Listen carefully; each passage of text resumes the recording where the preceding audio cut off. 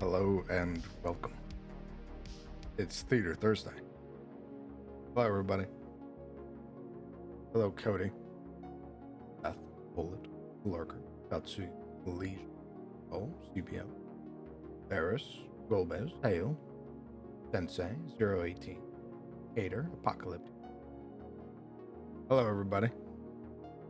Varus, thank you very much for 18 months, brother. Jesus, incredibly kind of you. Thanks for sticking around for close to 2 years, man. I appreciate you. Can't wait to see the new starting screen. Yeah, I contemplated that the other day.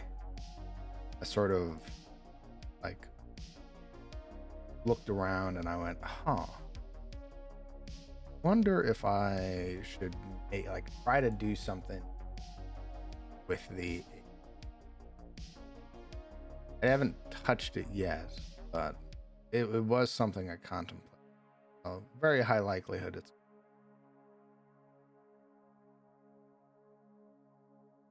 Thank you for the watch streak.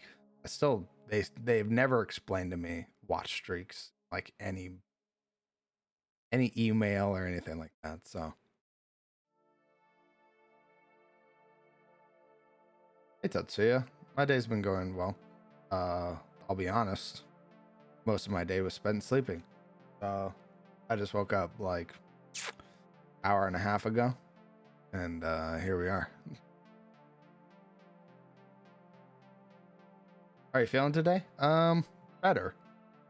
Like, obviously, my voice isn't omega fucked like it was Tuesday, but I'm still getting through it. So,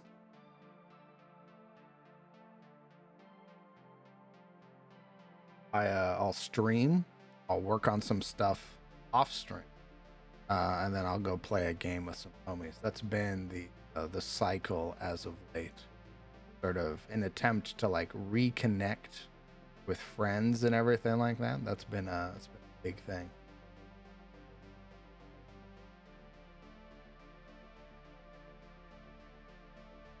Body rest good. Body recover fast. Thank you, Shaman.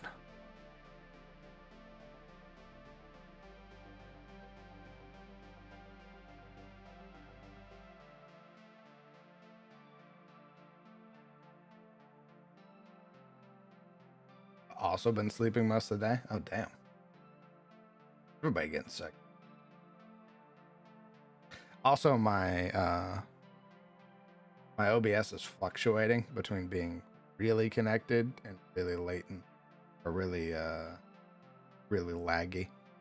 I think it's because it's 16 degrees outside, so nothing crazy. And we have a blizzard warning coming in, so I'm sure it's fine.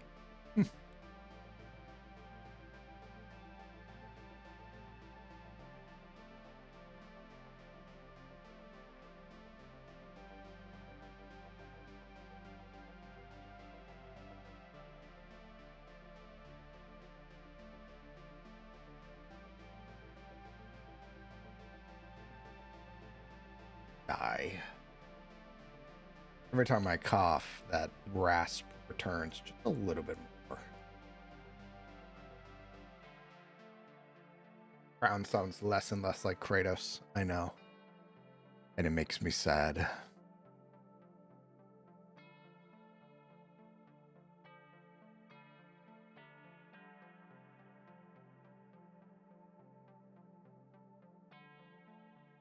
I got the flu, unrelated, just because I've been watching programs about archaeology. Well, have you thought about maybe a Valley of the Kings? What's a Valley of the Kings? Isn't that where all those Egyptian kings are buried? Oh. You're sad that you're healing? I'm sad that I will once more sound child. Like a hot porn star. I mean, yeah, I guess. Oh my god. All right, well, There's some this video implications is there. getting demonetized. What? Well, Nice. How you doing, chat? Hello, gentlemen. They always come after your money, don't they, Crown? Gotta lower you. You much louder than you. Yes. After your Damn shame. called off work yesterday to play Castle Crashers. Nice. Very good. Based and real. I think we're gonna make it like this. Oh, another row of houses here. Pretty good, Bullet. Real existing, what the hell? What does that mean? Like you're just sort of going through life? You're cruising? It's a vibe. Yeah? Just float. I'm a floater. You're a floater. You know. I like that. I like that. We all float down here.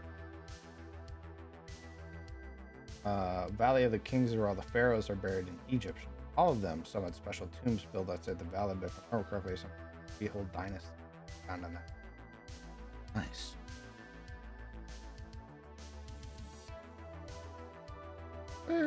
What's the line between grave robbery and logical digging? Time. How much time? I wouldn't say time. I'd say profit or non-profit. That's it. If you're selling shit to get rich, you're a gravedigger. If you're putting it up in a museum or turning it into the government or seeking to learn history off of it, non-profit entirely, then I'd say you're an archaeologist. Especially if you have permission from like local authority to do whatever it is you're doing. There you go. Our museums profit. They need profit to survive. By displaying the stuff. But it's also educational, right? Like, I imagine there's also some museums that are subsidized by the government, by local government. Like, here's the denture of George Washington. Look at his teeth. I know you remember that joke. Why don't we just alone? It's just an example, but I assure you, your Curse of government's Ra paying for upon that. you. Oh god. Curse of Raw.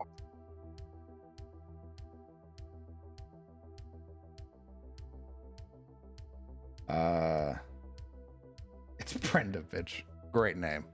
First time chatter, welcome. I use the same program to make my maps for my upcoming campaigns. Hell yeah, brother.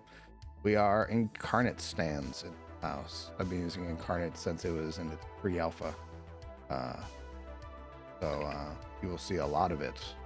And very rarely will you see me diverge in anything else. Incarnate. I'm redoing Eliond, or Eliond's here, one of the major hubs for one of my, and it is within the county of Rosewood.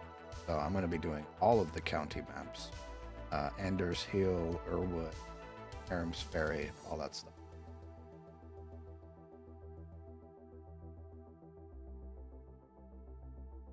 I believe it's actually permission if consent is given to open the grave in archaeology. I wonder if Incarnate works with a drawing tablet. It does. We've done it on stream. I'm not great with it at all. In fact, I was very bad with it. But it is good for like sort of broader strokes. Wolfmaster, thank you very much for sub. Oh, to Brenda. Nice. I'm a new DM and it's really new user friendly. Actually listening to this while I was doing some of my world building and trying to work out godforsaken stuff. That's what a lot of people use the stream for, man. People come in, you're more than welcome to ask me questions or anything like that. Anything, opinions, what have you. We have a Discord as well if you want to show off any work in progress, pictures of your dungeon. Get opinions on it and all that stuff. Most people just have the stream on in the background or watch it or listen to it while they're working on their own shit. Usually it's other people making maps. Crown's favorite thing.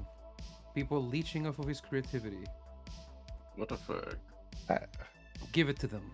Jesus, when you say shit like that though, and they don't know you,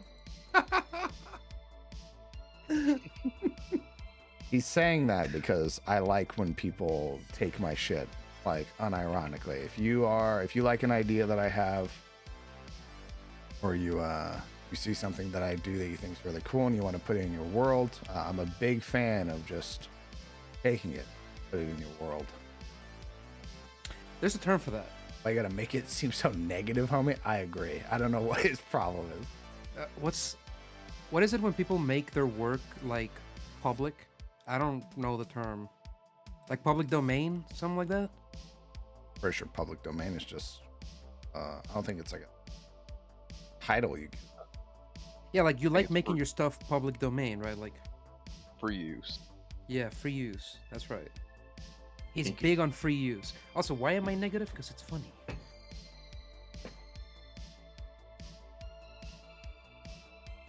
Oh, Creative Commons. Don't open the door for questions. We def have tons. There you go.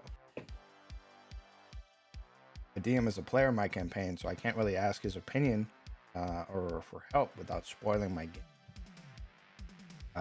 First time and I decided to make very specific homebrew world from the ground up. Nice. Welcome to the Classic. trappings of homebrew. Classic. You've fallen for the first one, which is just even thinking about making your own homebrew setting. If you have any questions, brother, feel free to ask them. More than happy. And not only that, you sit amongst a council of DMs. Many of the chatters that you're here with as well are also fellow game masters and dungeon masters. So if I can't answer something because I don't know it, rest assured somebody else in chat can. I'm glad you clarified on that because I thought you meant us here. We're not DMs. We're shitheads eating off of his hand, is what we are. Jesus. Why I said chat. Kinky. Hot. I just work here. No, you're part of the whole thing now, Sivas.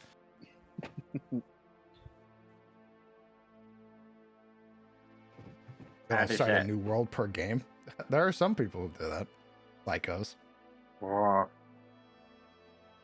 How the fuck could you? How? Why? Psychos.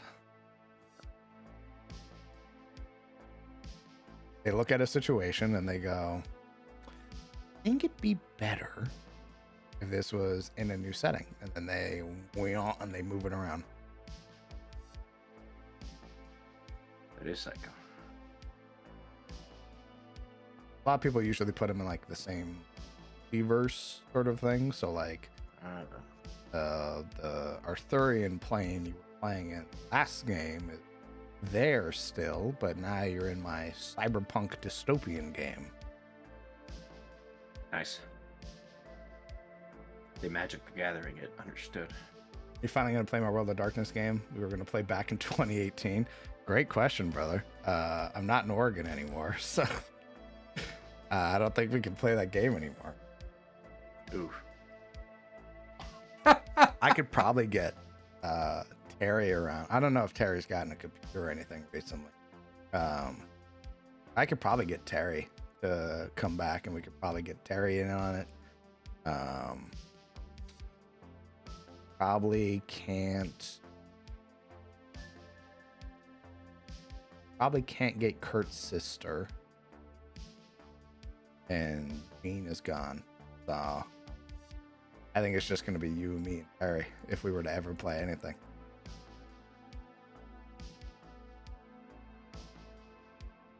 I like to call those people adventure DM. Setting only lasts for one game, which is basically just makes it an adventure mod. They're crazy. They are insane. Ooh, a name long forgotten. What's going on, Super? 15 months. My God. Here since the start, baby. Super has been around for a very long time. Thanks for 15 months, brother. I know you've been in and out because of real life shit, but hopefully life has found you well.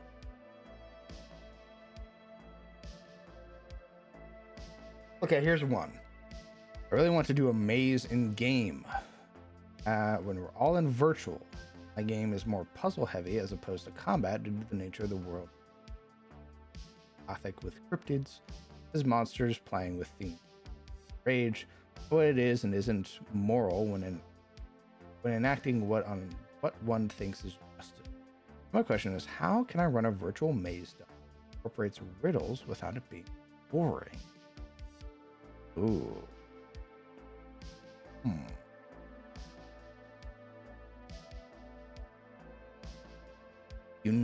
I think you would need to make puzzles frequent and easy. If they're too complicated, your players are sort of going to bemoan coming across one, where it feels like they have to spend 25, 30 minutes every time trying to solve a riddle or a puzzle because they're overthinking something. Only for them to move, down the dungeon a little bit more and get snared on another one that's equally as long. I would say make the puzzles simple and make it work the dungeon. So if I do this puzzle, have it move the hallway around. If I have it do something, have it open a back way that was closed to us before. Make each little puzzle have like a tiny reward to it. As simple as like highlighting the path in front of you that's going to let you bypass the lightning trap. Or activating it on the wall and all of the sconces in the dungeon turn on and now you can see in the dark.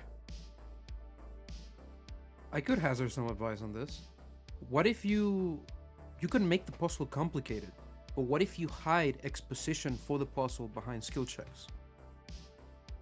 Like through insight and what have you, perception, you sort of tell people what the puzzle is if they can meet the checks in some roundabout way. So it's like a hint, right?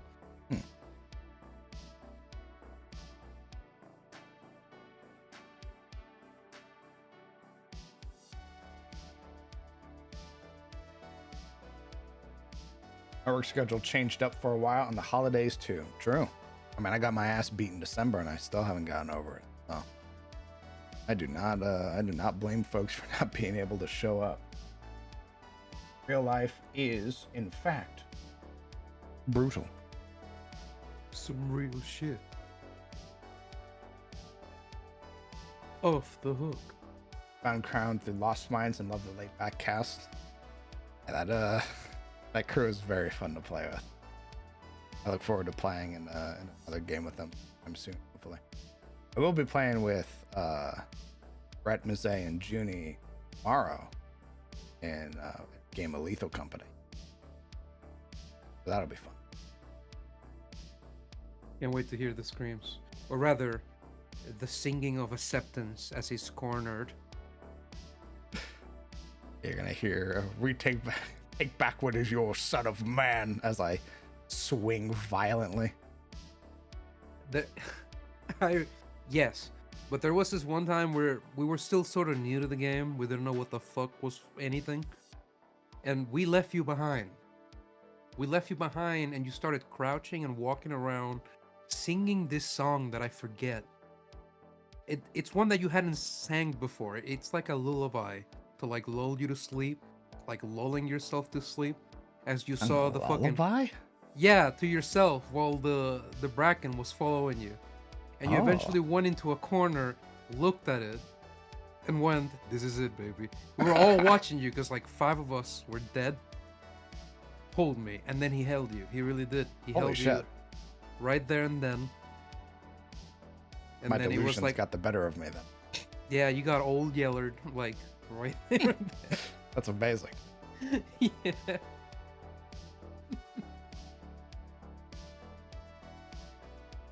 This is it, baby. Hold me. Bracken cranks my neck 90 degrees. And Yeah. drags you home. With arms wide open. Let me set what the skeleton of what I'm working. Thinking of a hedge mate. each riddle answer hints. Pay attention on how to defeat the actual monster in the. Oh, gives them hints on how to defeat the monster in the center of it. Was planning on doing something like they come to a dead end. The statue that gives the riddle, and then when they get it, let them pass. I do like what he said about hiding it behind skill checks. There you go. Yeah, hide it behind skill checks. I would be careful. Not that I doubt the. Not that I'm doubting anything about your friends. Oh, I know what he's gonna say. However, I have played with folks whom, upon sort of learning that certain information is relevant to them, they don't pay attention and will forget very obvious things, like how to defeat the bad guy or his weakness, their true name. So to build on that point, it's based on opinion, obviously, what people prefer the most. I personally like hiding stuff like that behind skill checks because the story is about the characters, right? And if there's a puzzle, it's about the character figuring out the puzzle, not the player. Like, I'm a dumbass, but if I'm playing my cute twink with 20 intelligence, he'd know. But me? No, I wouldn't know shit. I get lost there. I'd probably starve. But my 20 intelligence twink, he's got that shit figured out. He's down there. He knows all the answers, dude. Let me roll. That's why I like skill checks for that.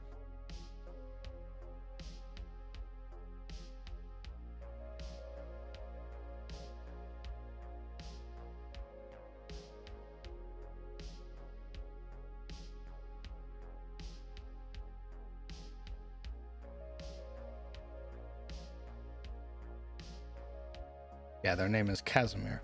If you'd like to see them, they're in a couple episodes of Tales of Sunfall on YouTube. I said 20 intelligence.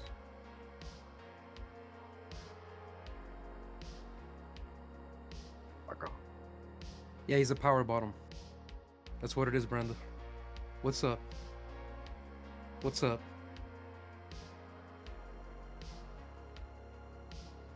Respect. Peace sign.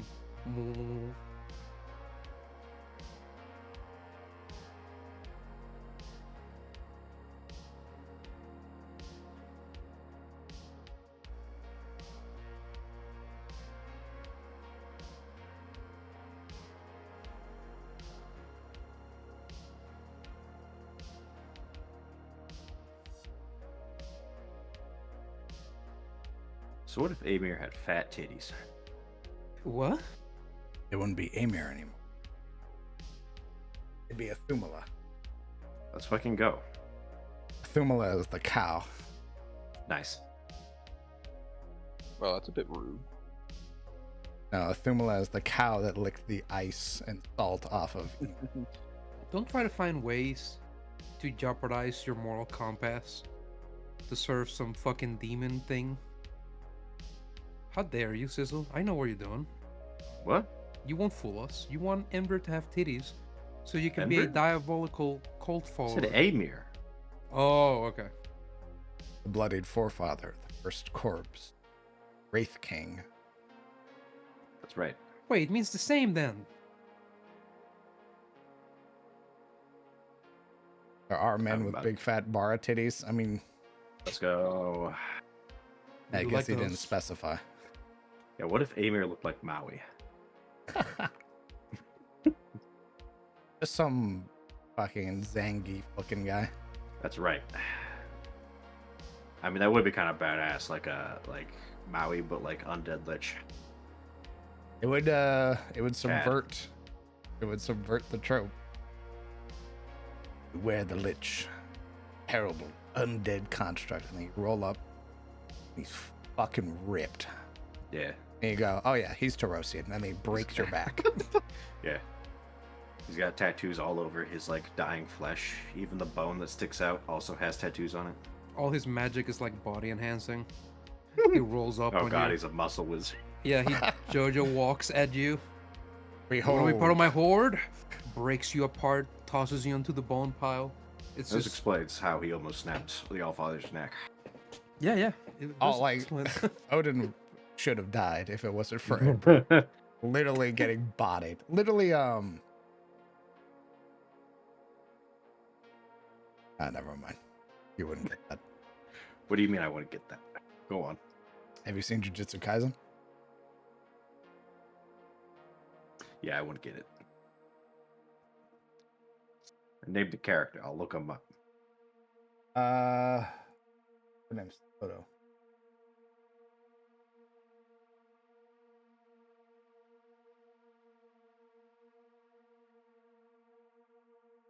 Yeah, I started watching Jujutsu Kaisen. I'm actually on season 2. Been very fun. Of Oh, all the this guy looks characters, great. all of them are great. Toto's fantastic. Easily one of my favorite characters. He's one of my favorite villain tropes, even though he's not a villain. Which is the guy who like teaches you mid combat. I mean, that's about half of all the bad guys in anime, I feel. But he starts out as an antagonist. Not even really. He's part of the same school. But he's fighting the main character Yuji. And they end up like calling each other brother and like best friends and shit like that. It's so fucking funny. I love Toto so much.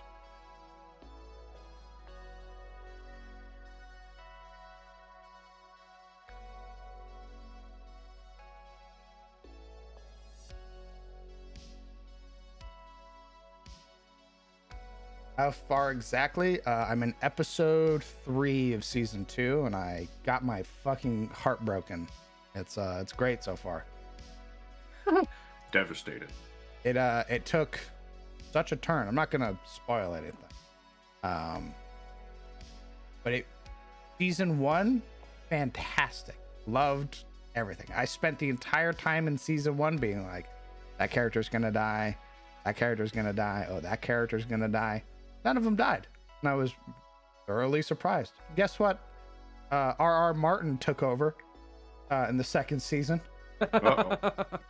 And I'm like, motherfucker. I lean back and I'm like, time to enjoy Jujutsu Kaisen. And then episode 3 happens and I go, What? Unfortunate. I thought we had a deal. You were my skate. I've also been watching Frieren. Frieren's probably one of my favorite animes of all time now. If you haven't seen it, you really should.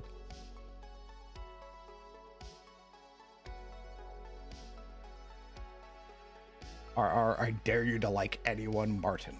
Correct. Frieren is goated. It is goated. Huge fan of Frieren. There's so many characters in Frieren that they just make you fall in love with.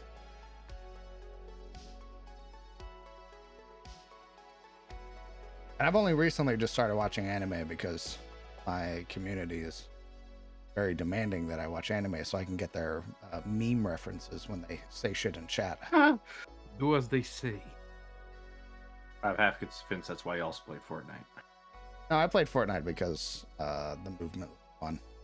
But I have begun like my 2024 has begun like my I am cringe and I am proud. I mean, I don't give a shit. Like, I think Fortnite is cringy, but it's fun. I think the game is fun. I don't know. Like, I don't really like most of the stuff in it in terms of aesthetic, but the gameplay is fun. I like it. The shooting is nice. It's smooth. If you're not building, it's enjoyable. Yeah. Pain Pit. It is a very nice game if you just kind of want to turn your brain off. Exactly.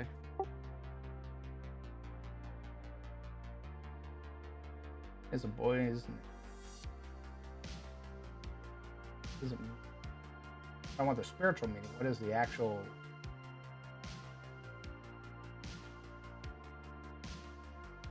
Oh, a murder pit. You made a murder pit. Oh, good. At least that's what I assume you're going for. Dungeon Meshi, I've also been told to watch. Somersault was very insistent that I watch it because there's a character on there that she said I would really like. It's like hard coded for me. But if that's the case, then I definitely have to watch it. I'm watching it after I finish Jujutsu Kaisen or I get caught up on. I'm cringe and I'm happy. More like I don't really care about the judgment of others anymore. I've sort of realized. Ooh, you've hit the I don't care age. I hear that's like the gateway to your 30s. You stop giving a shit. I am 29. So. Holy shit.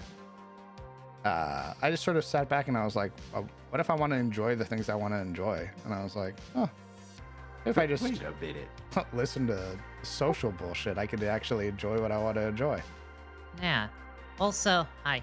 What's up, gamer? Hello. Hi. What I have the fuck? also now learned that I'm a couple of months older than you. My birthday is October 26th. Never mind, I had it mixed up. I'm a year older.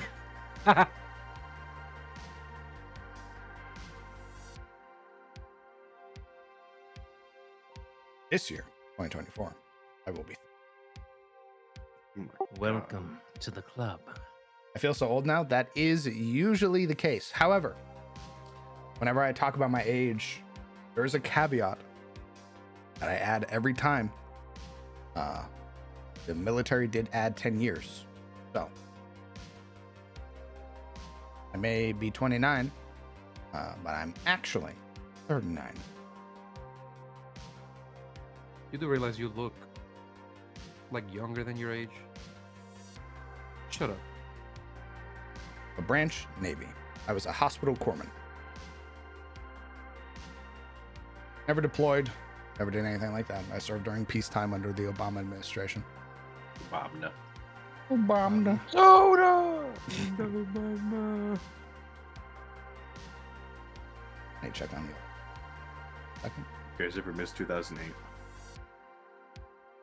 What was I? No, that's middle school. I mean, yeah, actually, because I was playing RuneScape. Never mind. Yeah, let's go It was back. 2008 middle school? Was it that long ago? Yeah, man. Oh.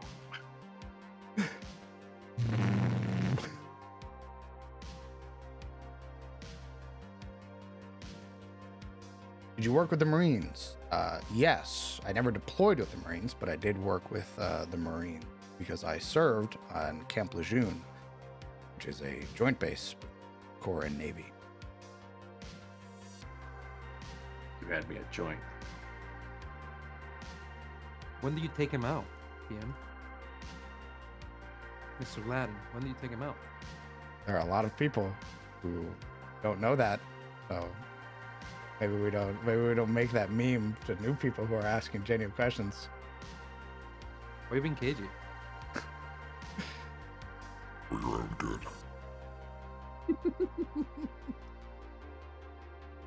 The Crayon.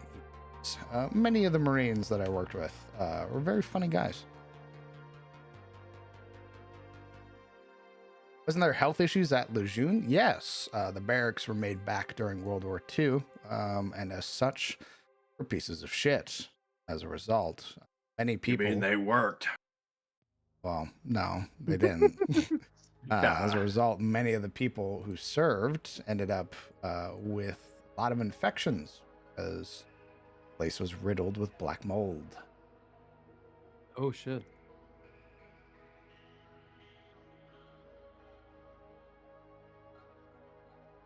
Classic. An angry old man sensibility since I was 17. I've had a lot of people in my life tell me that I am an soul. You okay though, right? I'm sure I'm fine.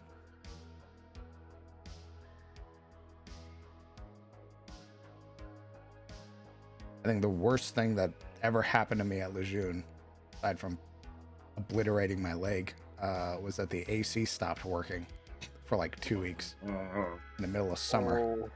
Oh. For those of you who don't know where Lejeune is at, it's in North Carolina on the East Coast.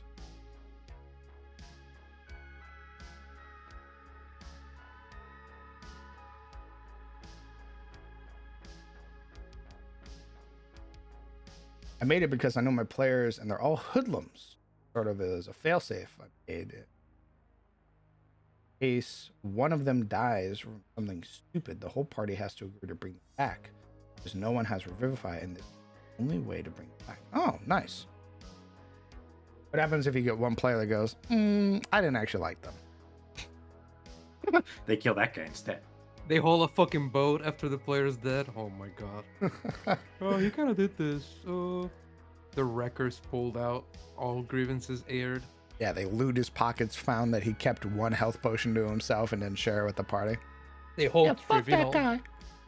Well, Guys, that's do we really want actually to a play good all this thing. gold? That very much discourages the rogue that steals from their own party. Because when they die and they rifle through his stuff and they're like, oh, here's my lost family heirloom I've been keeping on me that I thought had been lost forever. This asshole stole it. To be fair, that trope is terrible if it's continued. But if Absolutely. you just hire the rogue and he sort of steals one time, I get it. It's fine. Whatever. Like it's still within the party, the item itself, you know. So it's kind of funny. It's how they go about using that stolen item, like maybe revealing themselves to have stolen it, some accident or some shit. Like it depends how it carries into the story. I wouldn't entirely knock it from the start. This is the guy who steals from the party medal. Not once. All right. You know what? I'm searching through Alaric's pockets When? right now. When? Open up his bag. When? What the fuck's Open in that bag it. right now? Literally, tell me one What'd you time I take, you did. son of a bitch? How many items did you grab that you didn't tell the rest of I'm the party opening you your had? character sheet on stream. Look, he wasn't even using the razors, man. Like, never did it once. Not even Ibrahim. Ibrahim was fucking crazy. He stole from the ship. He took all that tried to steal food. from the. That was hilarious, by the way. That he took all that food, and the captain, after Blake told on him, the captain's like, I mean, He's eating it, Absolute right? madman. He's eating it, right? Yeah. All right. that was hilarious. He went like a little kid to tell on him. I'm telling. And the captain just told him that it's fine if he's eating it. Fuck that. I think you lost it all because your room got hit with a airship Yeah. gun. Yeah, they nuked my food supply, my hoard. Yeah. They all go into the octagon. Oh, That's pretty dope. What the fuck do I put here? I'm trying to figure out what to put in this area. isn't that where the fucking like wood? No, it wasn't. Maybe that's where Roy's store got an upgrade. Roy's store is over here, and it did get an upgrade. It's big now. That's where Shane's horses go. I mean, there is the stables right here.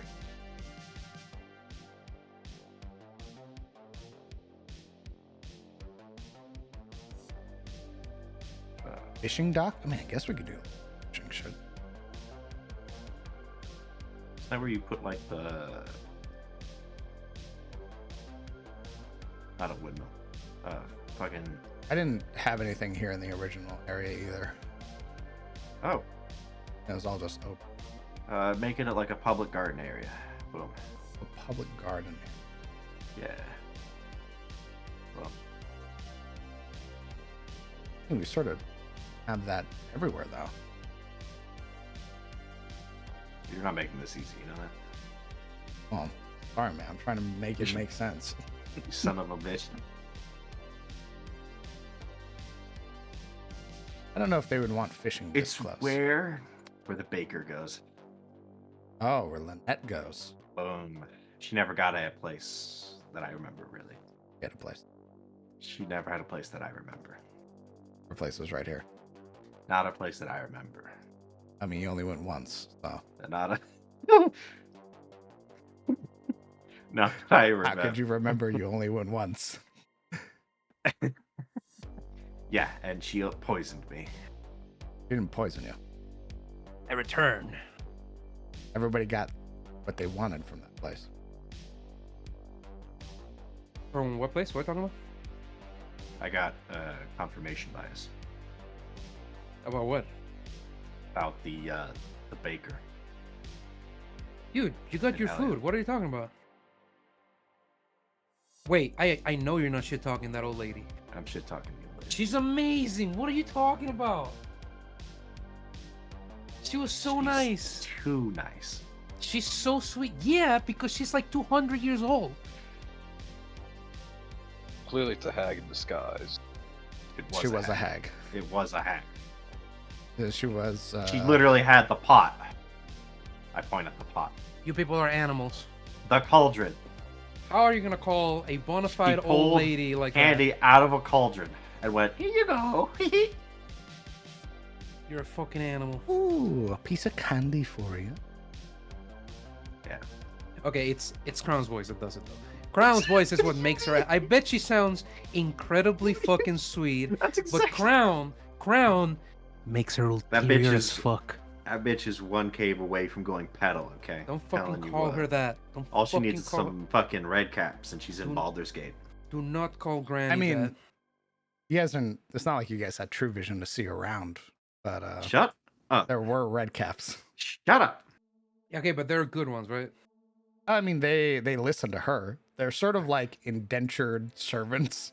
Like begrudging I bad, told you! bad things. Yeah, they like sweep the floor and clean off the counters and shit like that. They have to be good, or we wouldn't have kneecaps.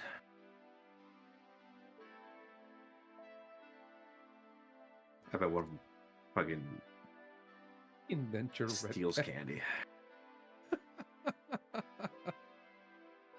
I don't think I made her sound too just last time. I think I made No. her.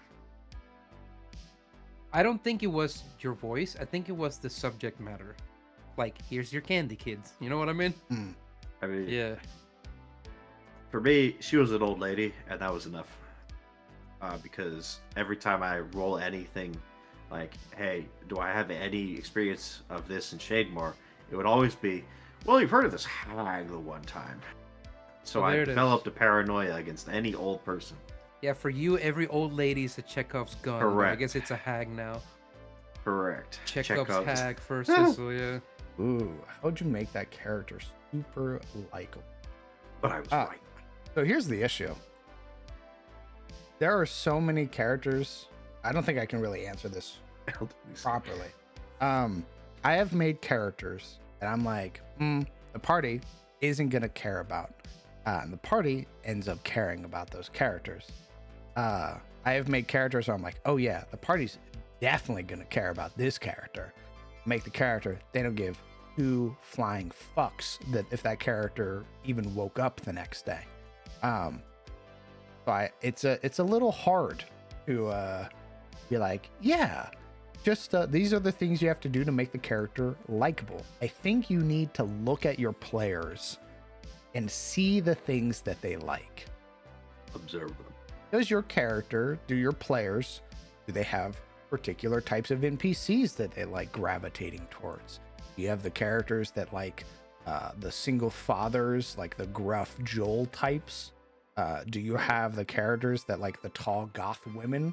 Do you I like? gotta Do you ask. have the characters that like the Witch of the Woods type?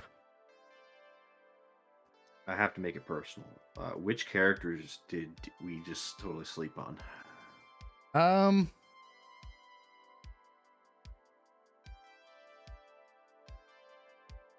I don't think CTF had the problem.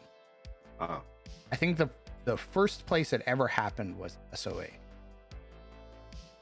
CTF, everybody fell to the characters I wanted them to fall to. Shane All is right. the outlier. make it sound like psychotic. Why don't you? Well, I mean, will. do you want me to be honest about you guys, or What? don't worry about it? That's mean. I mean it lovingly and endearingly. There Okay, you be go. lovingly honest. What the Yeah. fuck do you mean? You guys are psychotic sometimes. How? there are every character that I made where I'm like, this character is going to interact with this character, this NPC. Plot. Ended up being true, which is great. Shane was the only one where I was like, well, he's a stable hand. He has literally no connection to anything else in this town. He's not related to any quest. He has no quest. He's the only nice guy in Aram's Ferry. So I guess they might talk to him a little bit more than anybody else. And then the party decided, you're adopted. And I go, what?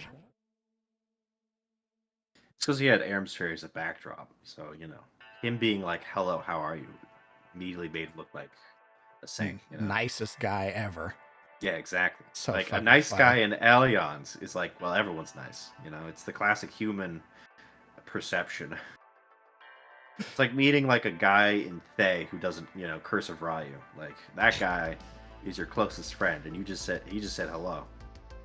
It's like the Dweger in Baldur's Gate 3 who doesn't like call you a slur the moment you arrive, and he's like, hey, look at these cool ruins and stuff, and you're like, oh my god, this is the nicest guy I ever met. Shakes his hand. Hello. You're coming with us now. You're so nice for a Dweger, and he's like, that's racist.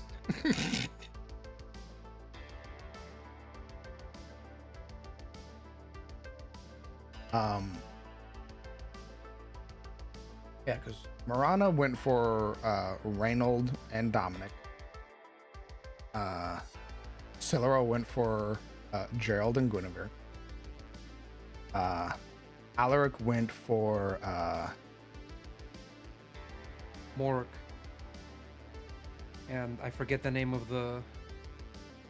Was he a troll or was he a? Muruk and Torug. Yeah, Tor. Yeah. And the Dryad Queen. And her daughter. Kellen went for the Wisdom and King.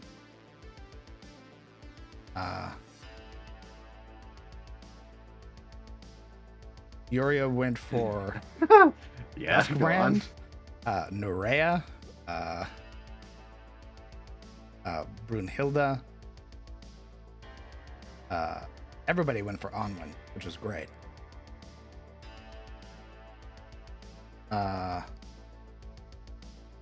Shilde went for Duskbrand. Era.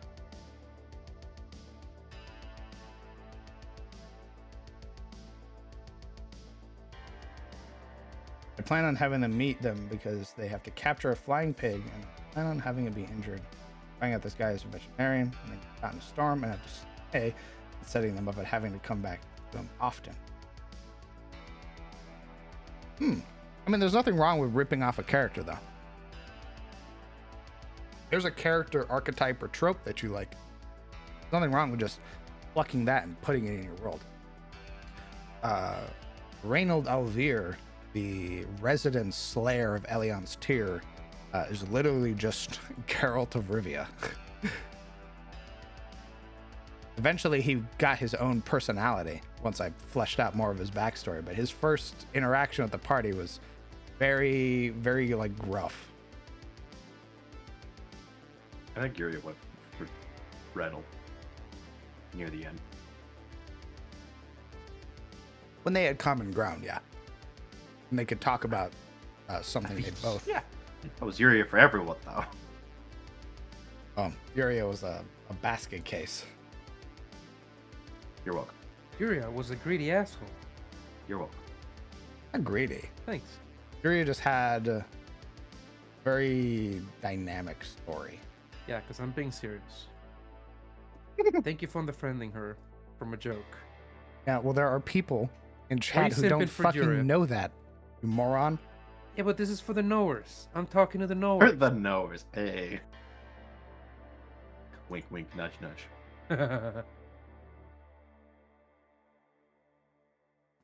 There are no knowers, but everyone's laughing nervously like they are. Like they're actually a knower, but they're not knowers. Yeah. Get him, Cyric. Yeah.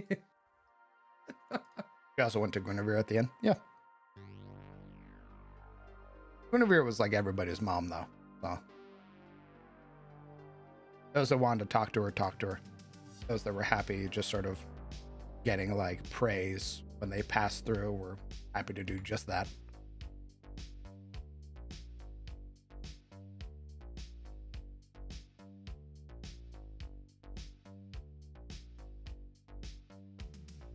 I can't watch most games.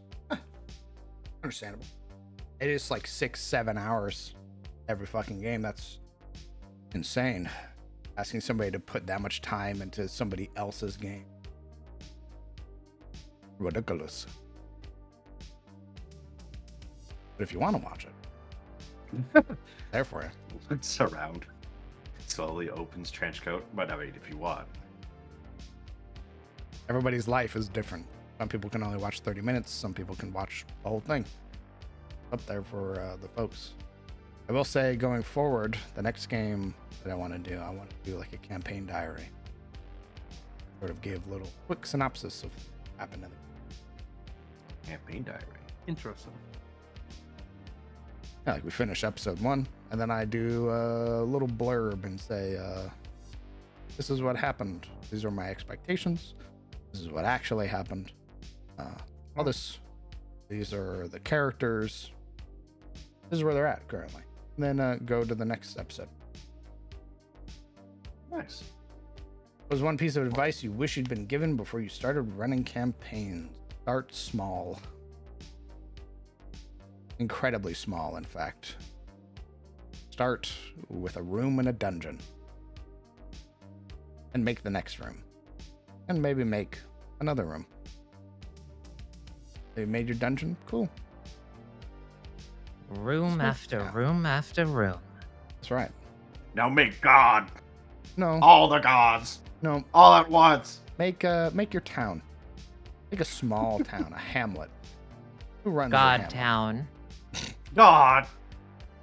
Who's the mayor? Who's the wisdom? God's the mayor. Who's the blacksmith? Who's Mayor God? What are the woods like around the town? Full of goblins? Full of boars? Orlings? Who knows? Boars that got turned into goblin-like creatures? Oh, there you go. Just small itty bitty things and work your way out. That's what I've started doing now, even after so many years. Is I'll start with an area, then I'll work my way out. We go, who runs this place? Okay, this person runs this place. Do they have a blacksmith? They do. Do they have a wheelwright? Do they have a carpenter? Do they have a Fletcher? Do they have anything like that? Oh, they do? Nope. And keep adding it, and adding it. Then eventually, you end up like Adis. Or eventually you go, I have all of my places. This is, behold, the Tyros, the continent of Tyros. Here's how its political structure works. Here's their currency. Here are their exports and imports. Here are the gods that they worship. Here are the saints that they worship. Here's their nobility structure. Here's their hierarchy. Which is all available on the Kenka.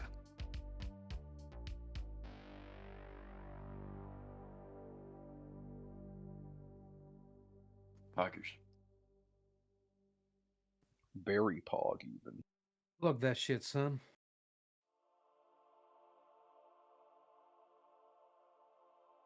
I know. I'm going to put a little... This would be where traveling merchants would come and sell their wares outside of the mayor's house. That way, the mayor, in wisdom, can oversee proper trade.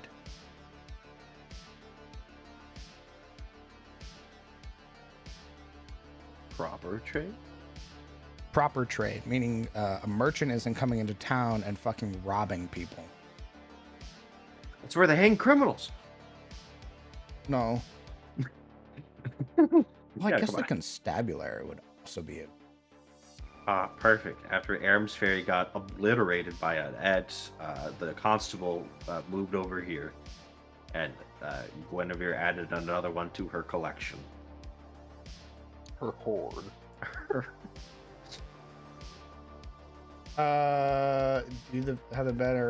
Do Victim Altaurus have a banner coat of arms made? I forgot. No, they haven't made a heraldry for Victim Altaurus. I'd like to. I think that'd be pretty sick. You're sick. What was the most unexpected thing your party did during a session encounter that had you just in awe of ingenuity, stupidity? The most brilliant one that I will remember for all days was Oberon casting spell magic on Armin the Pious, Nice.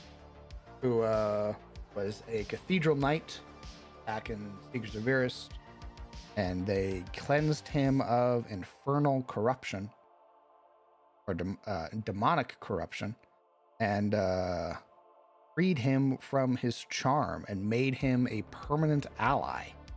Something I had never even considered, but my player was so gung-ho about the idea that I ran with it. I ended the session early. I went and I made Armin. Armin, like, through the rest of the cathedral arc for like 30-something episodes, helped the party. And it was very good. He became their dad. In a sense. Need to pull up. He he became Dadmond. He became their actual dad.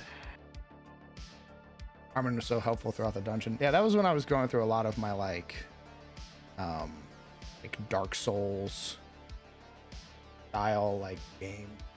I was like, yeah, I'm using only Dark Souls mods and all this other stuff.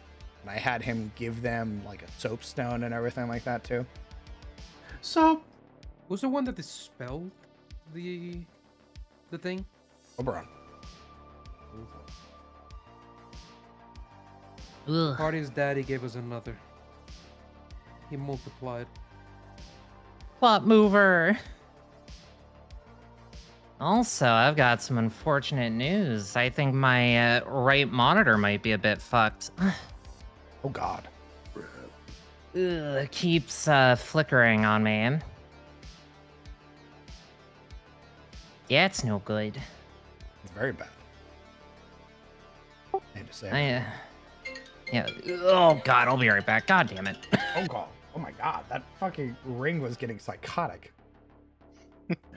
Getting like evil. Yeah. Jack in the Box. Yeah. No, yeah, it's the marimba version of the Pokemon Red and Blue battle theme. Oh my God. Quite literally gives me a heart attack every morning. Cynthia's in my bedroom. Leave me alone.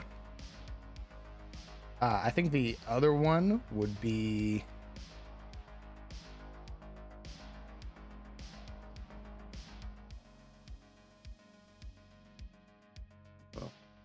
I would have to say it would have to be on site.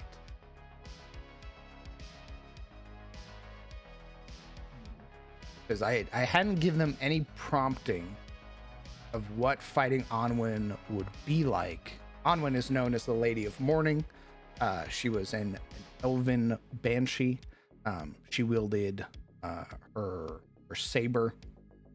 And she had a unique aura effect, which stacked for like every round that you were in it. So instead of her doing her Banshee's Wail, she would put a mark on you. If you got 3 marks, you died. So instead of falling to 0 with the first wail, instead it was a buildup.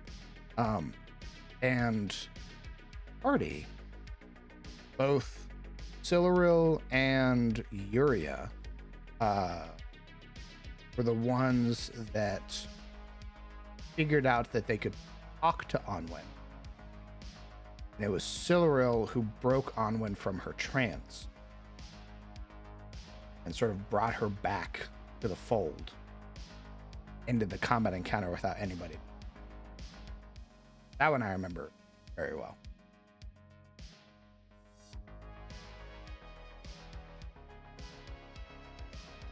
Because she's So an you- elf. You're like, she can be reasoned with. Exactly. I mean, it's also, I mean, when you're developing encounters like that, it's so fulfilling to see your party actually come together for it. I thought for sure that they were just going to kill her. And when they didn't, it felt very good to be like, hey, by the way, this person knows the motherfucker that you're fighting, that you hate. Not only that, you learn that person's true name from this person. Oh, then they gotta stay around then. Fuck.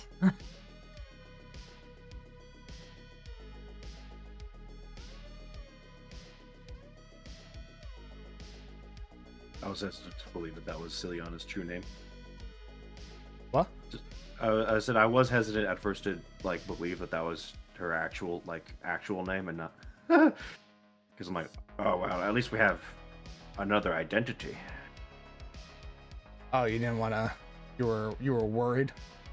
I didn't think it would be her true name. I thought it was just like it was like the next step because we only knew her by like her title. Hmm. So it was like a name we could pin, right? That we could reference for all the other old people and be like, remember this guy? You know, this thing that actually existed in history. I didn't realize it was her actual true name because I just didn't think she would have given that out to. She didn't give it up. Onwin took it. That's why she was leaving. Ah, So yeah, I didn't that's, catch that part. that's why she also got ganked by her own husband. Yeah, that would do it. Smile. I missed that part. I'm very smart. Right. There are people who didn't even register that was the mouth's like true name. So You're right. As looks like I compare myself to others. I'm smart. Ooh. Better Ethernet cable is here. I'm not stringing it across the fucking wall. Nice.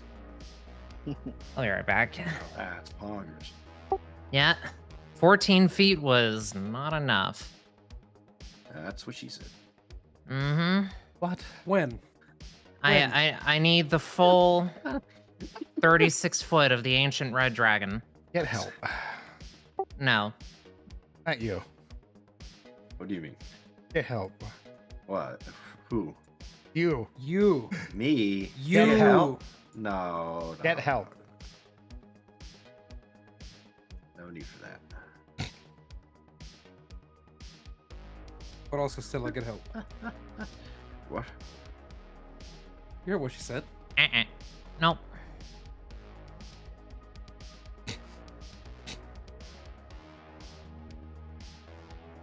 I guess the dragon would be getting help. All 14 inches would sort of be getting help.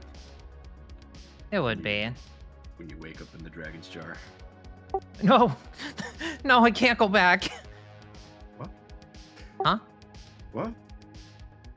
A reoccurring nightmare. I dream of have night terrors about it every third Thursday of the month.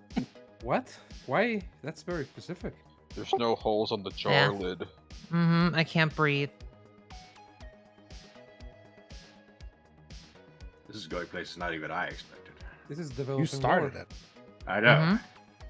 So anyway, I'm gonna go get It's that like Ethernet summoning cable. an ancient evil. And I Very well. didn't know what I was doing. Okay, bye. Mhm. Fool we took. I just poked it. What do you want from me? Dash yourself down the well next time and save us the trouble. Damn. Takes the book out of his hands. Thunder crackles behind him. You should toss Hey. yourself now.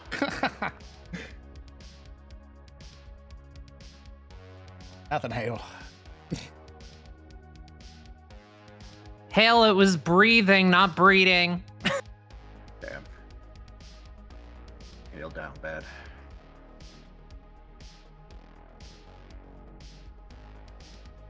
Fuck.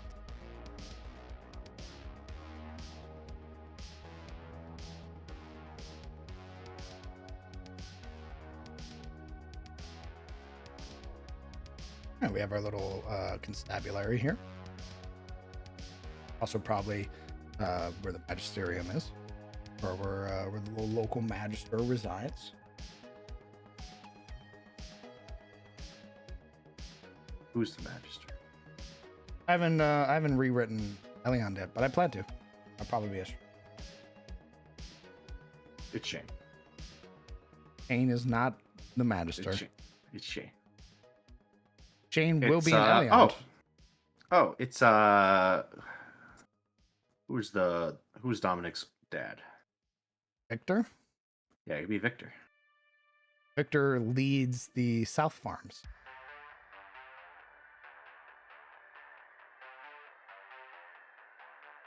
All right, Ace. It'll probably be a new NPC. Why are you trying to change things, DM? What? New people? What the fuck did you just say? Why are you trying to change things, DM? You're right, man. You're gonna need to come up with a new character. I did. All of us. A new one. A new one to the new one? No more changing things. Oh, so we're all playing same old CTF characters? Nice. Here's Alaric. Alaric's dead. Here's Cole. Gone. Slaughtered Lord. Here's Abraham. Here's the Adams. Who? Here's Who Omega Lol? All right, that's mean. What the fuck? Why would you say Omega lol? Here's Casimir. Wrong side of the war. Here's Orso. It's not that wrong side of it. Wrong side. side of the war. All right. All right.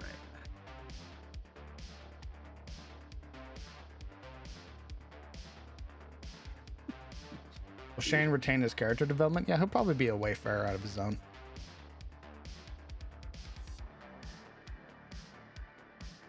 Party he might be an Eliond wayfarer, but he'll probably be found with the Night Maiden. Oh my god, hot. You can be the road warden for Allion. No, that's Right. that's they even gave me a fucking name. Rylan? Ryland's dad. Oh.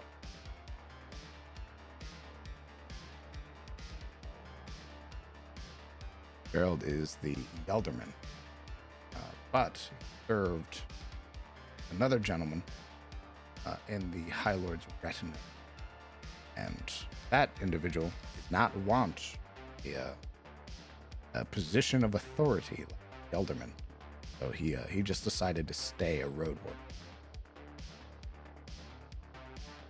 Gerald will be my character's father, in fact. Right. He's mine. He's my daddy. Please stop talking. He'll be my daddy, and he'll be friends with well, I guess they don't know him as Eric, yeah. shut the right. fuck up. What do you mean? It's a joke. Stop giving people expectations. You're making it a thing. I'm making it a joke. What the fuck?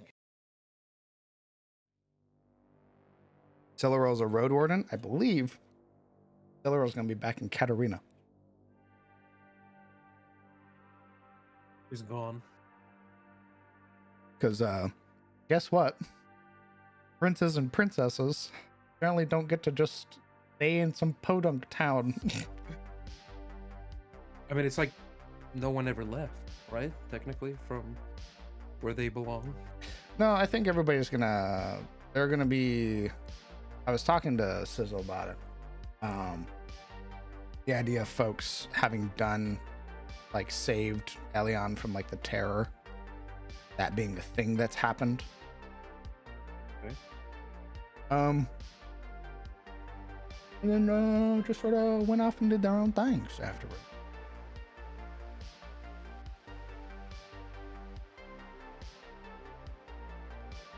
So with Cyril gone, Geralt is my daddy now, right?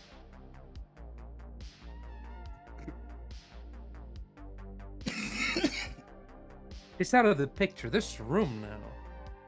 Damn.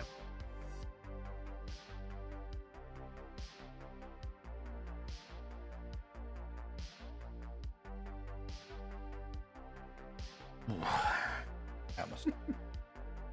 Oof. Oh, were you like in a coffin fit? Yes.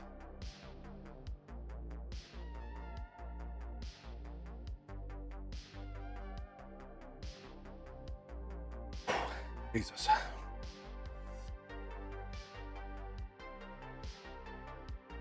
I haven't modded Cyberpunk where Johnny sits next to you while you drive and makes fun of you whenever you get in a wreck.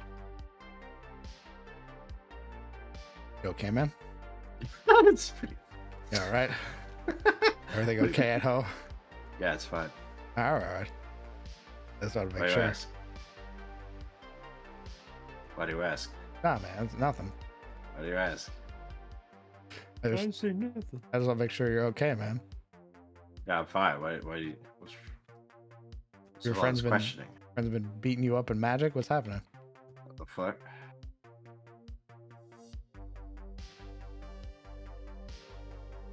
Why are you gonna be like this?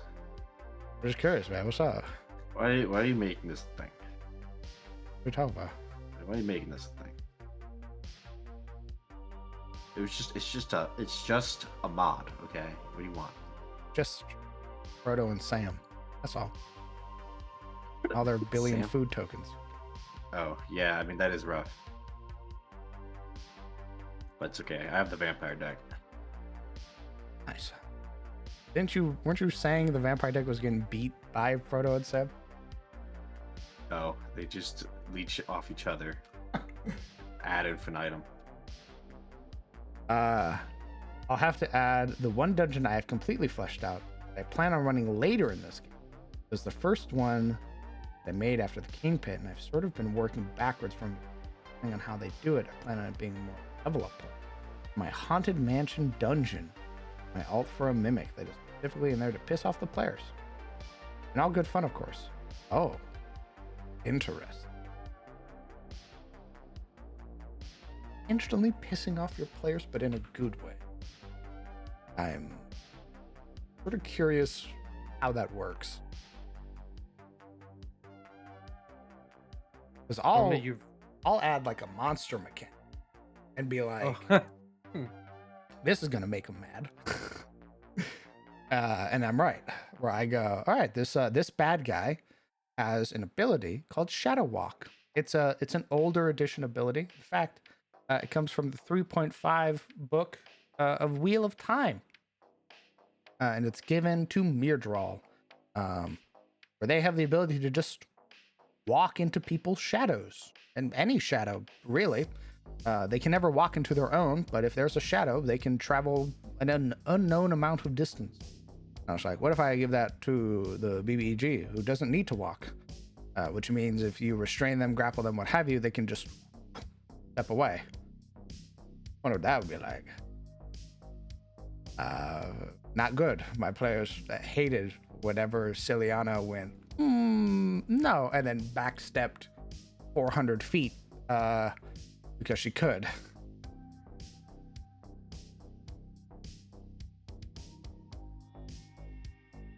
And then she goes, your soul is forfeit to the cosmos, Arcturus. And then cast Pillar of Light on top of them and did 57 points of damage.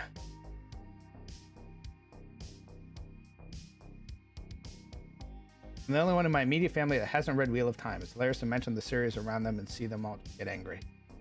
I've only read the first book, and I've stolen so much from it. Nice.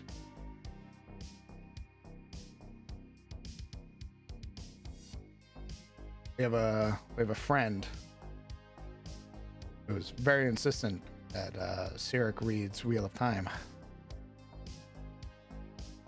Yeah, I mean, I'll get to it eventually. I still have other stuff I want to read, but I promised that I would stop everything I'm doing and read that.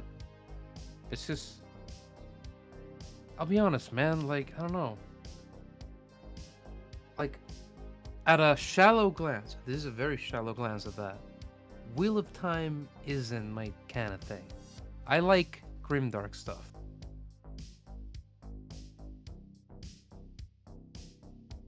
You know, I like a moral and dystopian-esque worlds where there's a lot of violence. Yeah, Tristan, he's in his room. What? What? Oh, is No, I he's not not. muted? Oh, my bad. No, he went. He went. He went out. I literally saw him go out. Why? I walked out and I saw him go out. That's why I'm saying this. He's out of the house. How dare you? Oh, really? Look behind you. Wow.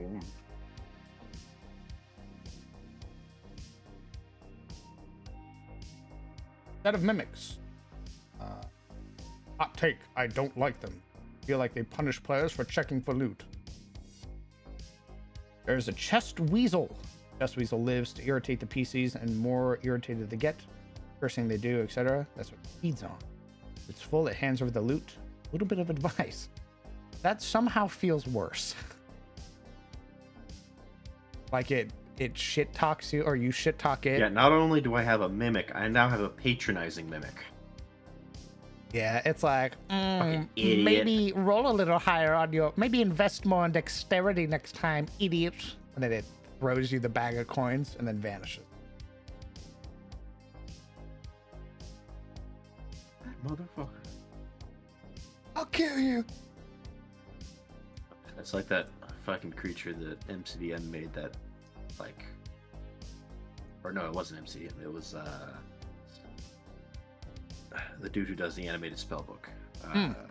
The spitter that follows you around as you travel and waits for you to set up camp and spits on you to wake you up. And then keeps doing that until you eventually die of exhaustion. That eats you. Hilarious. Oh, a helpful advice. Okay. I thought it was going to be like some fucking lame video game tip type stuff. You can use B to dodge. Press X to jump. Don't run out of ammo. Higher Press llama. R to reload. Did you know that the world is powered by factions and NPCs? Talk to them to find out more.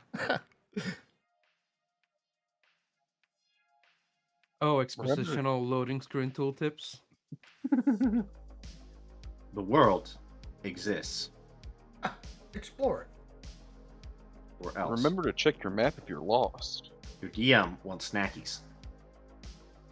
Your DM can be bribed. Wait a minute, that's actually useful.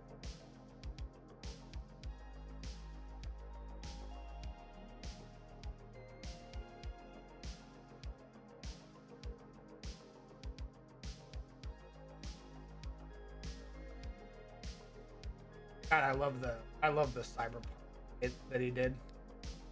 Me and my friends didn't know yet. We're We're about gonna to die. Everyone tuned in to Hallelujah Jack in their pleasure boxes. Buys. You got tricked into a failed author's microfiction.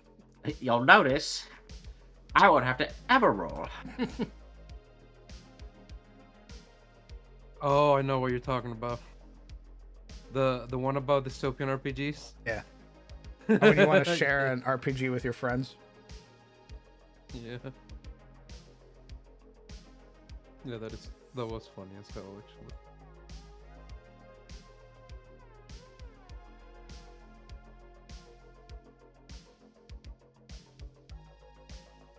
What am I, a vindictive DM? Wait a minute. Rapey.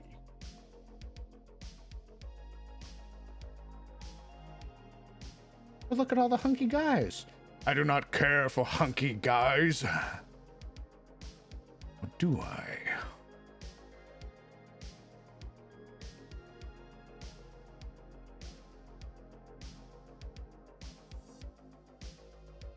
I run a slimmed down version of Shadowrun 5e.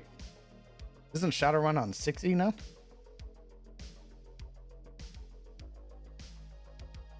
Wait, what? Pretty sure Shadowrun's.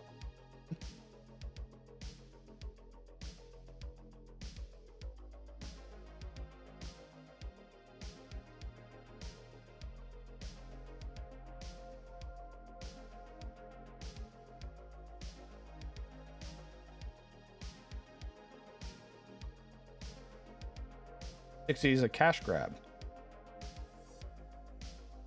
Oh. I see.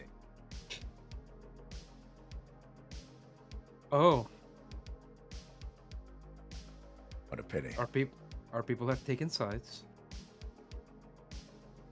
It does not appear that there is sides. There's one side.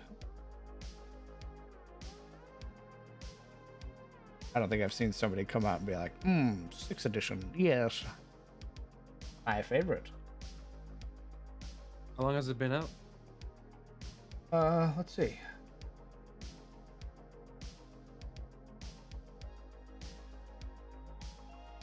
Came out in 2019. Hasn't been enough time for the nostalgia build up.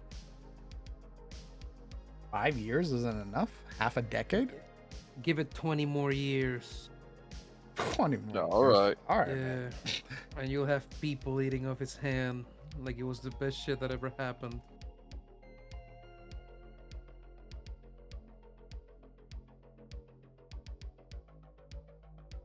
Yeah, you know, the DM tells us we play 5th edition, but I know it's 4th edition. He lying. It's a disguised 4.5 throughout. There's nothing disguised about it. I'm very, very blatant about what I put in the game.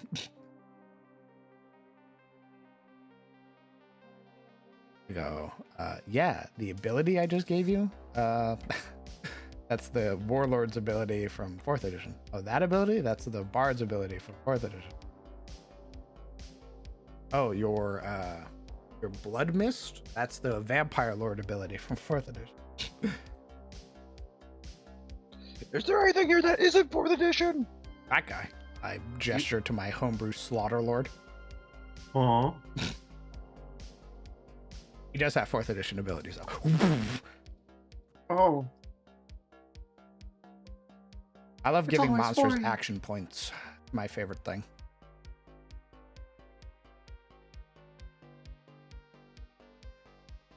I go, look at this guy. I hold up the ooze. He's just a little blue slime. Just a little guy. Watch this. Forgot. And then he What? activates ooze vigor and then gets 2 action points. Did you just What? tell me that? He has multi-attack 3, by the way, and if Stop he uses talking. an action point, he can attack you 3 more Hey. times. Huh? Hey, BRB. Or use an action point to move. Or a bonus action. hey. Shut up. Stop talking. Do you have types of lycanthropes in it? If so, what flavors? I do. I don't have much about them yet. Because I wanted to work on them. Smile. Whoa. We have our Hersine-like god, which is Karthanak, the first Fang. And I wanted to work on how lycanthropes are like in my setting, just like we did with the Abyss and the Hells. I'll Taurus take you.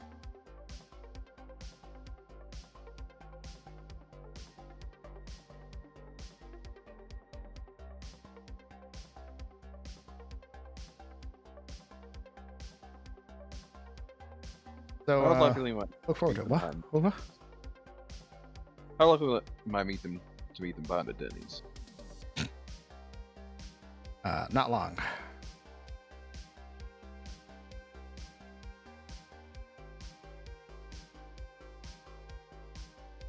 Maybe it's time to find a new game.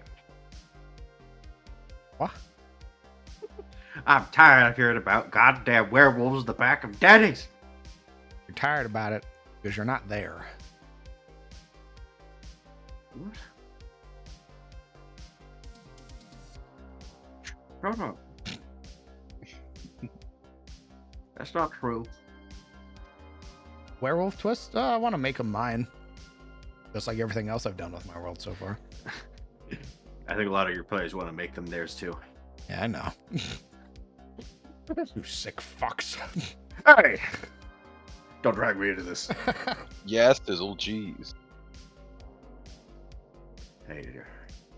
I want to know if my wizard made it out of Mauritania. Mauritania is a place, brother. It is settled by the Empire, though. So he's probably still in Mauritania working with the original heroes. World map. I haven't labeled everything yet. I definitely should. Yeah, so this is Mauritania. It's here on the south of Carousel and just north of Stuna. Here in the Sonali Strait.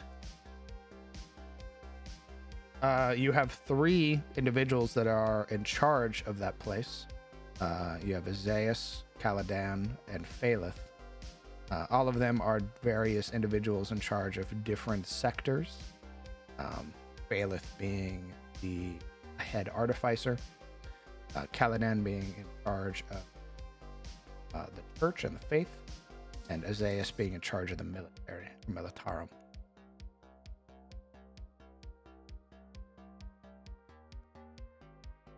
My visual's off because my cell is weak at work. No problems. Yeah, man, you're out there in the middle of the ocean, baby. So your characters are still out there. Everybody's characters from Mauritania are basically still in Mauritania. There are a bunch of the NPCs that left though, sort of free from the curse that was there in the darkness. They sort of scattered around the world before the Empire came in and settled the place. So you'll find a bunch of Mauritania NPCs in a little town called Summerhall.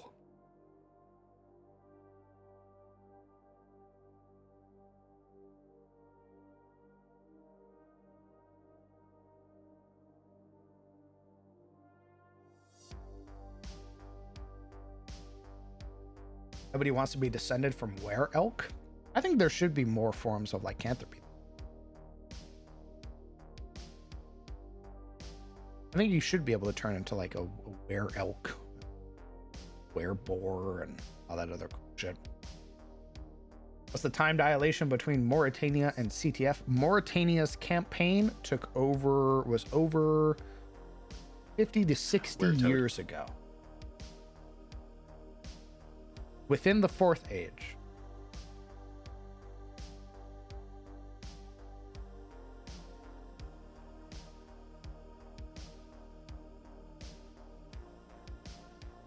Want to be a werecrow? Were a capybara? I don't think I've ever seen them. Why would a capybara? Why a capybara? They're like super chill. What's wrong with you?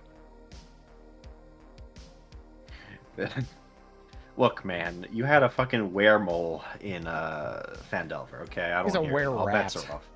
Were-rat, whatever. Were-mole-rat. He was Alright, a all mole bets rat are off. because Brett was like, ooh, hoo, hoo, hoo, hoo, hoo. Yeah? Well, guess what? Actually, Joe was the one that went hee hoo hoo hee hoo. Yeah, well, the door has been opened, alright? There are now were-rats are a thing now. Thank you, Joe. Alright, all bets are off. I can have whatever the fuck I want. Were rats have always been a thing. Were-mole-rats. He's not a mole rat. He's a ball rat! Look at him! It's just his looks. Leave him alone.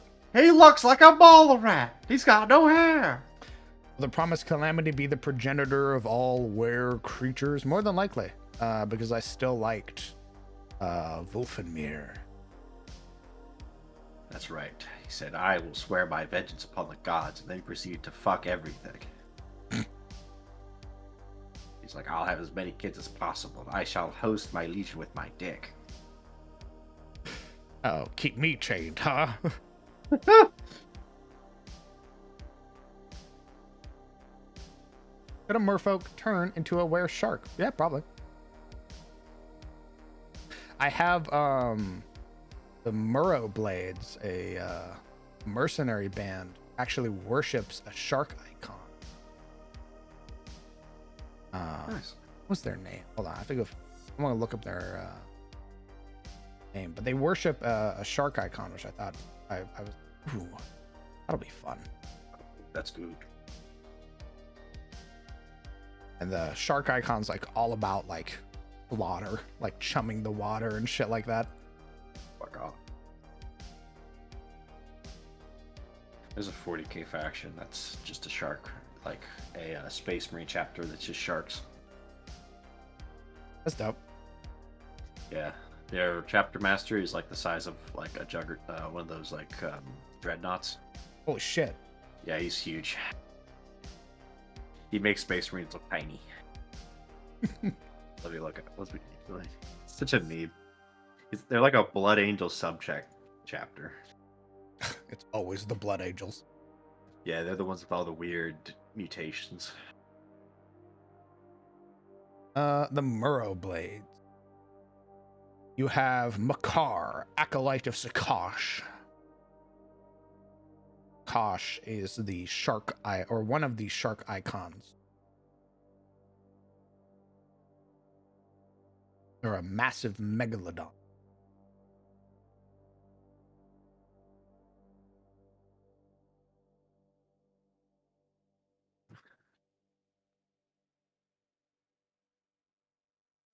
Oh, Warhammer. I'd say never change, but you should probably change just a little bit. Can Percy and Conrad contract creature therapy and become were-rats? They'd probably become. We'll need to figure out how it works. Honestly, like I can't say anything about anything really, because I don't know how it's going to work in my setting. So I'm sure next week, or maybe even the Sunday if I'm feeling alive, we can work on it, sort of figure out what the hell it's going to be like. Honestly.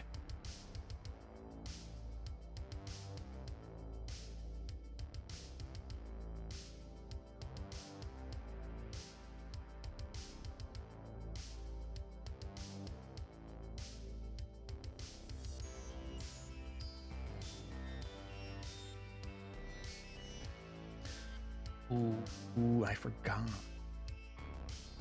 They're Night Lord / Raven Guard. Well, Night Lord's a heretical chapter, and I'm pretty sure they're loyalist. And I don't know how they could be the Raven Guard.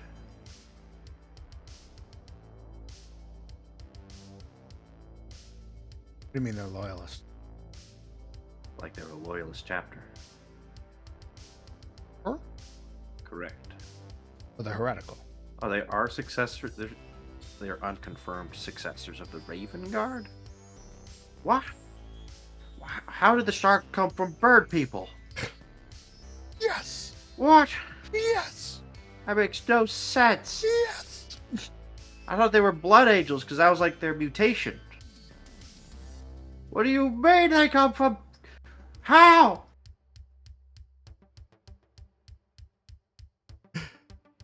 Explain!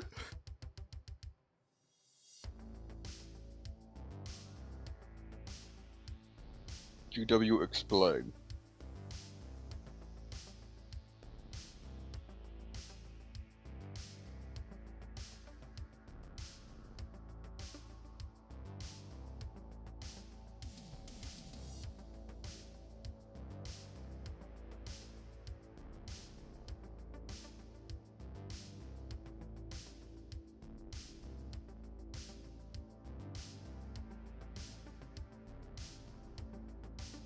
Hey, homies.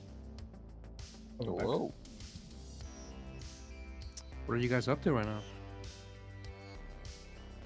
Putting little details in on center. Would you like to know? All right.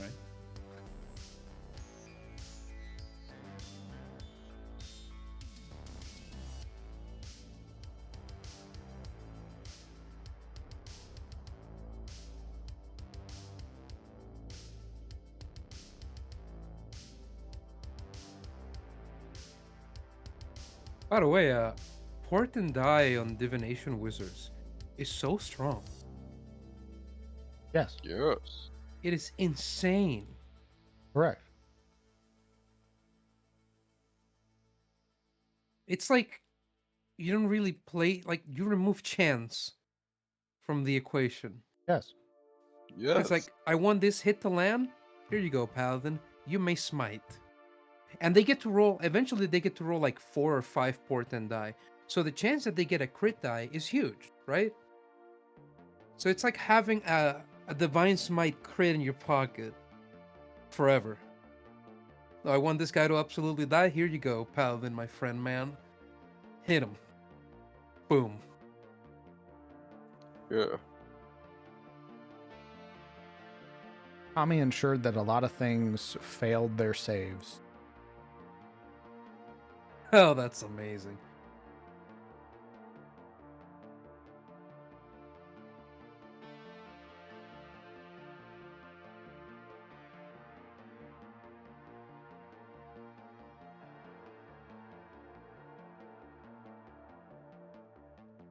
The most obvious one that a lot of people remember is the Red Wizard of Thay, that he made fail a hold person check, and then we proceeded to absolutely fucking brutalize.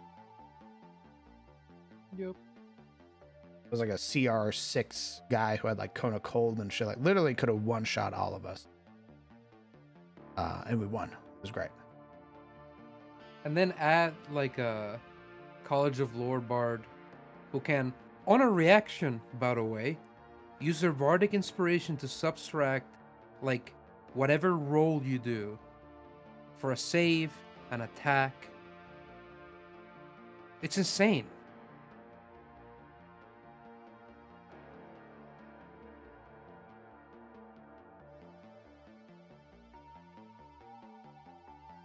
It was pretty funny to watch you cook that wizard, and then for everyone to look around and point out, go, he could have killed us. Oh, and then Brett's like, yeah, he could have. That you guys stabbed a nuke. Literally. Had they not wombo comboed, first round would have been Kona Cold, and then 3 of us would have died instantly. You could have met the save and died instantly. Yep. Humanoids stay losing. Lesson of the day, kids. Never make your BBEG a humanoid. They will get help person. I mean, even if his save is amazing, if the Portent Wizard has a 1 or like from 1 to 5, right? That's the sweet spot. If they get a 1 to 5 die, you're fucked. Yep. I think they made them roll a 3. Nice. How different would CTF Party be in the new version of Adis? Very different. Yuri would be from a religiously fanatical East. I don't know if that would affect Shademore as much, though. Shademore's pretty isolated. Yeah, but I think it would have I think it would affect her nationalism that she was rocking for a while. That's true. And also would probably be an even bigger sort of culture shock coming to the West. And the West is like, hey, yeah, we have all gods here and all saints. Huh? Yeah, your mother of elves, she's over there. Nice. You don't have to like worship in a basement? What? You a cultist? Oh, The window's closed? What, are you? What the hell are you saying to me right now? Speak First plainly, goddammit. Yuri gets thrown out of the bar. We got a cultist. Worshiping Embryo and all You're that a shit. cultist. You worship Adam. Who do you worship? Oh, we worship Saint Moralia. Who? Well, that's Ebor's saint. Oh, you worship Abor. Fucking cultist. All right, boys. Oh, yeah. Put the boots Every to our meeting Westerner is a style. heretic to the Empire. Damn humans getting their own gods and shit. Pillar roll would be in Katarina.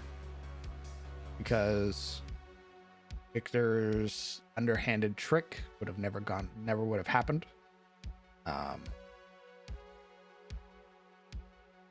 yeah. We would have never met. Alaric would be exiled What? with Driaskar. Oh, yeah. And What would do you be meant from wandering- Karim? Would be wandering the Ettenmoor with That's his funny. homie. I'm not exiled with Draskar. Oh, okay, yeah. Yeah, I told him that if we ever made a new game, Alaric would be his squire age. because that's when he roamed with Driascar. That's when he'd make sense. So he's a kid running around with his knight, his master. Nice. I think if I would have remade Yuria, she would have been a fugitive and not like on this weird ass history quest.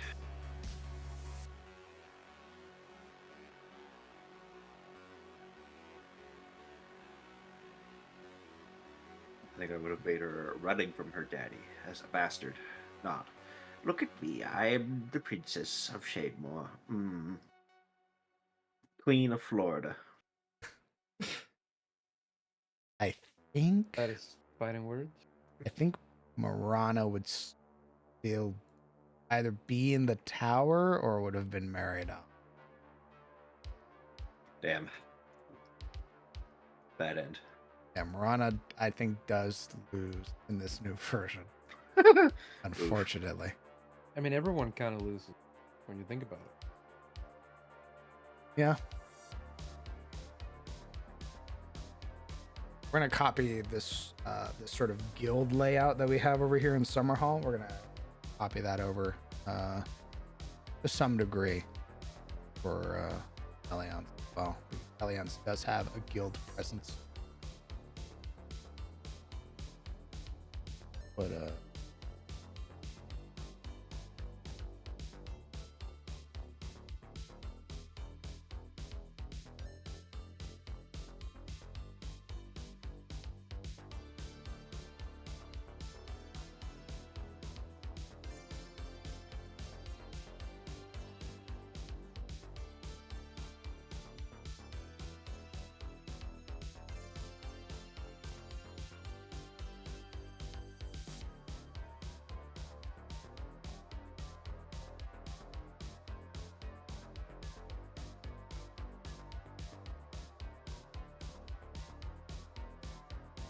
oh my god. I guess Cyril wins. Cyril definitely wins. She's basically fine. Yeah. Right? Yeah. Yeah, she gets to enjoy her life. Yeah. She gets to be happy. Here, so that Kellen is definitely held in far better steam now, too. Across Tyros. Because they're basically wardens of the land. His people. well, there are some, again, the big thing is that some people sort of know about them. There are probably people in towns who have never heard of the Grey Watch ever. But So they're it's, not. it's hit or miss. Yeah. It's not like before where, like, the territorial lines were very cemented. Now it's like, oh, there's evil shit in the woods and you guys are fighting it and protecting the roads? Dope. Yeah, there's definitely more of an emphasis put on like, oh, you're protecting the roads, which means you're protecting Tyros, which means you're good people.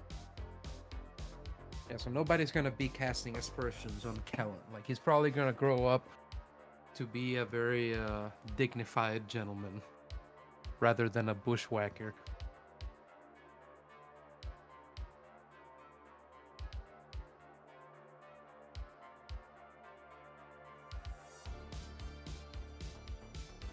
And Alaric is exiled with Murder Daddy. That's the end of it.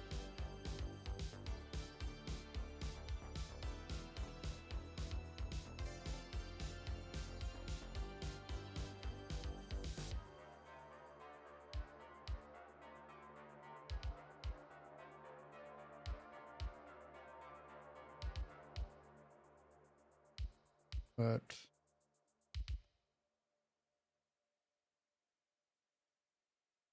would she have ever figured out the Daughter of the Moon stuff? Yeah, I think she would have. No, Kellen's not a road warden. He's part of the Grey Watch. Grey Watch have sort of are like precursor road wardens, so to speak. They struck a deal a long time ago with the Drasharan Empire.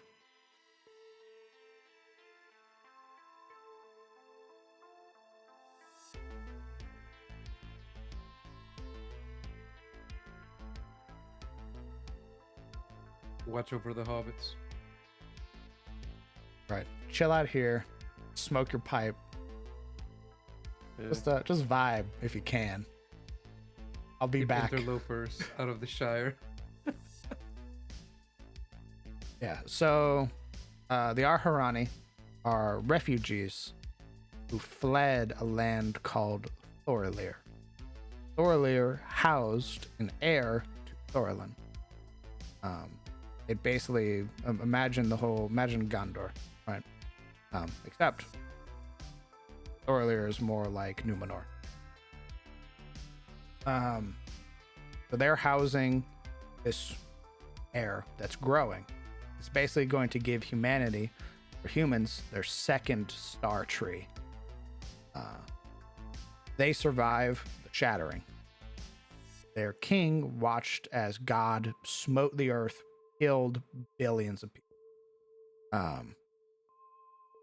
And basically became crestfallen, right? He didn't side with the wizard kings, anything like that. Demons used that to their advantage and basically tricked him. And were like, hey, we will keep your people safe from the wrath of the gods. All you have to do is just let us in. And rather than have his people swallowed by the destructive wrath of the Allfather again, he sided with the demons. And a lot of his people, sort of seeing the writing on the wall, fled. Others were oath-bound and stayed. And those that fled were known as the Arharani, or the Sun-Touched.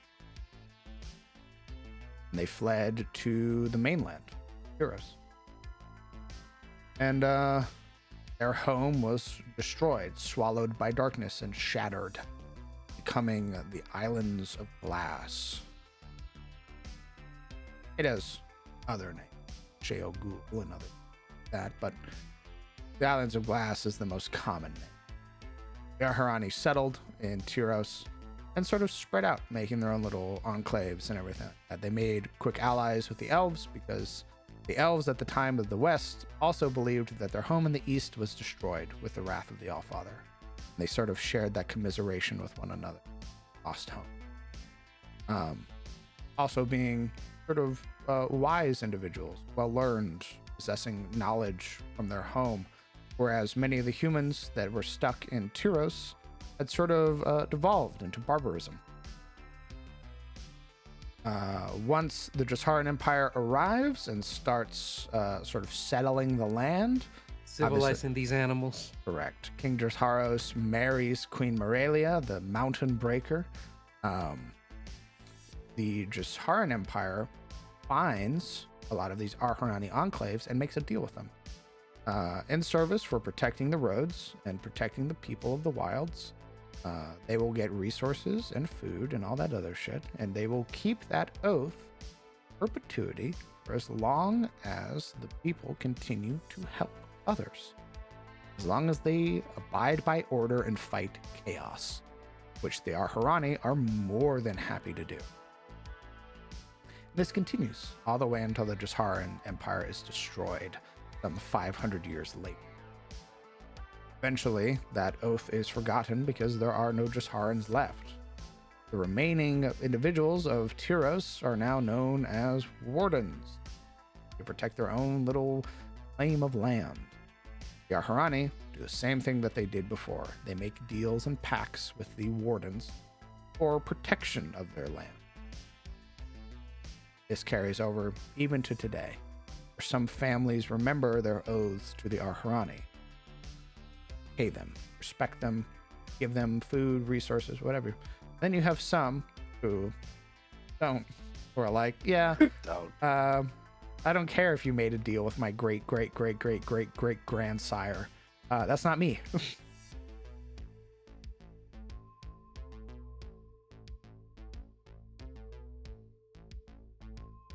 The fickleness of man. Crusader, you took an oath.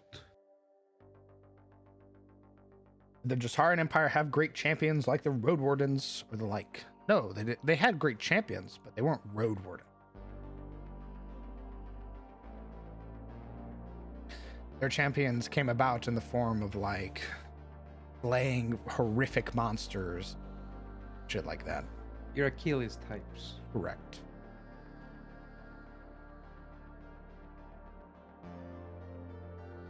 The Sun Spear boys.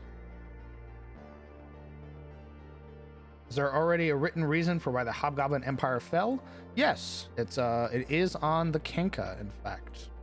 It doesn't go into great detail because I wanted to leave a lot to be found by future games. But yes, they mostly fell because nobody really could be just Haros the Great. Nobody could be the great conqueror again. Nobody had his intellect. Nobody had his intellect, his militaristic wisdom, his charisma. They may possess traits or anything like that very similar, but nobody ever really embodied him entirely. And slowly but surely, through corruption and demons and general sort of entropy, the empire fell. Like a collective giving up.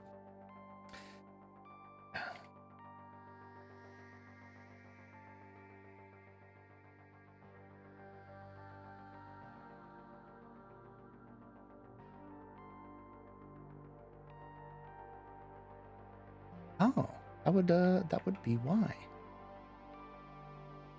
There's Very Alexander the Great? Correct. That's literally the analog. Just Haros the Great is Alexander the Great. What about Philip?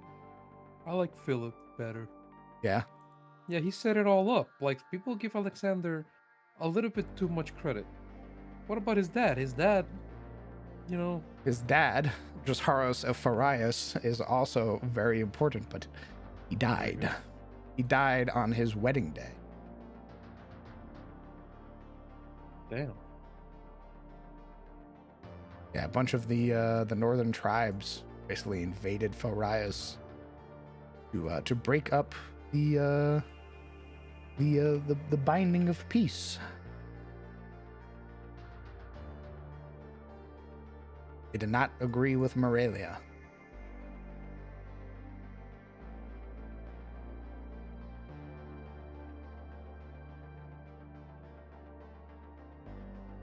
Meant like titles like the Road Wardens. Like, what were they called? They didn't have Road Wardens. They had great roads, though. They had great roads. But they didn't have Road Warden.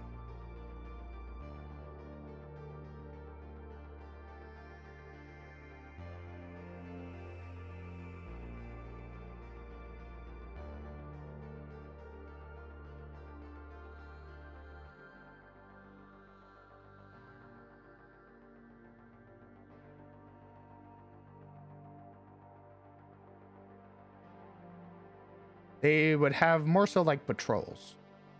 Like they would send out a cohort to patrol the road. It would lead to another place and then go from there.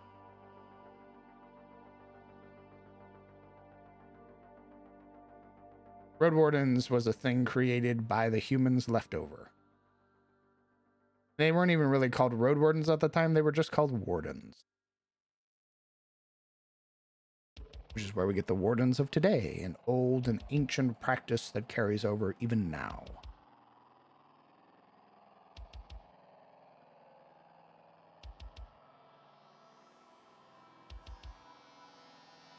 Was Dressaros the Great enough of a Rizzler to actually have been able to broker a pact with the victim Altoris had the latter arrived earlier? I think they would have shared some similarities in their structuring that would have made them probably respect one another. But I can't speak of I can't really speak of things like, because I don't know, man.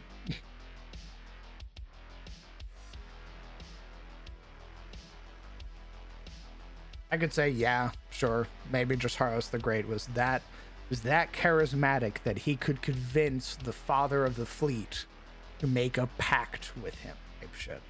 But I don't know. That's all history, I'm afraid. Now we're in the present.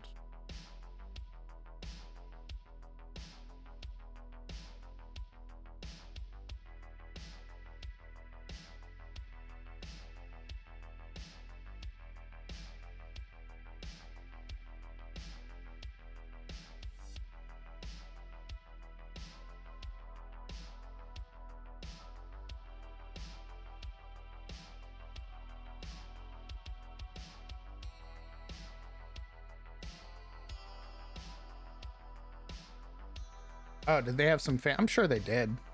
But again, that's probably going to be things that the party finds while exploring.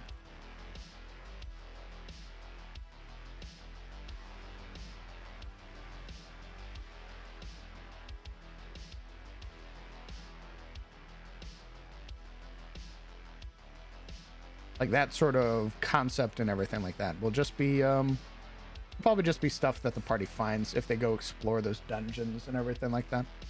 If they don't, they don't.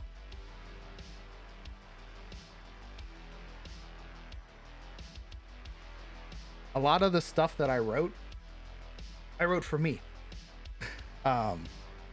My sort of like writing Victim Altoris, writing The Abyss, writing about Saints, the Drasharan Empire, all that stuff, that was written for me. That wasn't really written for my players. If my players are interested in it, dope.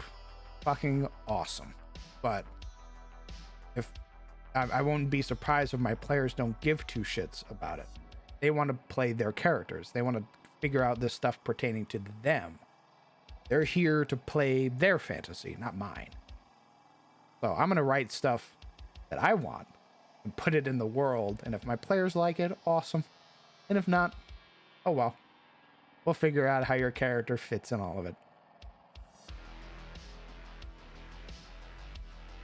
What if it's our fantasy?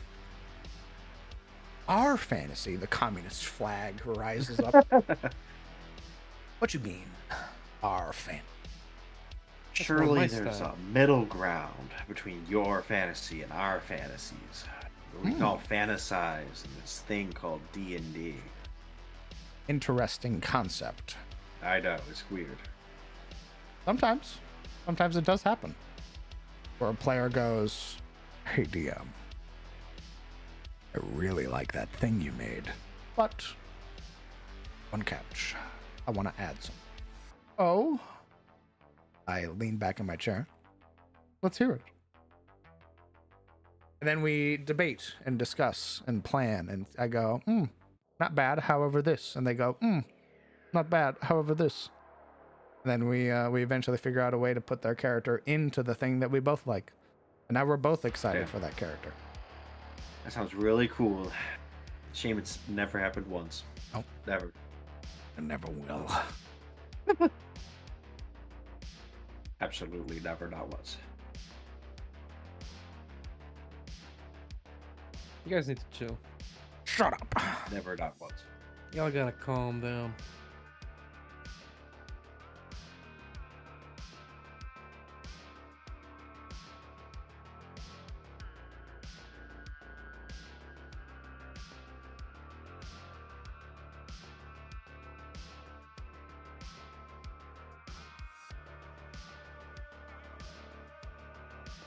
What about the DMs wanting to use lore bits for their own campaign runs?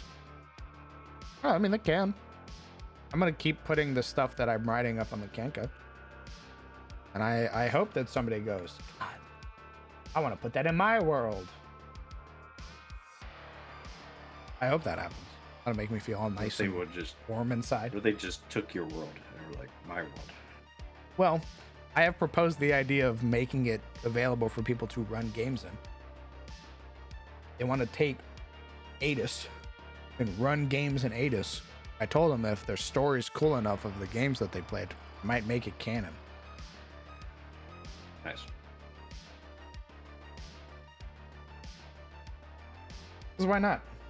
If people like the setting that much, then I can't actually stop people if they wanted to do it anyway. I'd rather endorse it. Your take on Harpies is a lot more interesting than the base D&D one. Thanks. I agree. I really like Nightmare. I mean, Night Maidens aren't hard. Yeah. You swine. You trying to get us killed? Introducing the player and DM's thinly veiled fetishes. I hold up my buff Valkyrie goth women. I just think they're neat. I assure you, they have to be all female and busty. It's part of the I never lore. said anything about being Saren- busty. Saren wanted them this way. He leans back in her chair. I know what I'm about, son.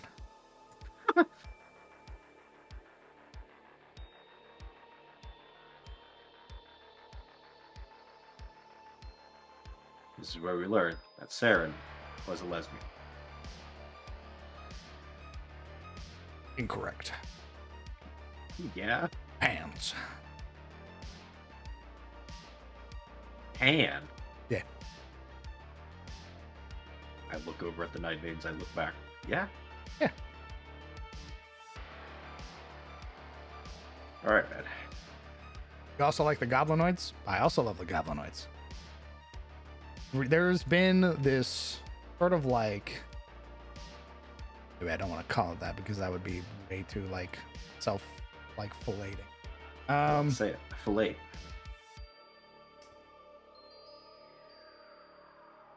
I almost want Fillet to yourself call it... now. I almost want to call it like a Adis like renaissance. Where Adis had just a bunch of shit that I had just taken from like a ton of other settings.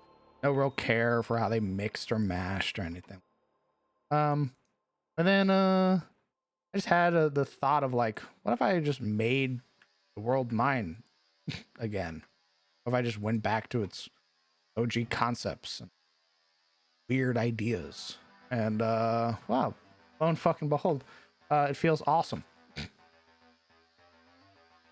I love writing stuff for New Adis. It makes me feel really happy. I loved writing about Victim Altoris, writing about all the weird shit in Tyros, how their weather's different, why their weather, their own nobility, writing up like changing the medieval hierarchy, all that shit. It felt like everything that I added was making it more and more mine, and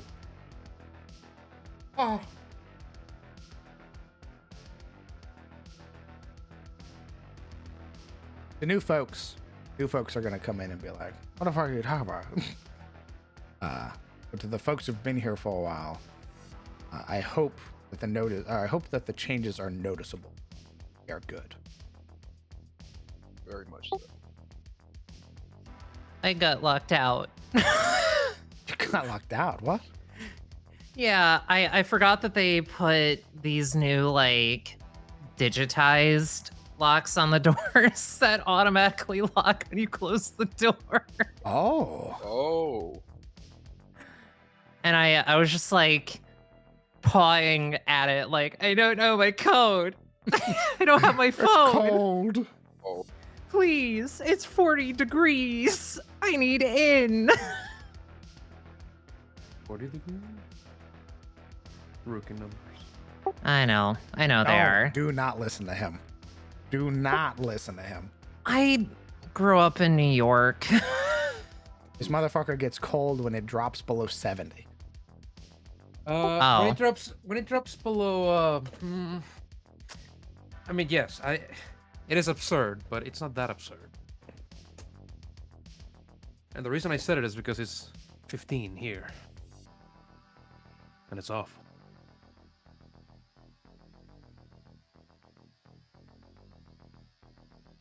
And the snow is like slushy and watery. That's 'cause we Yeah, I had a was blizzard hearing coming. about that. Yeah.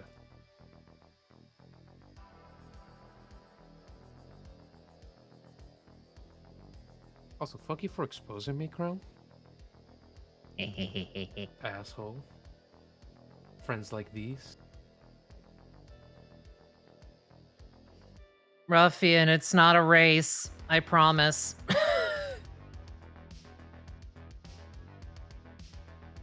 We can both be cold at different temperatures. No. I am more cold than you will ever be. For me, a particularly stiff breeze, and I'm already shivering. Do you need my cardigan? Yeah, please. Wrap that shit around my shoulders. Hell yeah.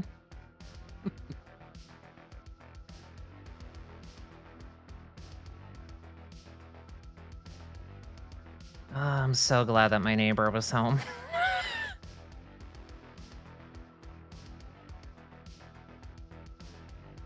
Please let me in.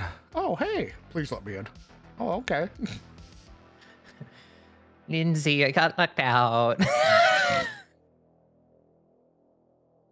Turtles are awesome. Once again, drifts by on the way to bed to toss a coin at you.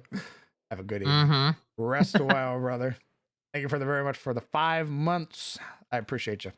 May you sleep well. Rest well, traveler.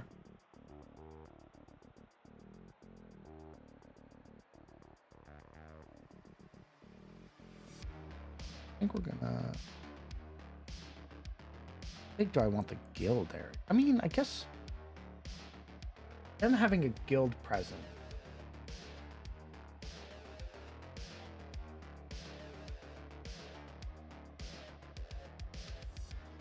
Yeah, I mean, it makes sense. Makes sense. We'll make it eyes.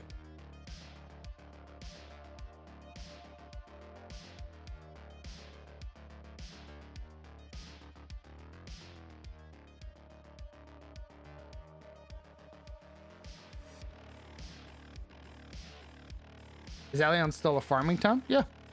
It a lot of its major exports is like wool and tobacco. So you'll notice a lot of the areas around are farms. They have very like, here's like the town center, and this is it. Like this is the center of Allion, is these buildings here. We're gonna have the Wizard Tower, which is obviously Duskbrand's tower.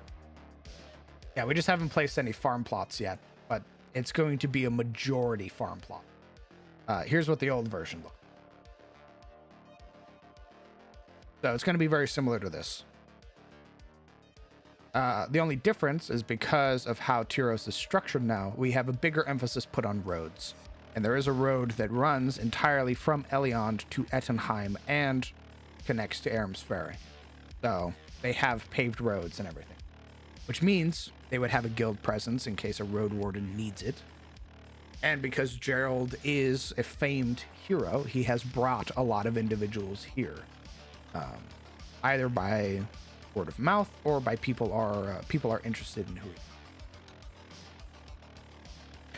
Wait, tobacco and wool sound like Kentucky. Well, the main inspiration for this place is the two rivers from Wheel of Time. Down to the whole idea that the mayor is the one who runs the tavern. It's where I get the idea for wisdoms. Medicine women, things like that.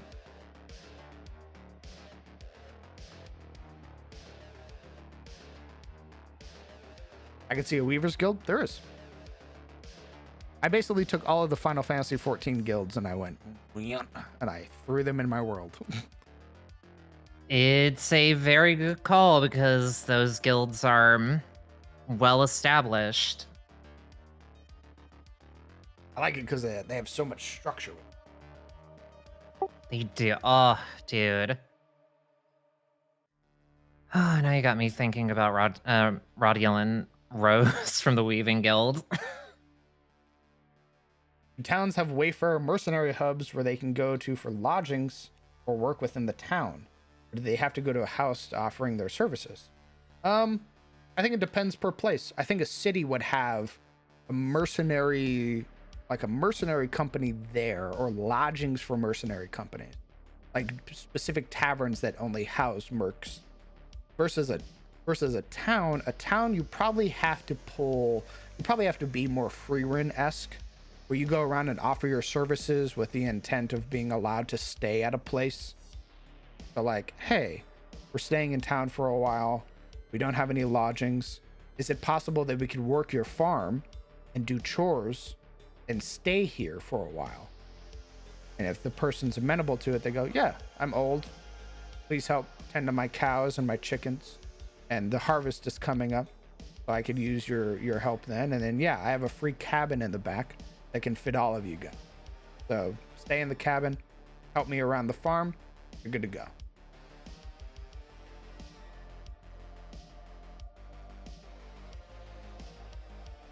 I don't think there are places for people to just stay for free. Like, I like the notice boards The Witcher 3 has in small places, as do I. Which is the contracts that I made for the Raven Guard campaign are probably going to be something that just becomes consistent in all of my games. The idea of a player being able to go to a place and that place having like a little notice board or some area that's basically just like, hey, to anybody who's capable or interested or stronger than your average person, there's been a shithead who's been robbing our farm every night. They've just been taking things with no intentions of paying us back at all.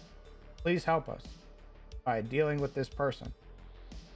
If it's an animal, put it down. If it's a person, please don't kill them. I don't want that on my conscience. Bring them to the constable. I'll pay you. Here's 30 fangs.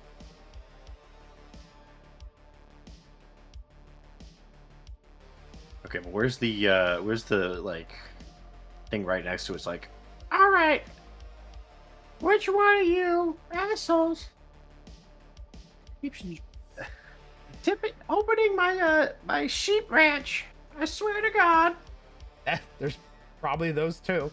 There's probably like, you're gonna roll up to the board and I'm gonna describe the board and be like, all right, well, there's one that's complaining about people who are making way too much noise in the middle of the night, and they are very kindly and respectfully telling people to shut the fuck up. And then you get contracts like this where it's like the local wisdom is asking for help.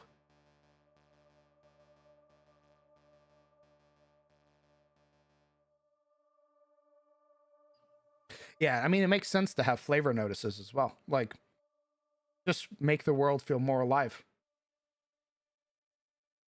I'm not kidding either. Western Kentucky is a tobacco region, as a major wool exporter. We got barbecue mutton as a result. Barbecue.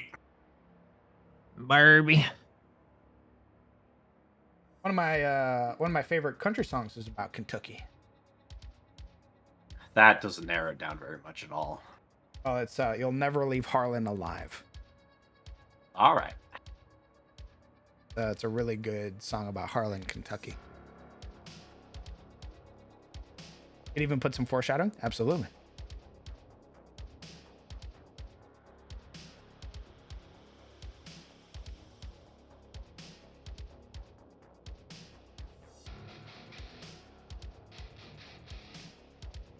Yeah. Could also be a fun side mission. We need people to kick out the adventurers who are freeloading in our barn, please. They haven't done anything for 3 months. They're eating through all of our food. We need a victors.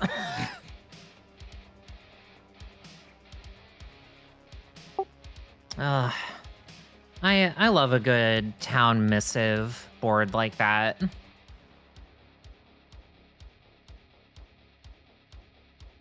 It does, it really does sort of make the world feel alive.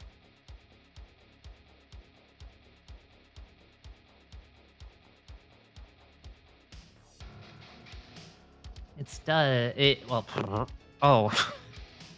English hard. I had to speak Spanish and Portuguese today, so Oh, wow. 3 different languages just tried to happen at the same time. Yeah, no, the it's so good for like organization, but like it's so alive because it shows that people have their problems and that it doesn't have to be world-ending nonsense all the time. Sometimes it could just be a little problem. Sometimes the local shambling mound has gotten into somebody's gutter. Hey, what happened? The local what? Oh.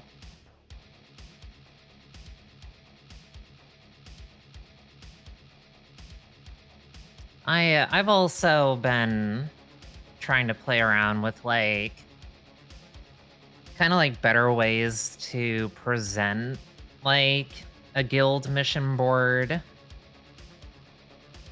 And like obviously dropping like a guild board note on the map is usually good.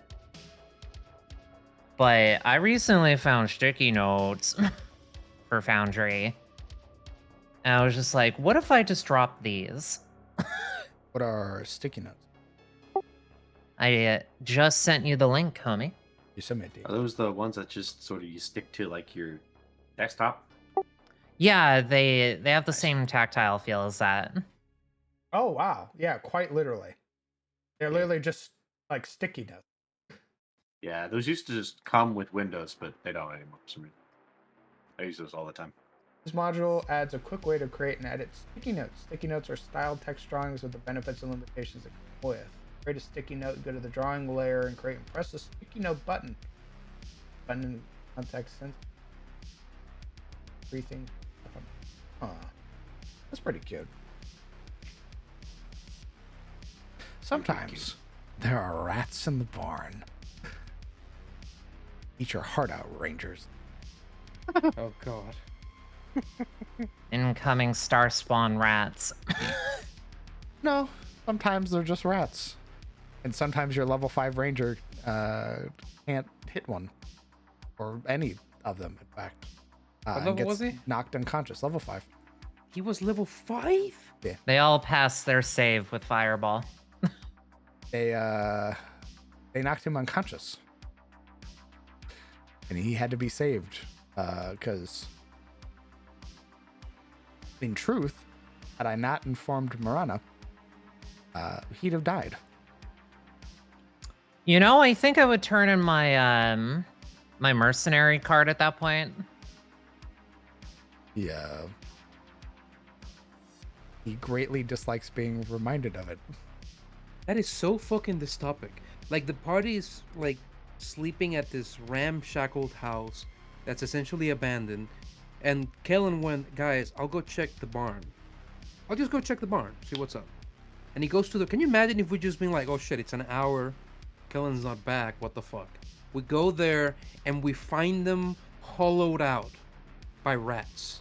Yep. How fucked is that? Just eaten by barn rats. I hate that. I hate that. God, I That's don't a know bad what I game hate over. more.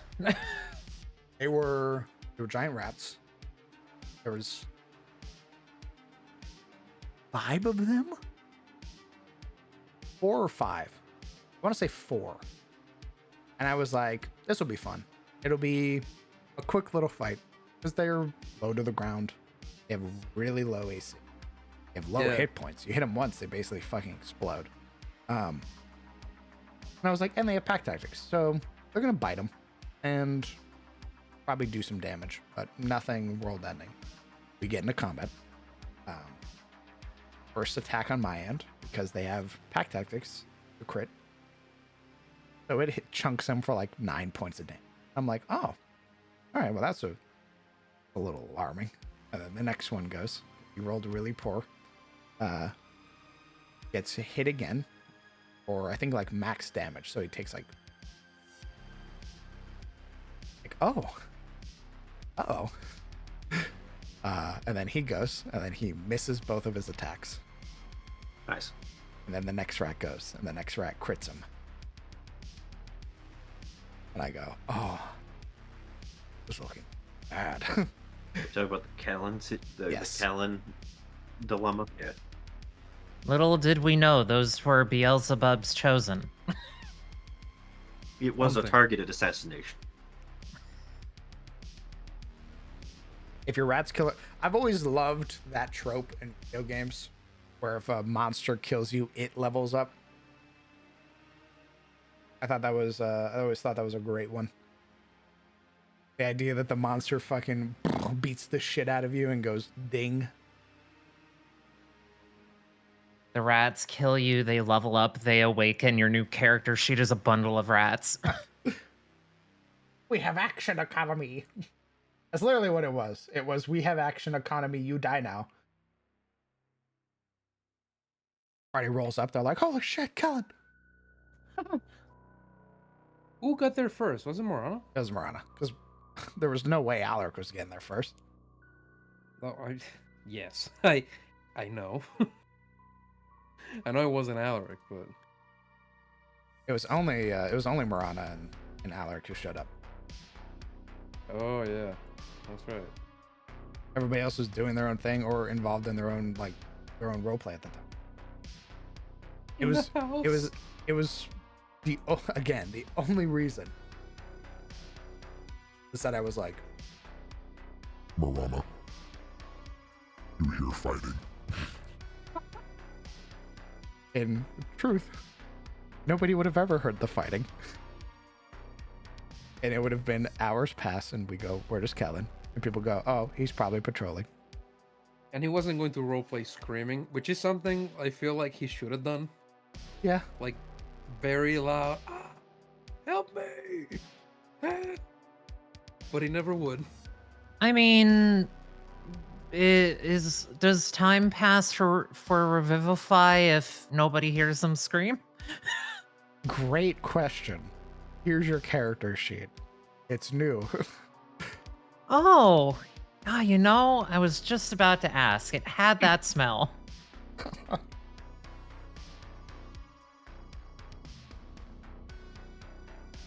Rat Infested would be a hilarious playable heritage. All right. I'm going to read this. Like, hear me out. Once per long rest, when you're reduced to 0 hit points, you split into X number of rats. If all the rats are killed, you go down. Otherwise, you go back to 1 HP in an hour. That sounds horrifying. I don't know about that, actually. I don't. That sounds horrifying. Okay, I'll crack open Foundry. No. Stella, no. Oh, it's like that guy in BG3. Mm-hmm. That's actually interesting. But no, let's not do that. Congrats, you are now a swarm of cranial rats. Yes. Conrads and Latians. Oh god.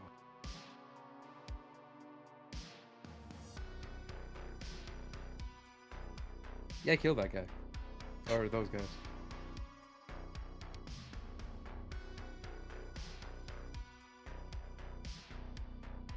Your body is killed by something like disintegrate.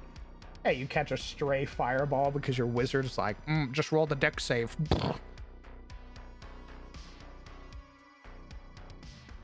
Looking at you, Oberon. Knocked Arth unconscious. Even though you knew he dumped Dex. I know you're here, Kieran. You're not actually here. Rat King and they're unfortunately real? What are you talking about? There's no such thing as the Rat King. I have bad news. There's no such thing as the Rat King. Okay. Are you sure about that? Hey, guys. There's no such thing. There's no such thing as the Rat King. Guys, I can assure you, there's no such thing as the Rat King. Well, It's a myth. if God Boss Man says they don't exist, clearly, Yeah, my I boy. mean, even if he did exist, he's the king of rats. Like, how powerful could he be? How powerful, but if he were hypothetically, metaphysically real? I killed a player with a Rat King before. Nice. All right, well, never mind. What CR did I make?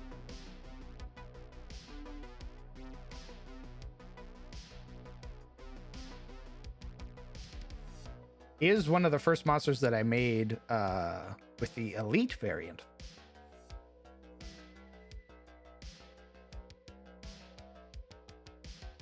But he doesn't exist. Yeah, he doesn't. He doesn't. Fantastic.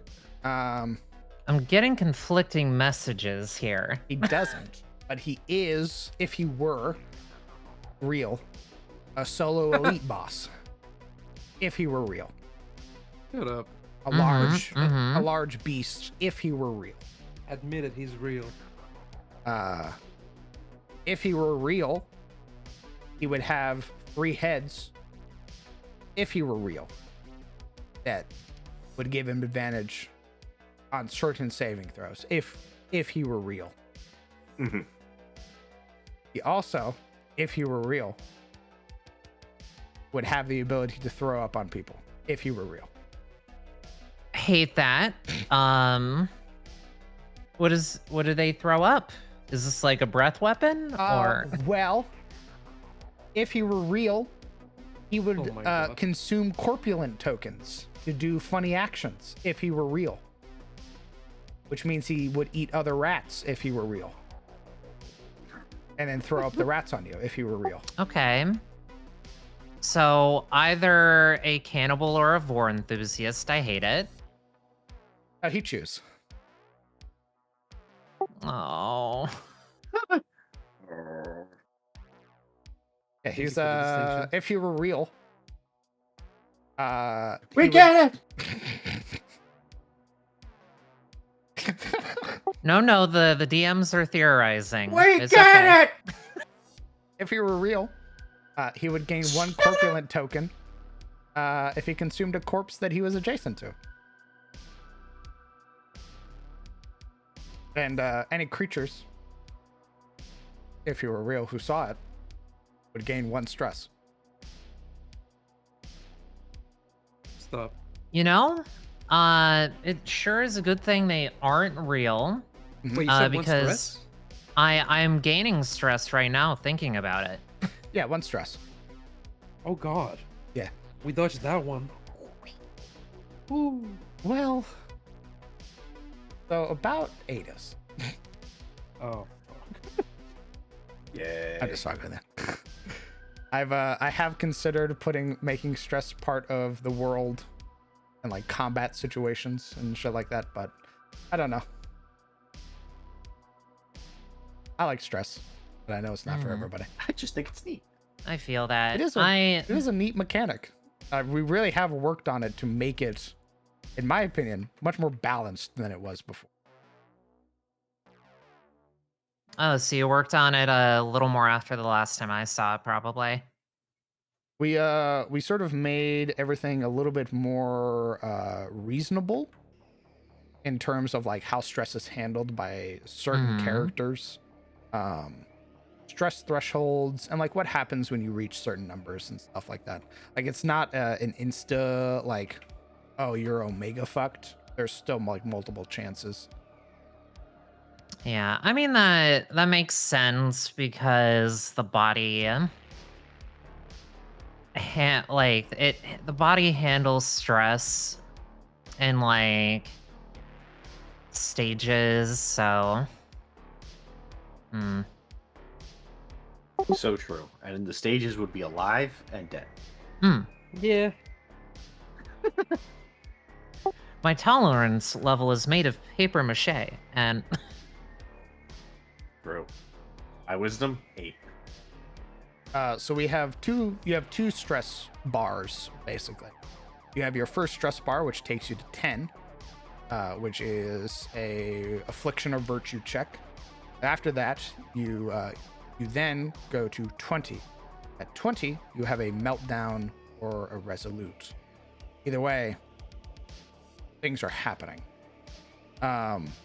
Each class has a unique ability that they do or use that removes stress. For example, whenever a barbarian enters their rage, they lose 1 stress. When a bard uses bardic inspiration, they can stress heal somebody who has more than 5 stress. Beast hearts, whenever their companion critical hits, they lose 1 stress. Clerics, when they heal anybody above 5 stress, they reduce it by 2. Basically mirroring a lot of things from Darkest Dungeon, because I fucking love Darkest Dungeon. I love Wizards who use arcane recovery, warlocks who use or creatures who fail saving throws, blah blah blah blah blah. Stress heals, yes.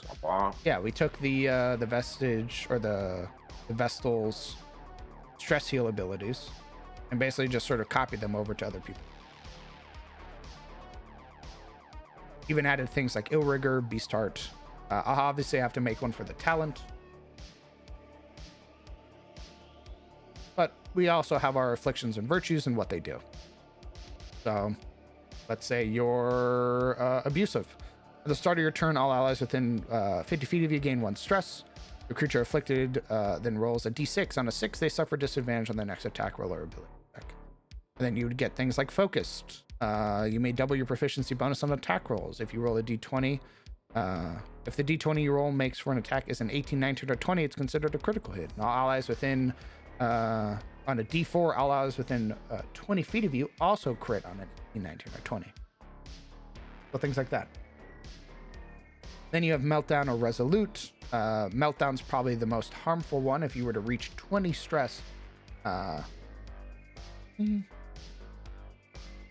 yes, if you were to reach 20 stress, and then you rolled on the Meltdown, your HPM or your hit point maximum goes down to 10%. So, pretty bad. Basically suffering like a little mini heart attack. All of your stress is reduced to 0. You gain stress resistance. And you also have a chance to gain a negative quirk. Oh. That's when we were working on the negative quirks. We haven't really worked on them since, but the quirk table was interesting when we were playing with it. I plan on redoing that as well. Yeah. If you get Resolute, you heal for 50% of your HPM. Everybody gets a +1 bonus to their death saves. You gain stress resistance, and you get a positive quirk.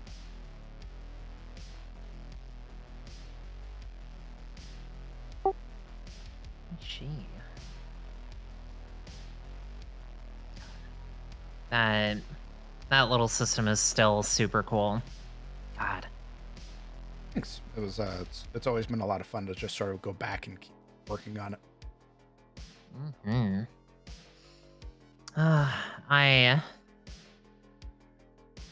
At the time, I was just thinking of making use of the optional sanity roll, but then again, I was like, when am I gonna use this? It has been Sam. that's been another thing that sort of kept me from putting stress in the game. So it's being like, do I want everything to be this? Right. It's like it's a good system, but like also is like dependent on the situation and maybe even the type of game itself. Indeed. Because the only reason the campaign I was originally running was gonna probably encounter it when they started encountering like the brood of pride, because they're all alien in nature, because the guy that embodies pride in my world now is an outer planar guy that went, I am taking this position now. That's dope. Mm-hmm. This big ol' creepy moth dude. Immediately, Kieran joins the call. You say moth, dude? Mothman? Husband? Don't you feel this is a lot? Yeah, it is a lot. Don't get me wrong. I fucking love the system. I think it's really sick.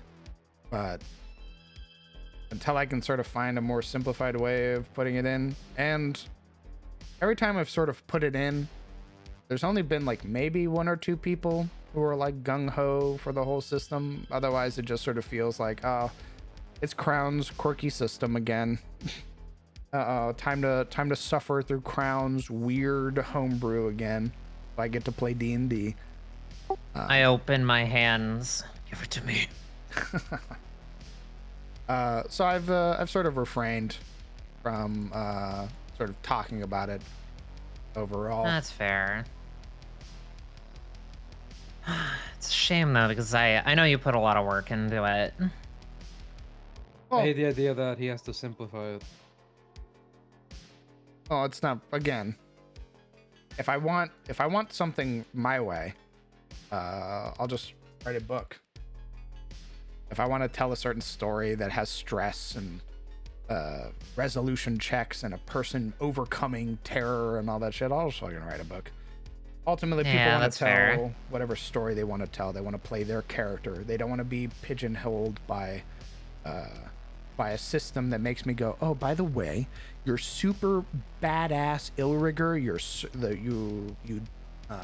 You fucking Centurio of Victim Maltoris. You're paranoid now. Yeah, I've decided because you reached a funny number over your head, you're no longer your character. Instead, I'll just beat the shit out of my players in other ways. Yeah. That might go better. You had me on the first half. And then you scaled it back down to pettiness. What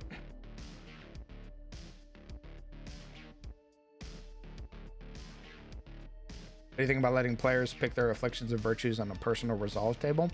See, I would. I do have a couple munchkins in my... Oh, I could easily see it being like, oh, well, I picked the most powerful virtues. And, I just so happened to pick the afflictions that don't really do anything, Smile. Please do not gish the stress system. Smile? So, I think ultimately it's more for like, I've made it, well, maybe I'll talk to Brett finally about publishing it.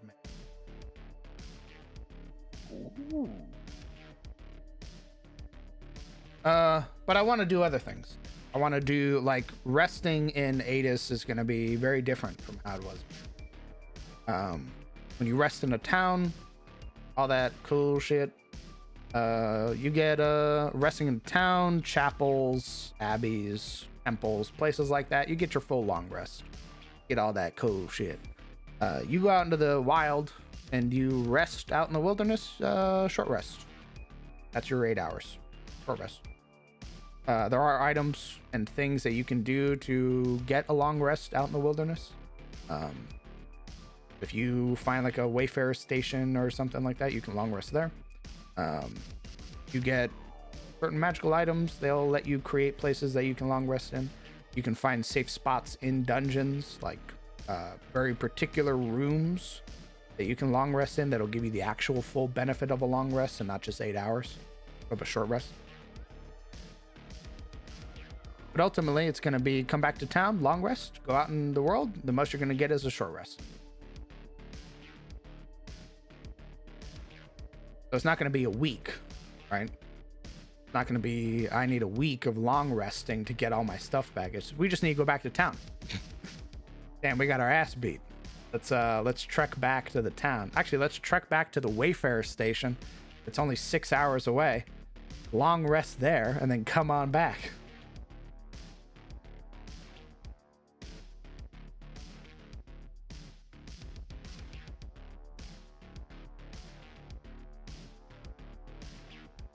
I don't think it's nearly as rough as the old system.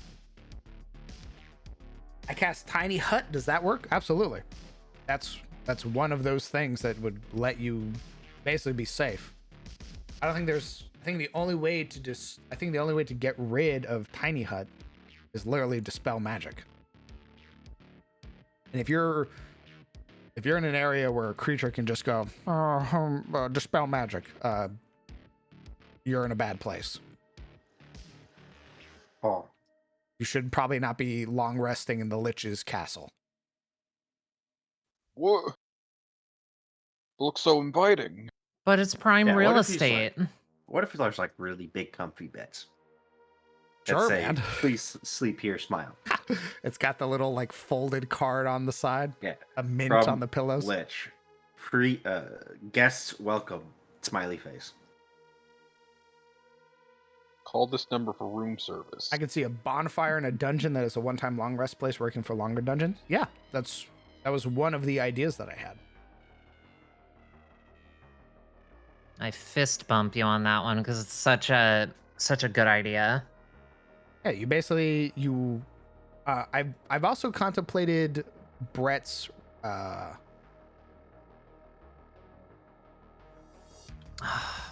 Oh, I know exactly what you're referring to, and I can't remember. they're like it's reprieve, not reprieve.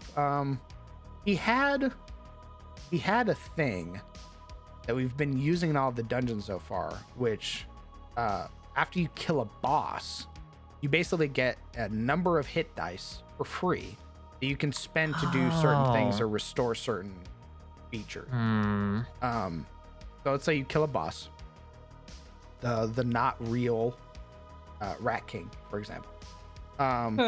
You kill him. I love it. and You're go- making them more liminal and eldritch by the moment. I go, okay, because you guys killed that being who doesn't exist, you get 4 hit dice to spend either to restore hit points, or you can spend a hit dice equal to the number of the spell slot you want to restore. If you want to restore a first level spell slot, you can spend one of these hit dice to do.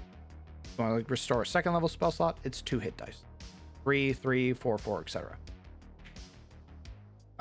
As well, you gain the benefits of a short rest once you've defeated that boss. Respite points. That's what it was. Respite. Okay. Um, I knew it was like an RE word, and my brain was saying reprieve, and I was like, that's not that's the word. exactly what I kept thinking. I was like, it's reprieve points? That doesn't sound right. Oh, Frosty Gators, don't even get me started. That's some shit I would do. Ooh. Welcome, Mordanus. Oh, you know the worst part about that? You could turn that into a hotel, like Hotel California situation too. Oh god. Yeah? Oh. You know what Uh-oh. she means? Referring to the song, right? I sure am. Yeah. Early.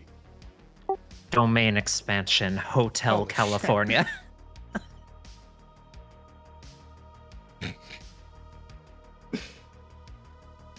Jesus.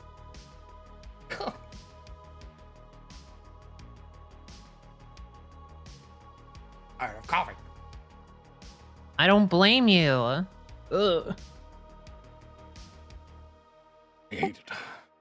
One of my other buddies is just coming off of COVID too, and I'm just like, I feel so fucking bad.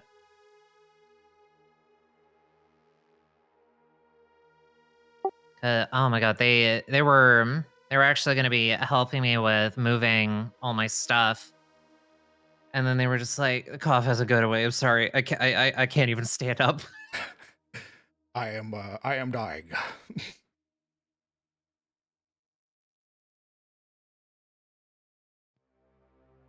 Mother, I'm gonna throw up.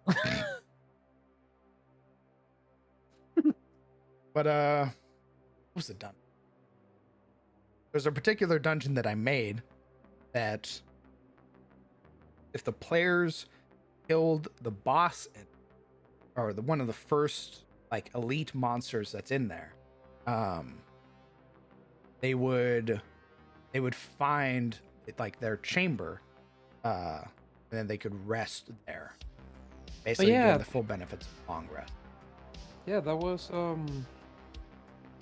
was Beck and Honey and those boys, right?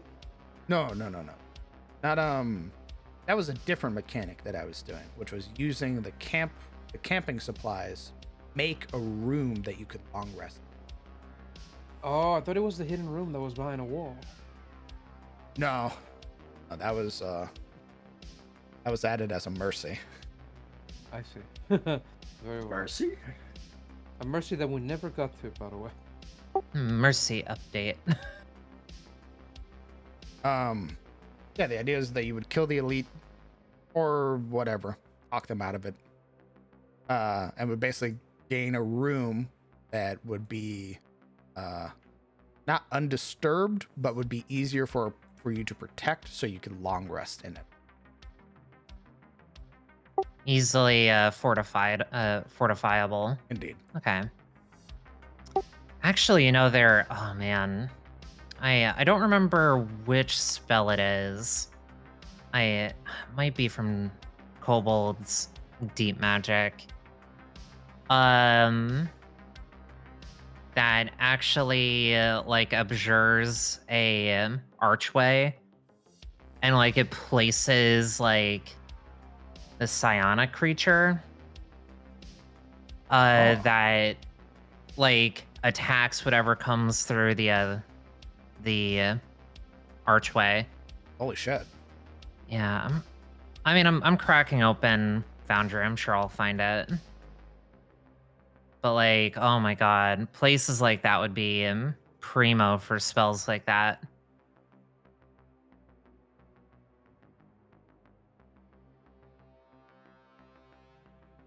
But that one vid you shared on community media before voice changing it be true. Let me go see. That was. You would not believe the depths at which I've been all over the place. I didn't even have my meds for an entire week. I was suffering. Oh god.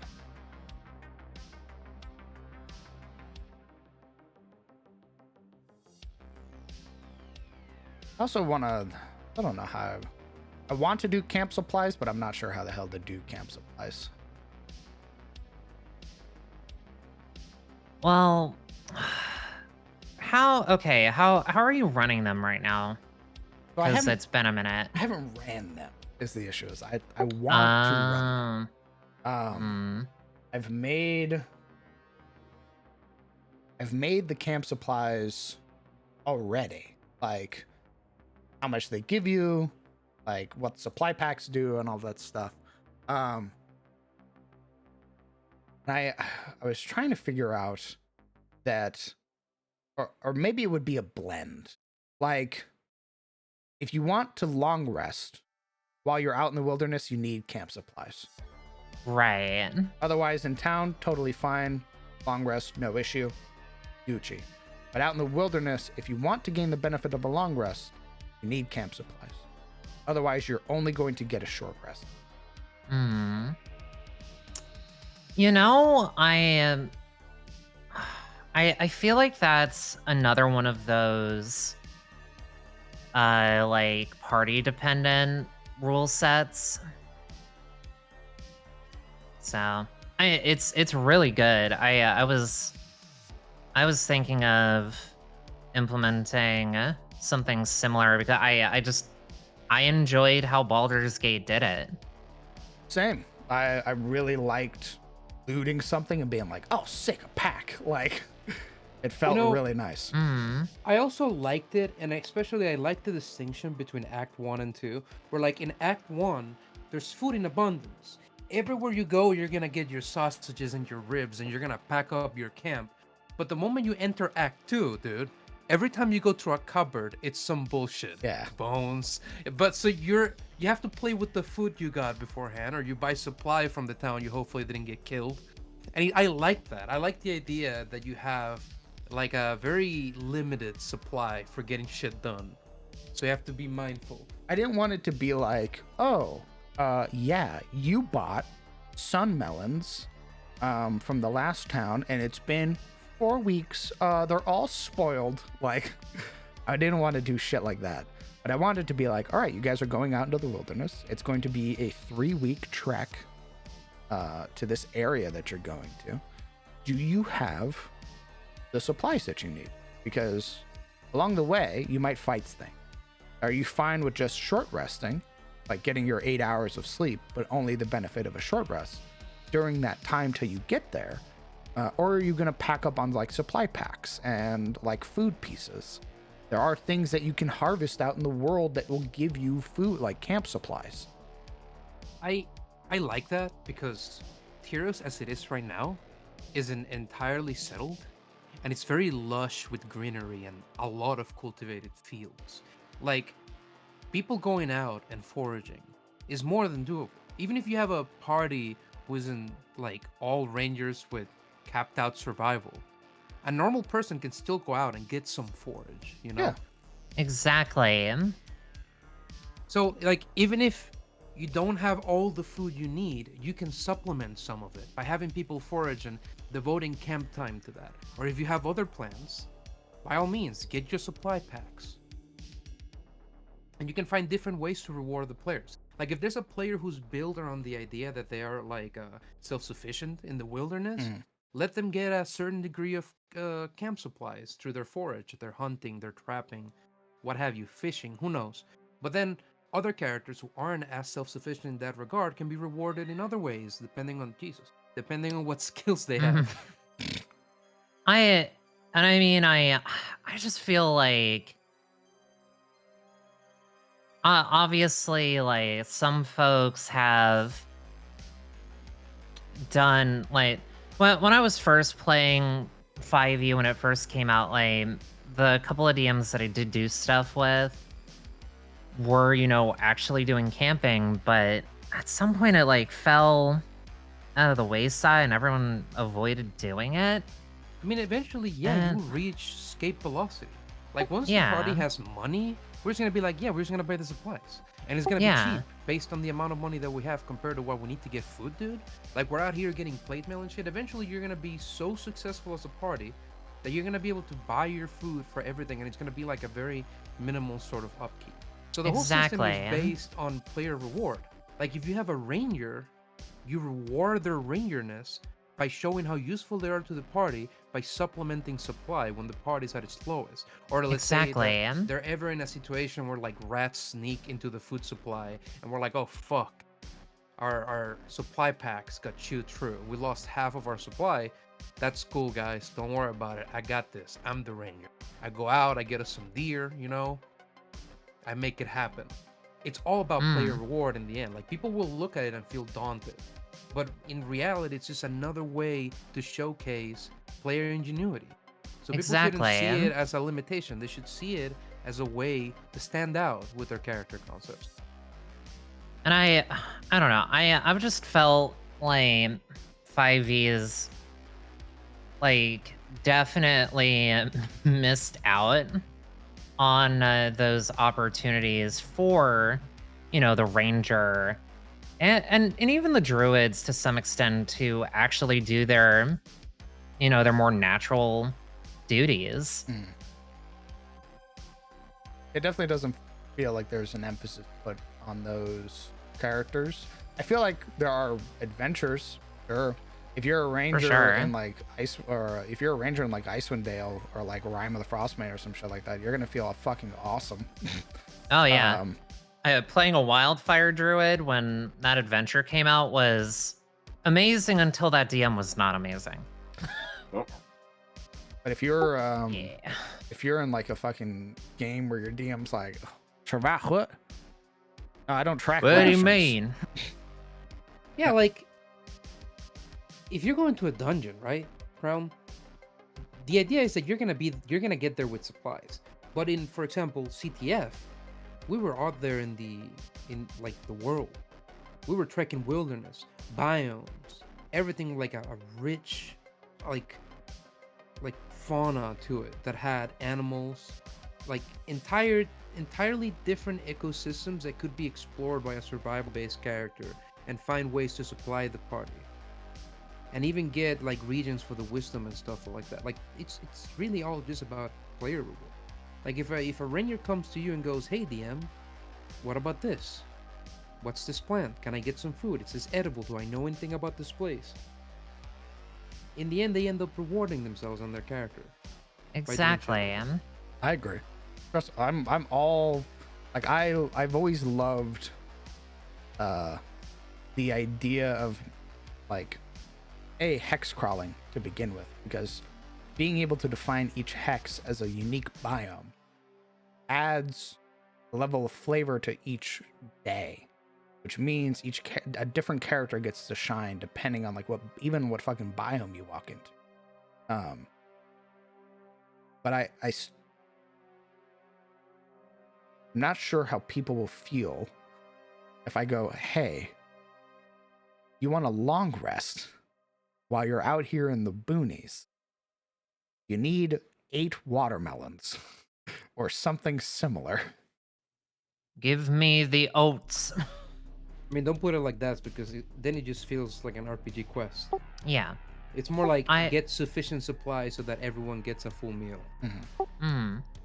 I mean, and this is me fully making assumptions, but I feel like if you sit down and talk with players about that, and like introduce it, like it'll just become like second nature.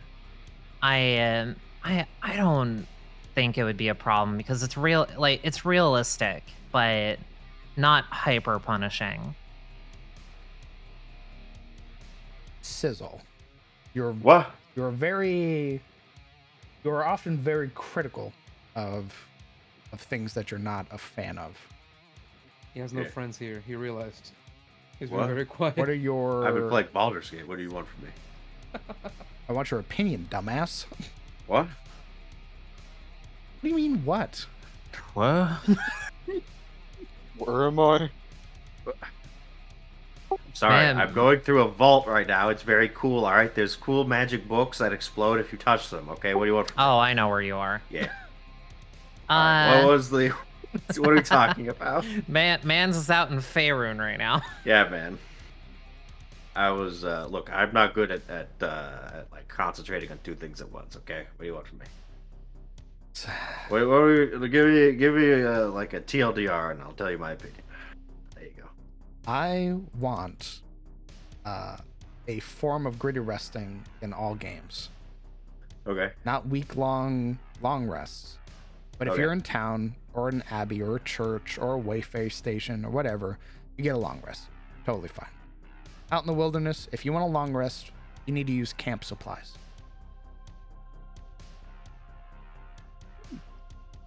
So you want a long rest? Well, everybody start foraging then. Everybody finds apples, they hunt, you get enough. Everybody gets to eat now, which means, or everybody gets a filling meal and a comfortable rest. So now you get the benefits of a long rest while you're out in the middle of the fucking boonies. If you don't, you get the benefits of a short rest, but you rest for 8 hours. I like that.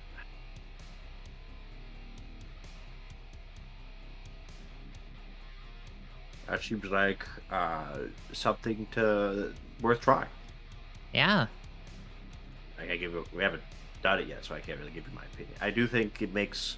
I like the idea that nutrition is part of like your resting quality. That makes a lot of sense. Hmm. And it's like, I don't know. It seems weird for like you to rest for a week in the woods to not move at all. Like, do people really need to take a long rest for a week? I agree. Who does that? Hey, man. Me, when I was a teenager. All right. All right. So after 18, I feel like the gritty resting rule should be removed. There you go. Hey, man. Hey, Chill out with that. hey, what do you mean? Some people need a week. What do you mean? When? Yeah. mhm. Dude, after all my bullshit, I'm gonna be on low power mode for a week. Dude, Uh, if I went out into the wilderness, killing fucking monsters and shit, dude, you bet I'm taking a week. Are you fucking kidding me? Yeah, but you're not Dude, taking a week. Sailors You're take a week. taking a week at home. You're not taking a week in the woods. That's Oh, like you're- sailors you weren't saying, supposed. You weren't ever supposed to take a week in the woods. Like that was worst case scenario. Like we're building a hillside, levels. You know, like we're gonna put up a camp. We're about to do the Tarzan montage of the sailors coming down and setting up the camp. yeah, if I'm levels of taking a bad. week in the woods, it's because I have like an actual camp, like an FOB set up, and I'm exploring this dungeon in like throughout like a month. Yeah, this is our base of operations. We're gonna be here for Yeah. a while. Yeah, like archaeology kind of thing. But like, Base camp. I like that Oh. because it also Mhm. balances like gaining back spell slots over the course of 8 hours rather than a week. So that's actually a handy point. Are you going to make them roll to cook their stuff? I mean, I still think tools are useful. So somebody having True. culinarian supplies, I think what'll probably happen is that to reward the people that have taken the useful tools, I'll probably sort of add bonuses or lessen restrictions on things or what have you, depending on like your sort of like level of knowledge. So let's say you have culinarian supplies. For the whole camp to eat, because you have a person who's proficient with the tools, instead of 40 total, you only need 30 or Yeah. 25, what have you. Because they know their way around food, they can sort of, they don't need to go through the trial and error of like throwing out shit that they can't use because they Yeah, they're botched frugal. it. They're Yeah. frugal with food. Yeah. Resourceful, yeah. They know that they only need to cut up this much for it to actually be useful. So they're not wasting the entire thing. So yeah, instead of 40 or 60, it's less. It's 10 less. But you have expertise, it's 20 less. Okay, yeah, no, that I mean that would work. I like the reason, I led with that is like Vinny there in chat brought up cooking RP, and that's not a joke for my systems. Like that is a group activity. 3-stage system. The folks that have like required skills or like the tools for it, and it becomes a whole like party bonding experience because like if you're gonna be eating monsters, it's like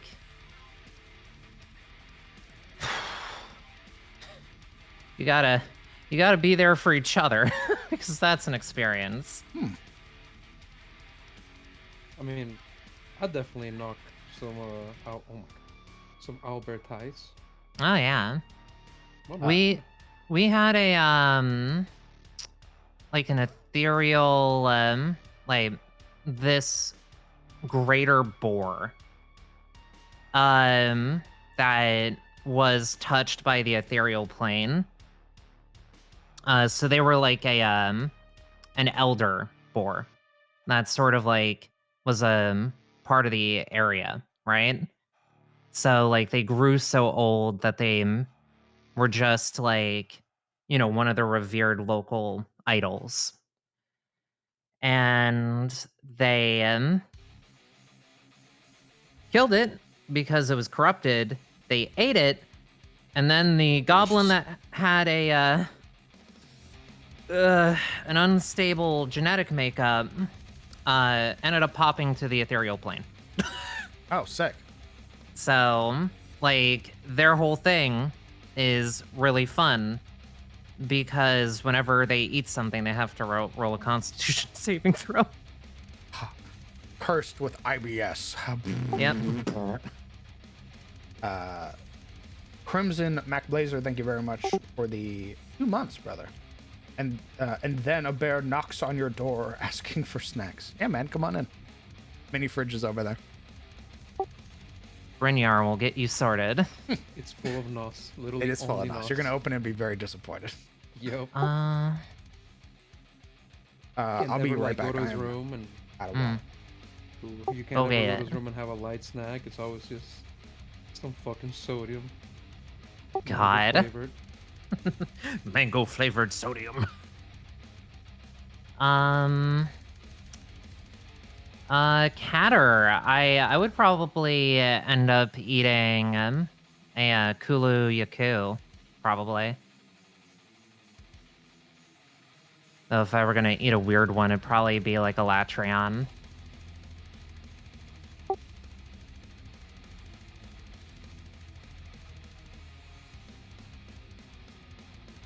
the crab Monster Hunter monster would also taste very good. Monster Hunter what? Oh,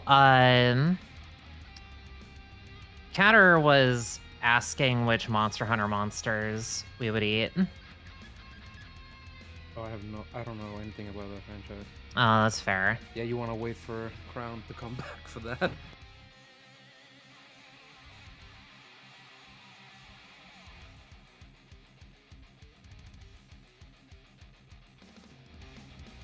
Why is my foundry loading? Nobody tell me that I have over 300 modules. It's not why it's not loading.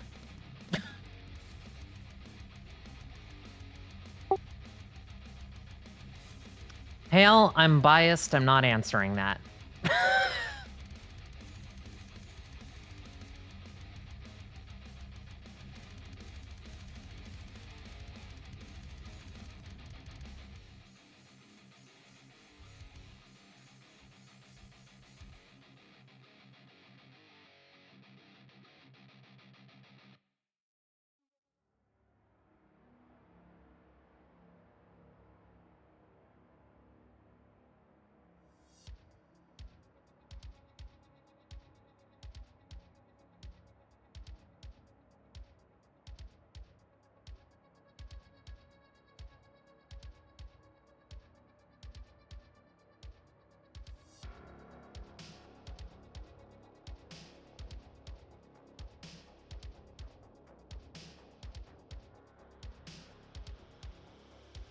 I am losing my mind over my new mixer.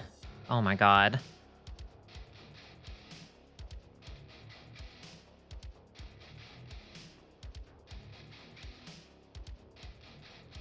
Oh, The Rode Procaster, well, Rodecaster Pro 2.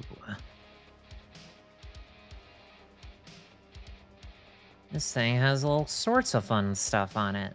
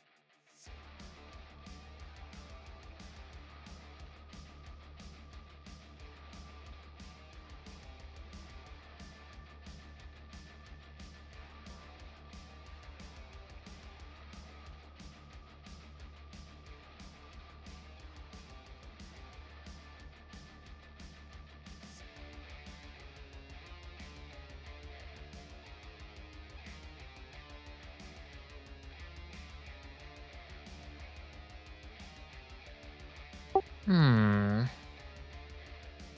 My DNS is being funky. Mm. Your DNS. Yay. I don't want to have to call up Spectrum and yell at them, but I'm probably gonna have to call them up. Hey, fix your shit. Fix it now. I had a rough week. I'm not doing anything else.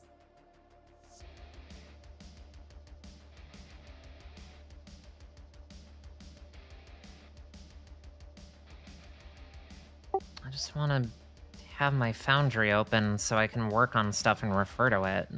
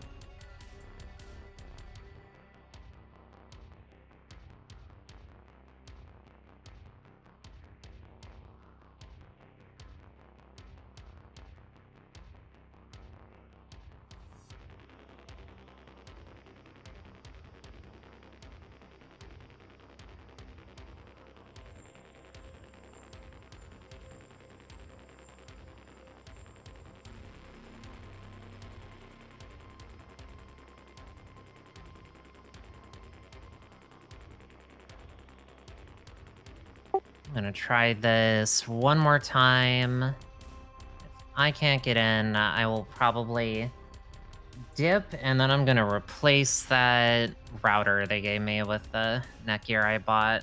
Ugh. I want to be lazy the rest of the night. What the fuck? Hello. Hi. Oh,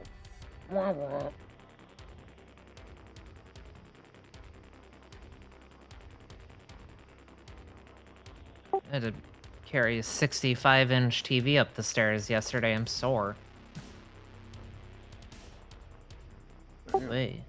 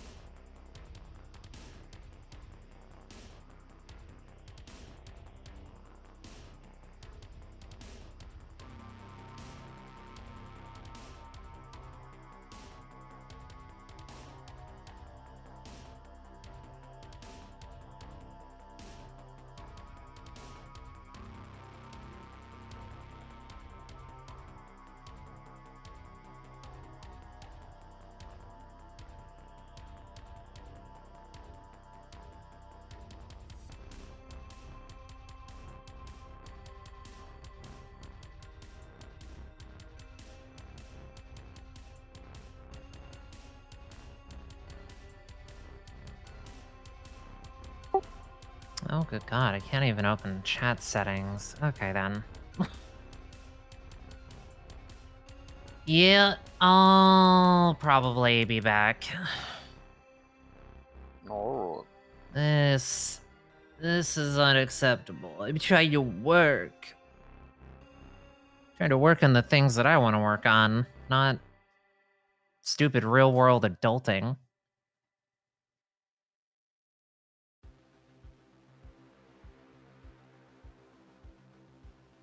Yeah, I'll be back. Okay.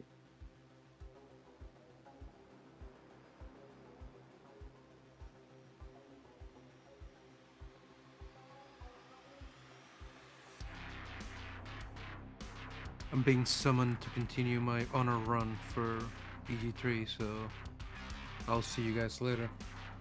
All right. Very well. Good luck. Be good. Give Ground my love when it comes back. Mhm. I'll see you chat later. I hope everyone has a great night You too. and better sleep.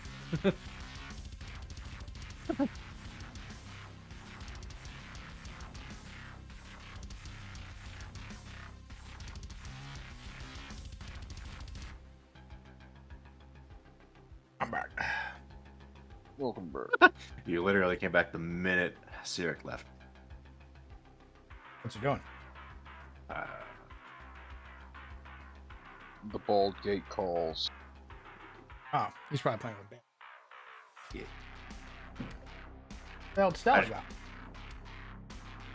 Stuff wasn't working on there, and they went to go fix it. Oh, okay. I just got to the part with Baldur's Gate where Gale's like, you know what? I should have died. That's a treat for me. I should have died. Put on the ring. And I'm like, no, Gale, you shouldn't do that. And he's like, No, he would eat the ring. and I'm like, You owe this to me. I have in fact learned nothing of my father. I am still, in fact, a wizard. Want to see me do this? I can succeed where Garce has failed. No, No. no, you can't. Yes, I can. I'm better than him. You're not him. It really was just like the I am him like speech he gave me. You know what? It was honestly like a fucking Wizard King moment where he's like, you know what? What did Mistra ever do for me besides sleep with me? Ooh. And give me love and care and affection. You know, I fuck up one time, and she tells me to blow myself up at a more convenient hour. I mean, she did do that. She did tell him to kill yourself. Hey. What? Might be spoilers for people who haven't played it yet. Who the fuck?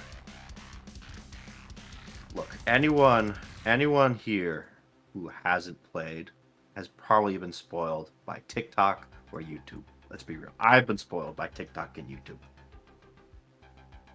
Most of Jujutsu Kaisen has been spoiled on YouTube for me. Yeah, exactly. The moment like YouTube realizes you're interested in something, you're like, hey, here's 26 thumbnails of all the spoilers of that show you're listening. Enjoy. And No. titles in all caps of the thing that's happening, in case you were confused. Worse was that I didn't even know what the anime was. Like Yeah. sometimes things would be so far apart and the characters look so different that I thought it was different animes. As I watched season 1 and episode 3 of season 2, I realized that one of the main things had been spoiled for me forever ago. And I hadn't even fucking realized it until I watched the moment happen, and I went, holy shit, and I fucking I did the Leonardo DiCaprio meme where he fucking snaps his fingers and points at the Whoa, screen. whoa. That was me. Nice. I'm already getting clips of Fearin. I haven't watched a single episode. I haven't Googled it. Oh, it's me talking about it. YouTube is already like, hey, you know a guy who watches Fearin, so here's a bunch of Fearin clips. I cannot tell you how many clips I've seen of her getting the clothes go off juice poured Yeah. on her over and over again. I'm like, stop, guys. I get it. You're horny. All right, calm down. It's such a it's such a fun moment too, because it's not done with like It's not fan base or fan service. yeah, she's legitimately like, guys like this. This is the best gift to get him. You're welcome. I have solved all of your problems. And Fern goes, Pervert. Correct. you should watch that show. Yeah, I've been kind of meaning to.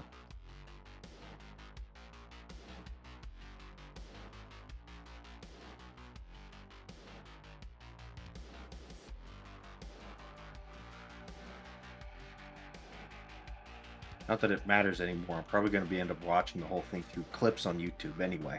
I can send you the site I watch it on. Sure. Pornhub. That's right. Damn already. There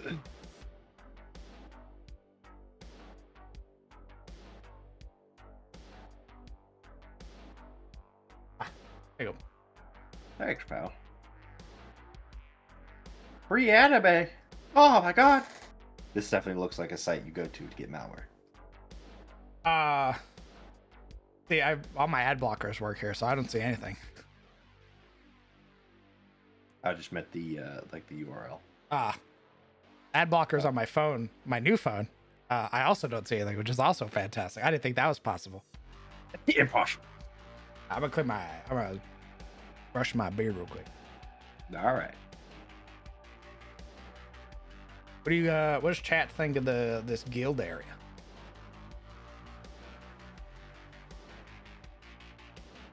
Oh, I see.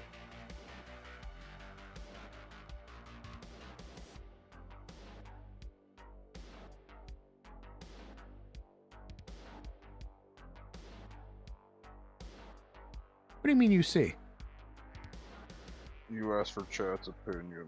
Oh my god. You're in chat, doofus. Doesn't matter. Oh.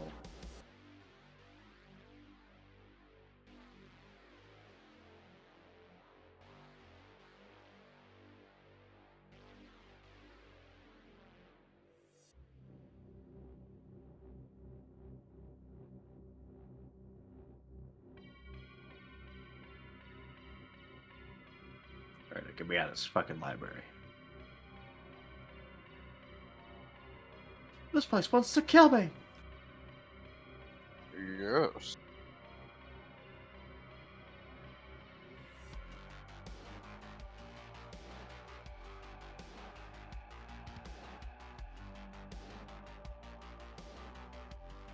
I'll teach this bitch to not sell me books. I'm stealing all your ancient powerful books. No, I'm a walking nuke of literature. you wouldn't dare. Imagine some dude comes out of your vault of like ancient heretical tomes and forbidden knowledge, and he's got like every book that has like a warning sign in his hand, and he's like, "Just try and stop me." Just Great try. question. Like he's got the books like strapped to his body, so if you hit him with a spell, he's just gonna go up. Holy shit. I'm gonna walk out of this fucking door. You're not gonna stop me. As he passes by, you hear the whispers in his ear, telling him to do just fucking awful shit. Become the chosen one. Your tower. These books think they can outsmart me. They don't realize I'm too stupid to read. Walks out. Feels a teensy bit tight. Really? I felt like there was a lot of room. Especially how Open up. much area it takes up, because they didn't have that much area to begin with. Now I feel like they sort of have like a much broader area than before. Imagine opening up the Book of Thay and it starts whispering horrors to you, and you look at it and you go, "Too many words, not gonna read." What's the TLDR? Ugh. Mucho text. This though. looks interesting. Too bad there's too many words on it. Closes the book. Book streams. No, wait! Uh, Elion has a guild blacksmith, a guild carpenter, a guild leatherworker. Let me double check my Elion.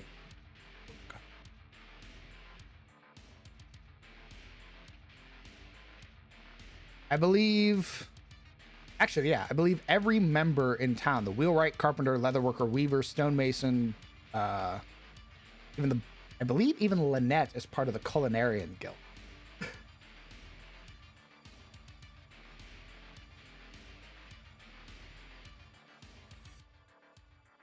The place at the top. Here? This would be like general storage. And sort of, and like a pseudo guild hall, I guess. Not really. Like they don't have like a speaker, like a royal speaker for the artisans guild.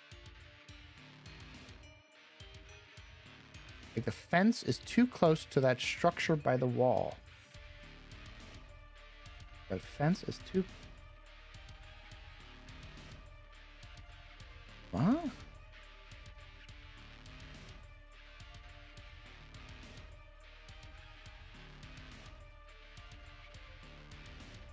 The one below it.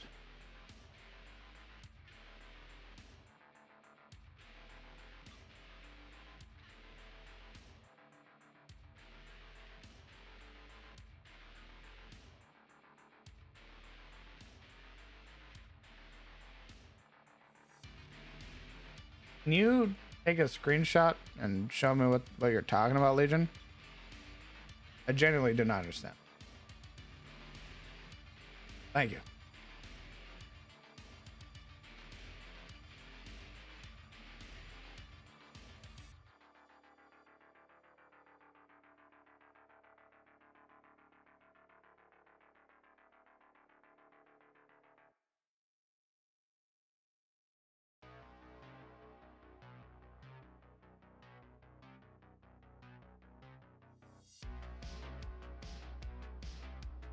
Guys, I lost the Book of Thay. I don't know where it is in my inventory. Oh, What? I don't know where it is. Oh, uh-oh. Why is Elminster here? Oh, you know, that's not good. Uh, Uh-oh. guys? you know why. Time to die. He's right behind me, isn't he? Busted. I'm gonna read the Book of Thay in front of him.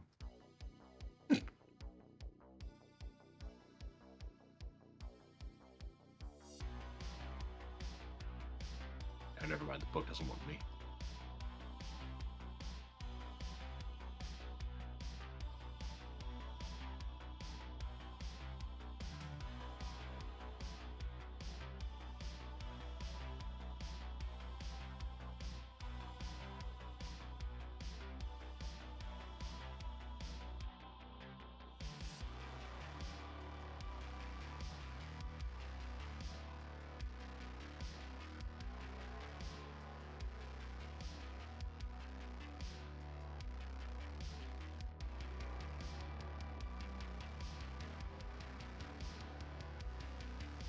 Oh, well, the thing that's hanging over this is a crane.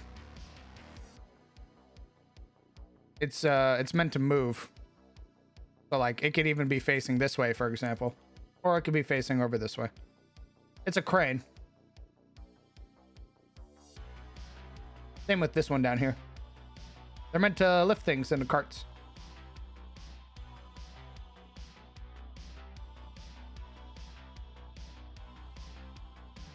So this area in between is meant to be a road.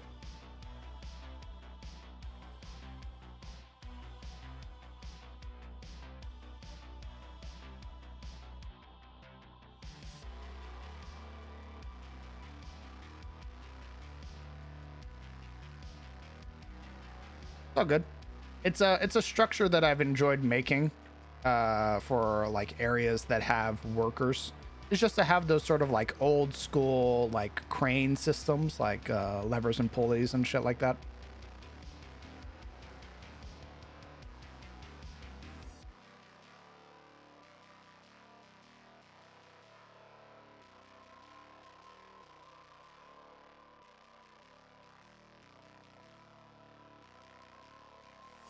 There is one map. That I just need to peek back at again. Let's say.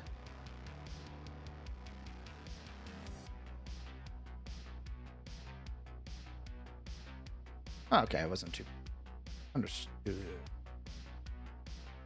Grab.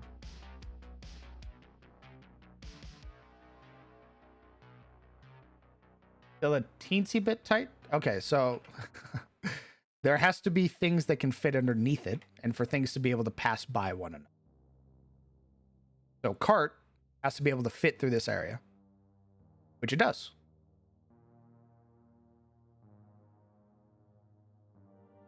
Why not have a marginally bigger crane that's integrated with the walls?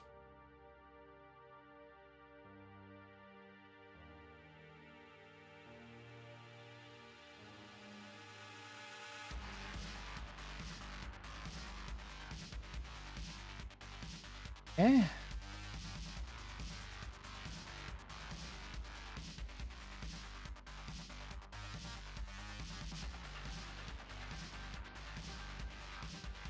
I mean, I guess.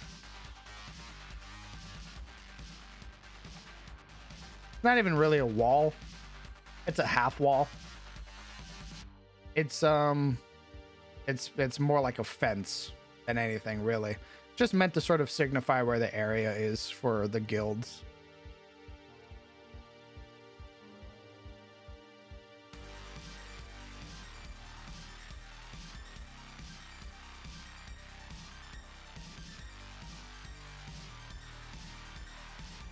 I mean, yeah, it'd still function as a wall.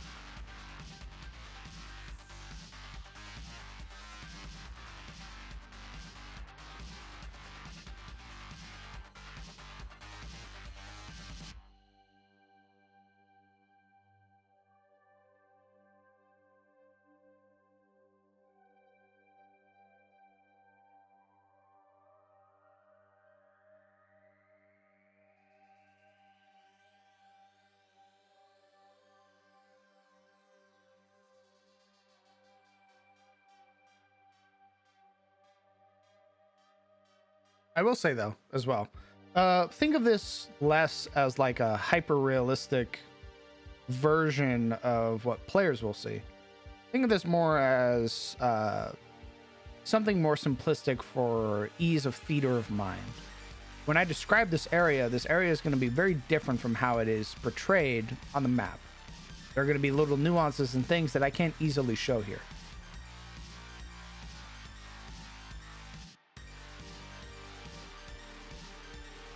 Like, these buildings aren't accurately sized, so to speak. I'm leaving gaps and things like that to sort of show paths for roads. Buildings will be closer together or further away, depending on it.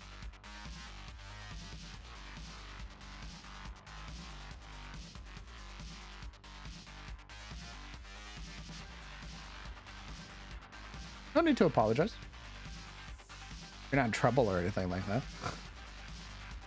Have a good night. Sleep well, Vinapak. We'll see you around later, homie. Thanks for vibing with us.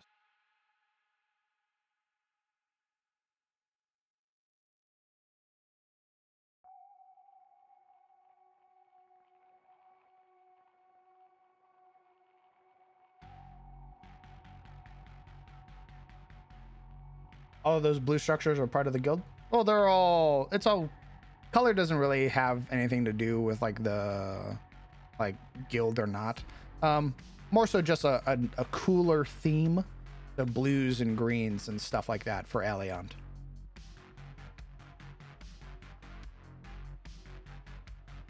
Blue's just the color I happen to pick. There are places though, like Summerhall, where there is an actual noticeable difference, and that is very intentional by the Aldermen. All of the structural buildings here, like shops and everything, are red, whereas guild designated buildings are blue. So all the guild designated buildings, like the apiary, the blacksmith, leatherworker, rune carver, all of that shit, all noted by blue. The Yalderman and many of his knights, their buildings are designated by a light, a sort of a gold brown color. Constabulary is designated with a black. What was the other one? And we have a pale green for the brewery. So Summerhall is color coded. Elion does not. Our branch was sold to the other guild. Guess I'm going to paint the wrist. That would be funny. Raptor.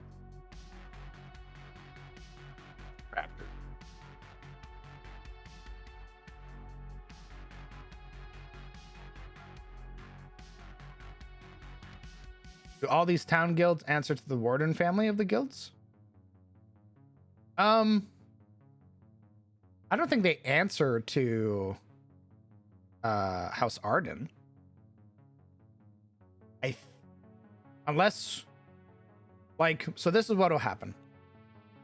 The guilds, these are all satellite shops, basically. These all are members of a guild, and they have a speaker who is in the county, or in the seat of the county in Rosewood. So just like the minister of faith who speaks for all of the chapels, churches, deacons, and priests in the county, a royal speaker is going to speak for all of the guilds in the county. They answer to the High Lord's speaker.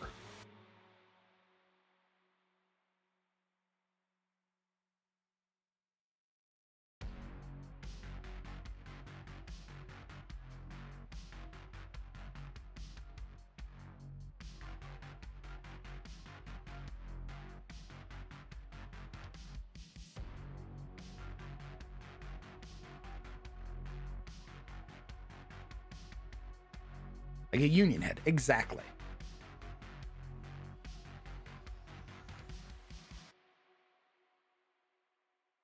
So if you are a guild member and you operate in Rosewood, the county of Rosewood, your speaker has different things, different tariffs, taxes, what have you.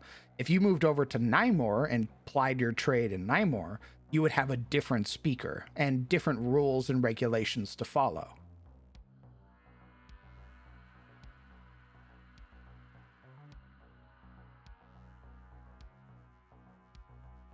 If you're a non-guild member, you generally don't care. You can go wherever the hell you want and ply your trade. There are some places that will not let you sell your things if you're not a guild member, though. Certain places won't let you set up shop if there's already an established guild presence. However, if you are a guild member, you're able to set up shops wherever you like.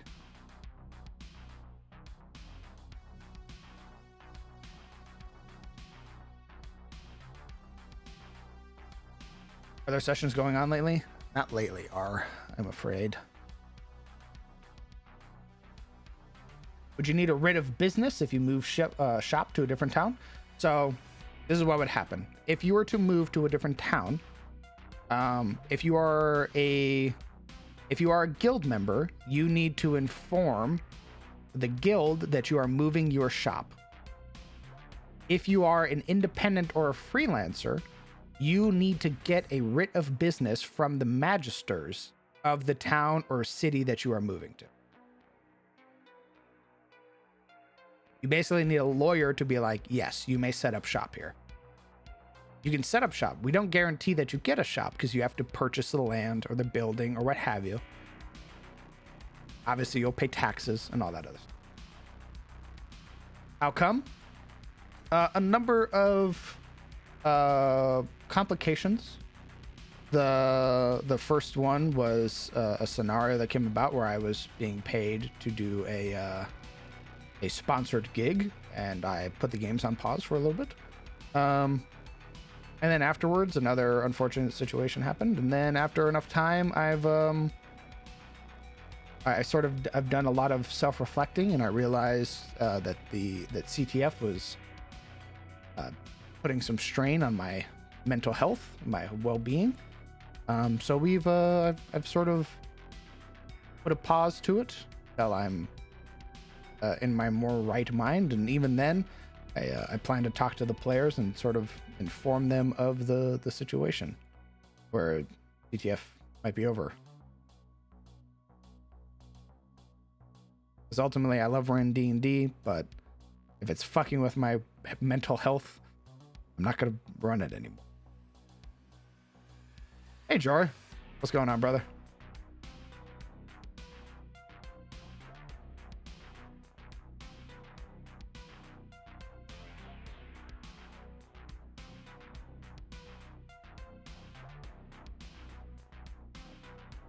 Oh,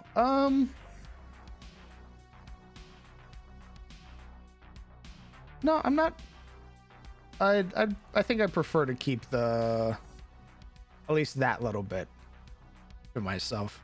I don't want to bring down the stream all too much. I've been better now that I've been making the world my own. That's all that really matters. The world feels like it's mine. I love it wholeheartedly. Everything that I've been making is fucking awesome. I will toot my own horn. I've loved making like Victim Altaurus, The Abyss, Tyros, Adis as a whole. Just everything.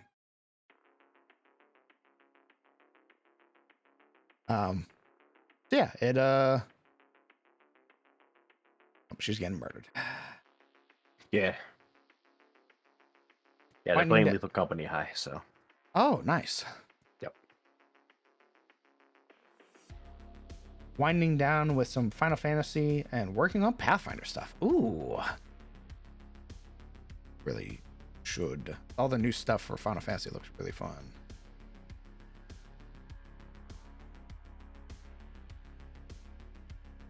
We'll tune it too just a little. Thank you, Ruffian. I appreciate you, brother. World Man, I think I know what's going on. It's more complicated than that, but that is, I guess, the sort of broad stroke. But the world feels like it's mine, and that's honestly all I wanted. I can actually genuinely sit back and have like a sense of pride over all of the things that I've made. And I haven't heard a single bad thing from any of my fucking players, which is amazing. No whispering, no murmuring, nothing like that. Every time I'm like, hey guys, I pull aside my trench cloak and I hold out like the hells, and everybody goes, holy shit, awesome. And I go, thanks. I put it away. I hold out the abyss and they go, oh, dope. And I go, thanks. Oh my god, the Abyss? What? Someone say the Abyss? Sniffer? And I put it away. Oh. And I've just been doing that over and over and over again.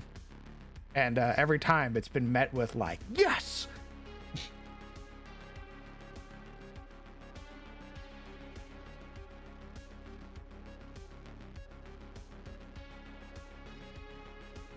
We're on the same page. I'm glad they're on the same page as you.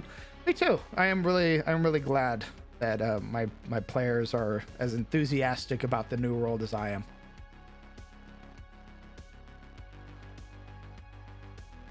So much so I had one player in particular change characters about 8 times. Trying to figure out what the hell they would want to play if we were to run a game in Adis. They're like, oh, maybe I'll do this. And I'm like, okay, cool. That sounds dope. And then I like, oh, by the way, I've made the Drusharan Empire. They read the Drusharan Empire. They're like, holy shit, I want to play a Hobgoblin. I'm like, okay, man. Oh, by the way, this is Victim Altaurus. Holy shit, I want to play an Illrigger. All right, man. Can't say I've had the same blessings used. My players didn't, but live and let live. I'm sorry, man. There is something to be said about not every player is meant for every table. There have been plenty of situations before in the past where just a player and a DM do not vibe together at all. And in fact, trying to force it is what makes it worse. And a lot of people don't immediately sort of catch that or recognize that. So it is an unfortunate thing, but sometimes it's okay to just move on. It's gonna suck. Like,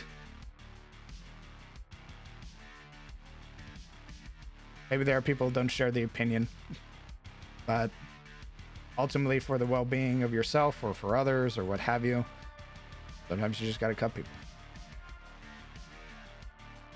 Was the Hobgobbo Illrigger? No, they weren't. They wanted to be like a hoplite. Hobgoblin. I mean, that sounds badass, actually. Well, in MCDM's setting, the hobgoblins are the ones who made a deal with devils. They have like infernal blood and shit. So, Nice. like they fight alongside Illriggers.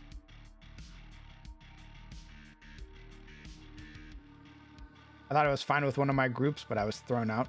That is one thing that I will say is that generally you want to talk to people. Talking is a big thing, sort of letting them know. I'm sorry that you were thrown out. We had a GM once who basically went behind all of our backs and told a player that he didn't like that we basically had voted him out like it was Survivor. I found out later and we confronted the GM and then we kicked the GM. Rip. You can't appeal to everyone and not everyone can keep up with your changes. Yeah, that's another thing too. Like, if a player doesn't like just something in your setting, they're not obligated to stay, nor are you obligated to change. If you want to run something your way, run something your way, man. The people who want to play it will play it. The people who don't won't. And it's not the end of the world. If I were to go, I am 100% dead set. Every game from now on will have stress. I'm going to lose players. There will be people who will leave. But I'm being true to myself. I hate to see them go. I love playing with people, but they don't want to play in a game like that. Don't blame them. But it's the game I want to play. Maybe they'll run their own game. They'll probably find another game.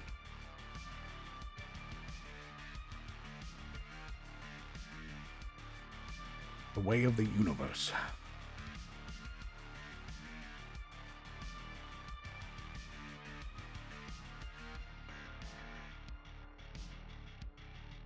Being true to yourself. Exactly. And there's players like me who absolutely fawn over everything that can possibly make the campaign harder. I agree. I fucking love things that make the game harder. I'm the one weirdo in the monster. Oh, probably not the only one, but I like I like being extreme. I'm probably the only person in Monster Hunter who actually likes sharpening your weapons. I fucking love sharpening weapons. I love being in the middle of a fight and needing to pause momentarily to like rebuff or sharpen my weapon or something like that. I fucking love that stuff. It's why I enjoy The Witcher so much. The Witcher has been so much fun. I love hunting like down the oil materials, make oils. True. Yeah, going down the green path is actually, it's like the Witcher build, is to go down the green path and red path where you're just making oils for each different monsters and stuff. I fucking love rolling up to a place and being like, oh shit, a sun wraith. And then I whip out my oil, lather my fucking blade, get my runes ready. That's so fucking dope. It is pretty neat. Like, people who are like, ugh, I hate it. I'm like, man, that's the game though. Yeah, I mean, for Witcher, definitely. I think they strike a good balance between going out and finding stuff. Because once you go find the stuff, it's not like you got to keep finding the stuff over and over again. It's like a true survival. Yeah. You do But you you gotta do keep only have to finding- make the oil once. Yeah, but you got to keep finding is like alcohol and stuff. But once you've got that, and you get buffs to like make it last longer. But yeah, nuking, hyping yourself up on like Witcher steroids and going to town's pretty fun. Yeah. I like to sharpen my weapon in front of the monster to assert dominance. Also based. I think the monster likes to assert dominance by punching you in the face when you do that. Like, oh my god, fucking trying to kill the werewolf in that game without like anti-werewolf stuff. Yeah. Motherfucker, have you fought the werewolf yet? I fought one as Geralt and one as Ciri. Ciri's a Okay. fucking beast, bro. Yeah, she is. Holy I'm like, I look over at Geralt. I'm like, are you sure you need to save her, man? Like, she gets Oh. she gets Bloodhound Step, which is like an Elden Ring thing, but she just get to do that for free. Yeah, every Dutch. Yeah. Yeah, you feel like when you play Geralt, you're not the pro tag. You're like the pro tag's dad. Yes, it feels like I'm the old man who's chasing after the kid, and the kid fucking awesome. Like, And Vesemir's like your old dad, and he's just laughing at you. you roll up, your kid's like, hey, everybody likes me everywhere I go. I'm super nice to people who need it. And oh, by the way, I can also do this. Yeah, she's definitely like. It's interesting to have the magical girl not be the player. It is. I was very surprised when I played her. I was like, I sort of sat back and I'm like, why am I playing Geralt? Like, I started looking at the other game, like Witcher 2 and what happened to Witcher 2 and stuff. I was Yeah. like, I think you could have ended Geralt's story in 2 and have made Witcher 3 just about Ciri. I think people would like that. Yeah. Absolutely. Also, I'm back. Welcome back. I kind of like that it's still Geralt's story. Like it's still Geralt's still the POV. Because I've played Witcher 2. I haven't played Witcher 1 because that was when they first started, and that game is jank as fuck. But Witcher 2 was very fun. I quite enjoyed Witcher 2. And I like them putting you in, like... It's like the idea... It's nice to have a character whose POV in life go on past their prime, you know? Like, it's like your story doesn't just end because you're out of your 20s. Yeah, That's true. there are definitely story- plenty of moments where in any other scenario, Geralt would have died for like Right. Ciri's progression. Right. And I think it's nice to have a story where it's like to show that you don't have like the person who's playing center stage in your world doesn't necessarily have to be the person that the player plays, you know. My monitors are fucking haunted. Oh. Oh. Nice. I see. They're flickering again. Peter, the horse is here.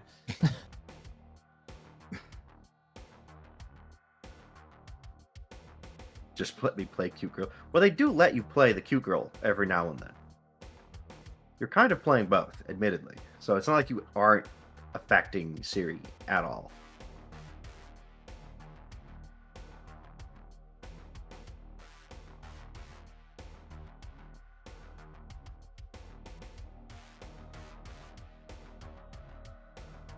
I think it's very compelling to have Geralt. Because, like, how would you act if, like, like, if you were the dad of the protag and the choices you made in your life affected their outlook, you know?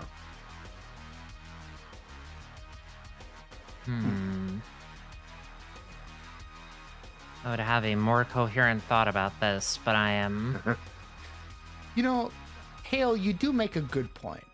I think in hindsight, because you get so much shit as Geralt, it gives you more of an opportunity to play however you want. Whereas Ciri is very strong. True.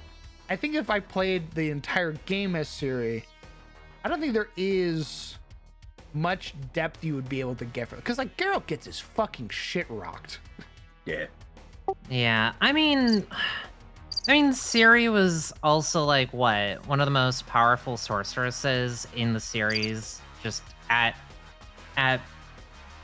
the rip because they were marked by the Wild Hunt or something, right?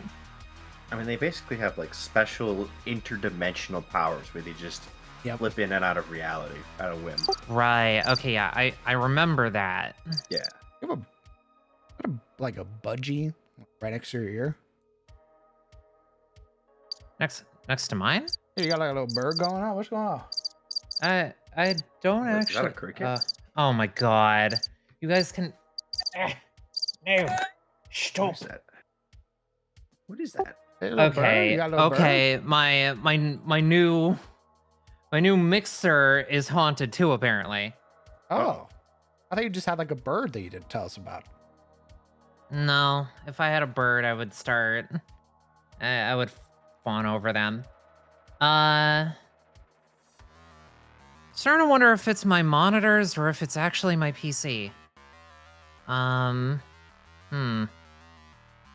That's a worrying sort of situation to be in. Okay. I'm just gonna move the slider on that one all the way down. And I'm gonna call my PC guy Paul. I know he's still awake because he's an insomniac like the rest of us. Nice.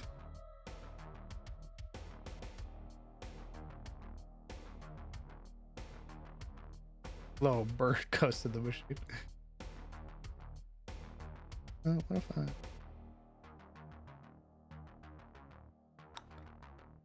Can I disarm the Myrmidon? Where what? Well, I have to hit him first. I'm fighting a Myrmidon and it has a flail, and I'm looking at Oh. Lae'zel the Battle Master, and I'm like, Ooh. Can I Myrmidons... disarm you? Oh, they are immune.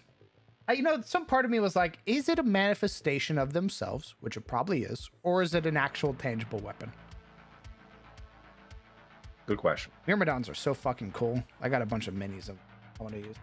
Yeah, this guy just summoned 4 of them, and then I immediately took Shadowheart, and I'm like, it's finally time. And I did Bind Planar Being on one of them. Oh, shit. Omega lol. Bound to my will. It was one of those moments where like the player took the spell like 20 sessions ago, and he's like, finally, as he rolls up his sleeves. It was a what type of Myrmidon? Well, he's got one of each element. This is an air Myrmidon. Ooh. They get the ability to cast lightning. Indeed. Oh my god. I swear to God, Dame Aelin, if you fucking die, don't do it. She Well, died. it'd be really funny if it did. Elemental Myrmidons are elementals conjured and bound by magic. Ritually created suits of plate armor. In this form, they possess no recollection of their former existence as free elementals. They exist only to follow the commands of their creator.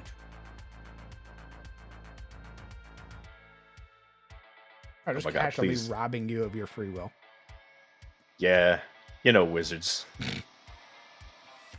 Those funny guys. I could probably just kill him right now. Could this place have a shrine to the Deep Mother? No. No. At least not one that's public. Where you're gonna find a shrine to the Deep Mother. The Deep Mother is an icon. Where you're gonna find a shrine to the Deep Mother is in the south town that I'll be making, or the hamlet town south of Elion along the coast. It has the closest connection to the Harpies and the Night Maiden. That is where you're gonna find a shrine to Deep Mother.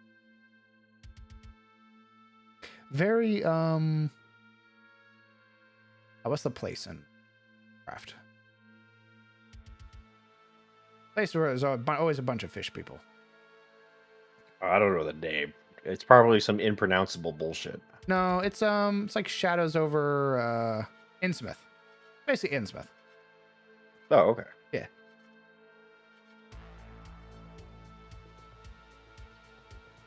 Be about to see if the wizard took shield as I cast magic missile at them. Hee. Well, I already have plans to put a Deep Mother Shrine somewhere else, Legion. It wouldn't be in Eliance. There's too many things in Elion to not realize what that is and just fucking destroy it. Not only that, Elion is one of the places that gets visited because it is so close to Ettenheim by the High Lord first on his tour through the seasons. So if the High Lord rolled up with his retinue of badass heroic knights, and they were like, "Oh, is that heretical iconography?" No. Time to die. Oh. Summon the Arbiters and Dragoons. We're going to purge this place. Dang it. I can't wait for the party to learn the small sayings of Tyros. I haven't finished cleaning up after the last purge. Time to purge again. Oh, Dang it. Or something like a constable or a magister saying like "call the arbiters" is often in reference to an execution that's going to happen.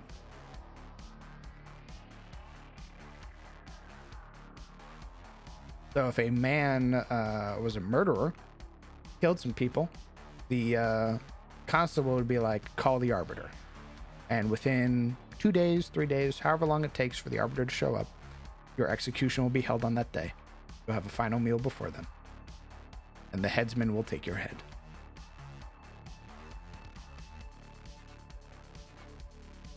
You guys want to see a picture of what a headsman arbiter looks like? yes, please. No, I fear them. They're spooky. What's the matter, Yuria? I don't want to see that. What's the matter, Yuria? I don't want to look at that. You a dark friend? Oh, what? No, surely not. This No, is no, no, what- no. This is what a headsman arbiter looks like. Oh, that's sick. Oh. Oh. Yeah, that's fine. Oh, I mean, what's he gonna do? Great question.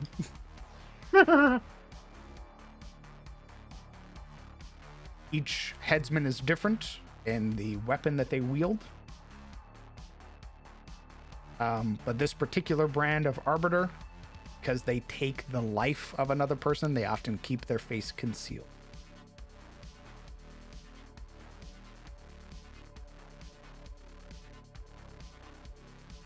Yes, the arbiters are broken into various different organizations within themselves. These arbiters are executioners. There are arbiters whose entire purpose is to gather intelligence. There are arbiters whose entire purpose is to thwart magic. And then there are arbiters whose entire purpose is to end the lives of those who have deserved it. Surely not I. You blink, head on the stone. Damn it. Damn it, this again? Why do they always go after me? You know What why? did I Look at do? you. Why? Look at me. I'm gonna pull up your As art if- right now. Don't do it. Rest. I'm pulling up As your if art there right now. aren't other. Oh, which one?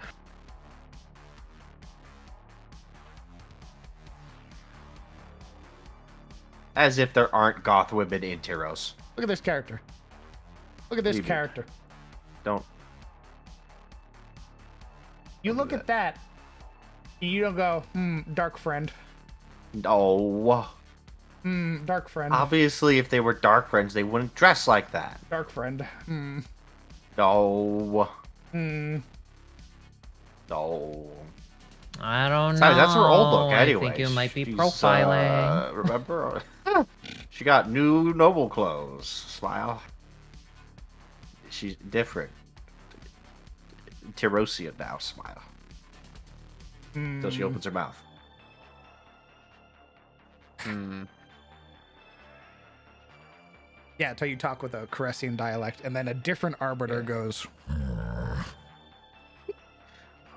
I need to take over from him. spy. Why am I suddenly afraid? Luna! Yeah, Thank that's you very me. much. Oh, hello. Hi. I was about to roast her ass, and I still will. Thanks for 23 months. I bet you enjoyed that League of Legends cinematic, didn't you? You're damn right I did. A crumb for us, yes. Nice. I heard Kale was in it. Kale and Pantheon are the only characters I've ever played. I was like, oh. Nice. Yeah, Kale and her sister are in it, and it's like before they start fighting each other, and it's dope. Give it a watch. It's good. Don't tell me what to do. I said should. It was a Tell me suggestion. what to do. You League of Legends player. I know what you're trying to do. Get you Just to wait. enjoy the lore of the game, even if you Give it don't a like the gameplay. Give it a month, DM will be playing League of Legends, and he'll just be like, I like what I like. What could I say? I'm not going to apologize for that. I mean, you can enjoy the story of League without liking the game. That's perfectly fine. Oh yeah. Like, it's a good story. My issue is that when we did play, even casual League was incredibly sweaty, and I was like, I don't like this, It's man. It is very sweaty. Yep. Like, I couldn't just be like, oh, hee hoo hoo, and then go beat up the bots. I had to be like support for the bot lane, which means I didn't get to do anything fun. I just sort of like, ooh, do, and then it would be like, oh, you got murdered, by the way. Thanks for feeding bot lane, you moron. And I went, all right, man. That is the problem, is that because it's so competitive, you fuck up and people are like, I can't believe you did this. And they're not wrong. I mean, you single-handedly can lose everyone else the game, and that's You kind of really shitty. can't. You can just like, I go, I'm going jungle, and then I feed jungle for the whole game, and Yep. now he's way stronger than anybody else. Yep. However long it takes to respawn, I'm just running back there the moment I respawn. See, that's why you just got to play with a group of 5, and then you don't have to worry about that. Not even playing with a group of 5, it didn't really feel like there was that like, yeah, I'm gonna go challenge that guy to a 1v1 and have a good, oh, I died, oh, that's fine. It was like, oh, you died, way to go, moron. Now you just made that guy stronger, stupid. Momo doesn't remember. She was very mean to me when I played League of Legends. It was mean to you? Momo. Oh my god. Momo and Zurich both had Zurich was a little nicer. But Momo had she had some very sharp words for me sometimes. Oh my god. I was like, oh man, all right, man. Shit, my bad. Yeah. League changes people, and then it doesn't when they stop. And she'll say, I don't remember. I never did that. You did. I remember. Oh my god. She just baned that guy.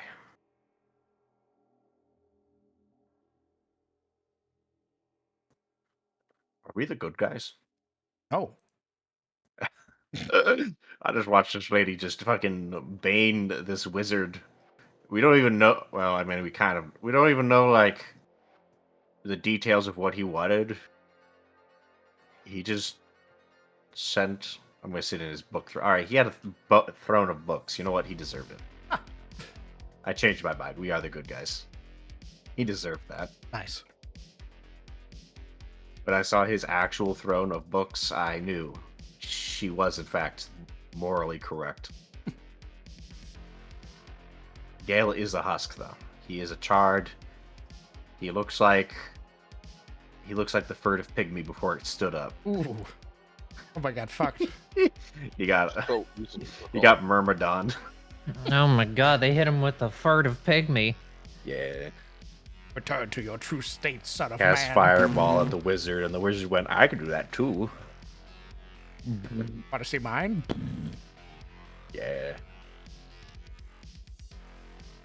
That was rough. My friends were like that too, and then we got into an argument that had me screaming, "Why do you care? You don't do tournaments. Nice. Not in a pro team. You work at a fucking electronics store." Then we all gradually stopped playing League of Legends. Good.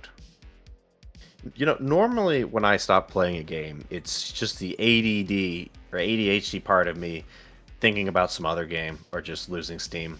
League of Legends is one of the few games that I consciously went, I'm not playing this anymore.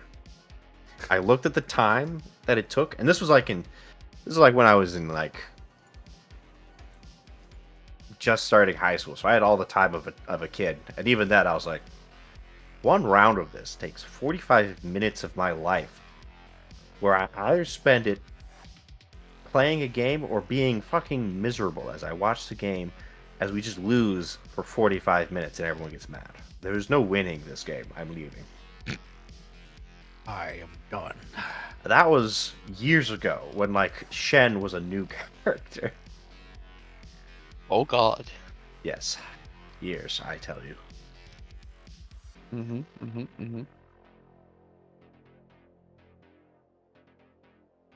I will say though, Jax is a Giga Chad. He was my favorite. Like he has my favorite lore out of any of them. The motherfucker who was like, I'm too good. He had to nerf my stick.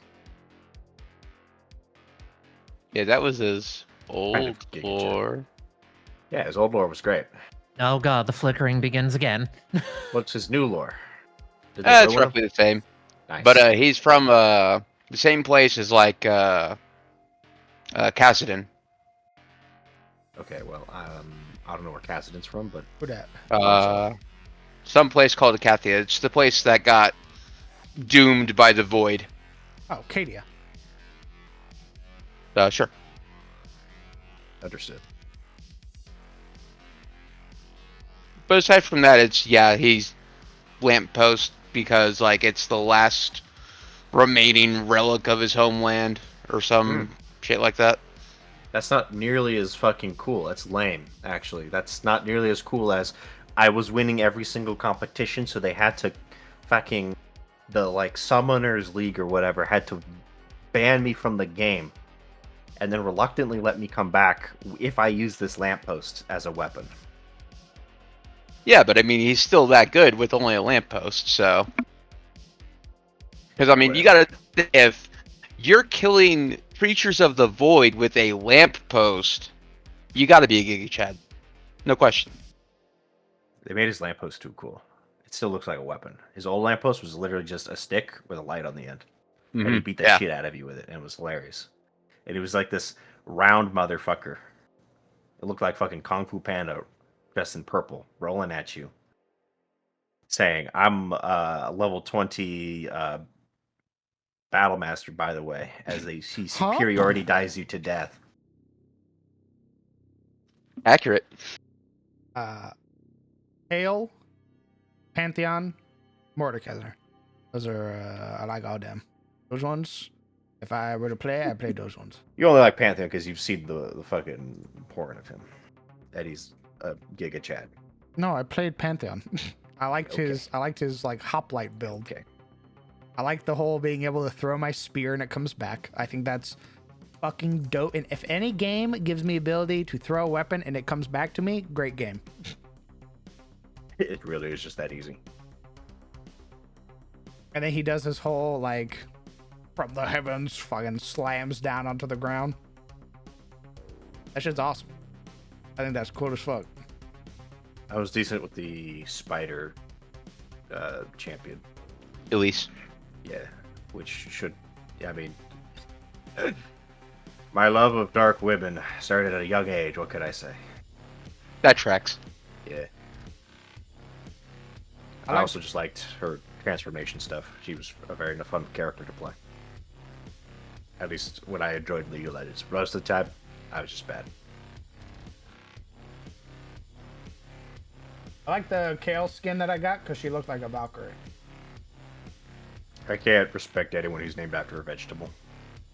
I mean, I hate that her name is Kale, but she had a really cool Valkyrie skin.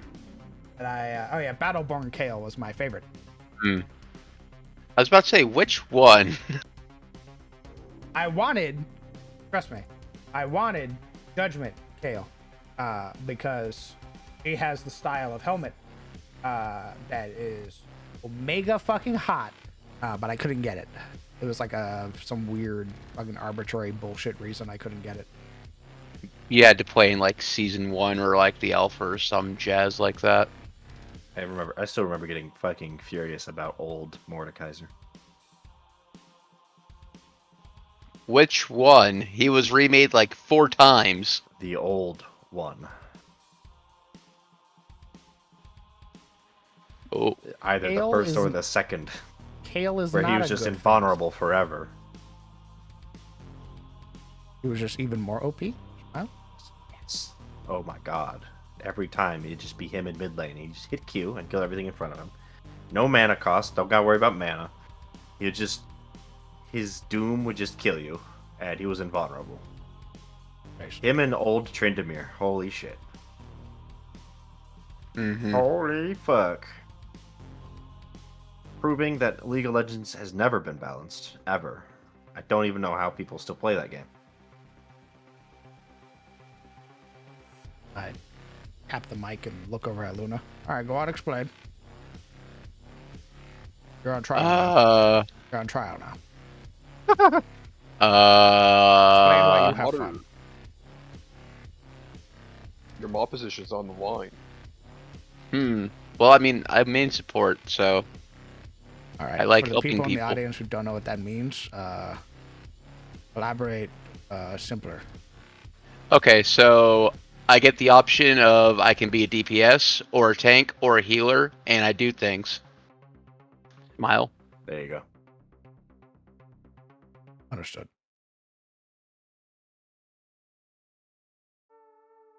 The only truly fun role because you don't have to worry about getting kills and doing stuff like that. You just have to help people and you win.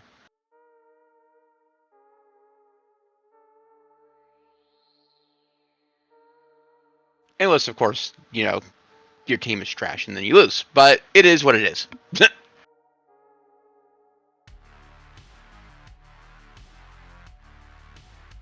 I think Adam's drunk. He just sent me some weird blurb of something about sheep in my fucking What? DMs. I don't know, man. Huh? I tried to read it and I was like, what are you? What the fuck is that? What What is it the say to me? fuck? What the fuck? You know what? I'll be right back.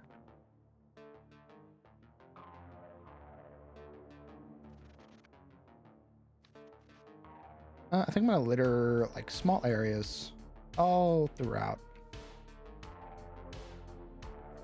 You're going to litter? That's kind of fucked up.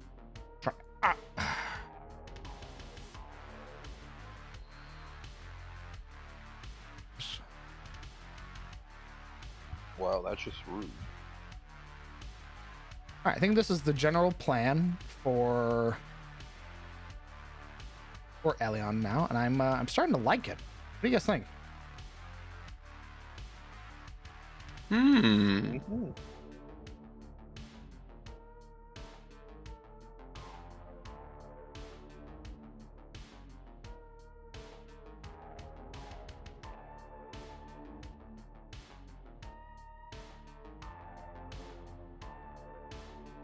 It looks nice.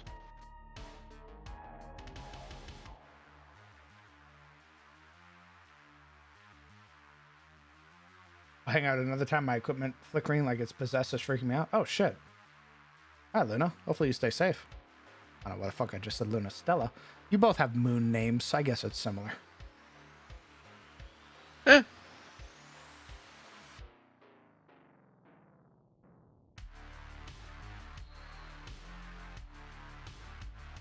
It's long town, very line shaped.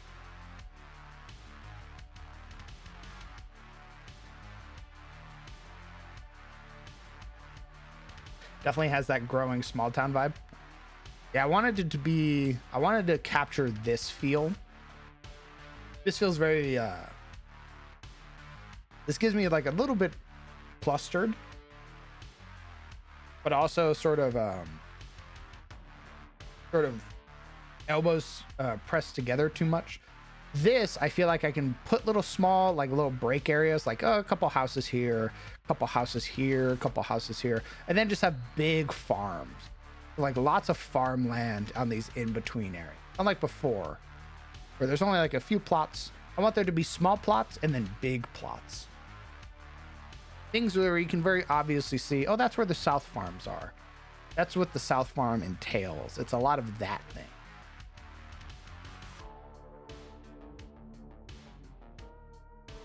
I will say, though, that's going to be it for tonight.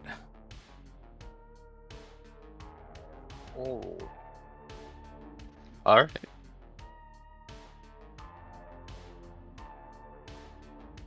I texted my tech guy. Hopefully we can work this out. I'm all kinds of stressed because I just want to do my usual shit. Be with homies, man. I feel you.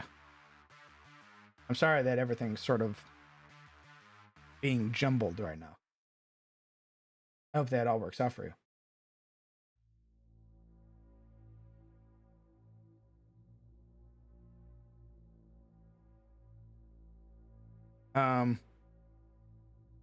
Thanks, Skullthrone. I appreciate you, brother. Yeah, we're gonna call it here. Why don't you guys go ahead and say goodbye to chat? Bye, Chad. They will chat room. Sizzle's muted. That's fun of. I might be back. I'm not sure just yet. But I'm gonna go say goodbye to chat. See. Okay. Mm-hmm. Nice. It will, for now, EB. Feel better. Thank you, Stella. Thank you guys so much for coming out and supporting the stream. Another shorter stream. Twitch has been doing something weird with my follower count and everything. And my subs as well, which has also been really strange. The follower count's been fluctuating around the same number, despite me seeing in the activity log that there are people who are actually following. So I don't know what's going on with Twitch right now. So yeah, all the same, your continued support allows me to continue to do the things that I love, which is this. It's Dungeons and Dragons content with my friends. So thank you guys very much for all of that.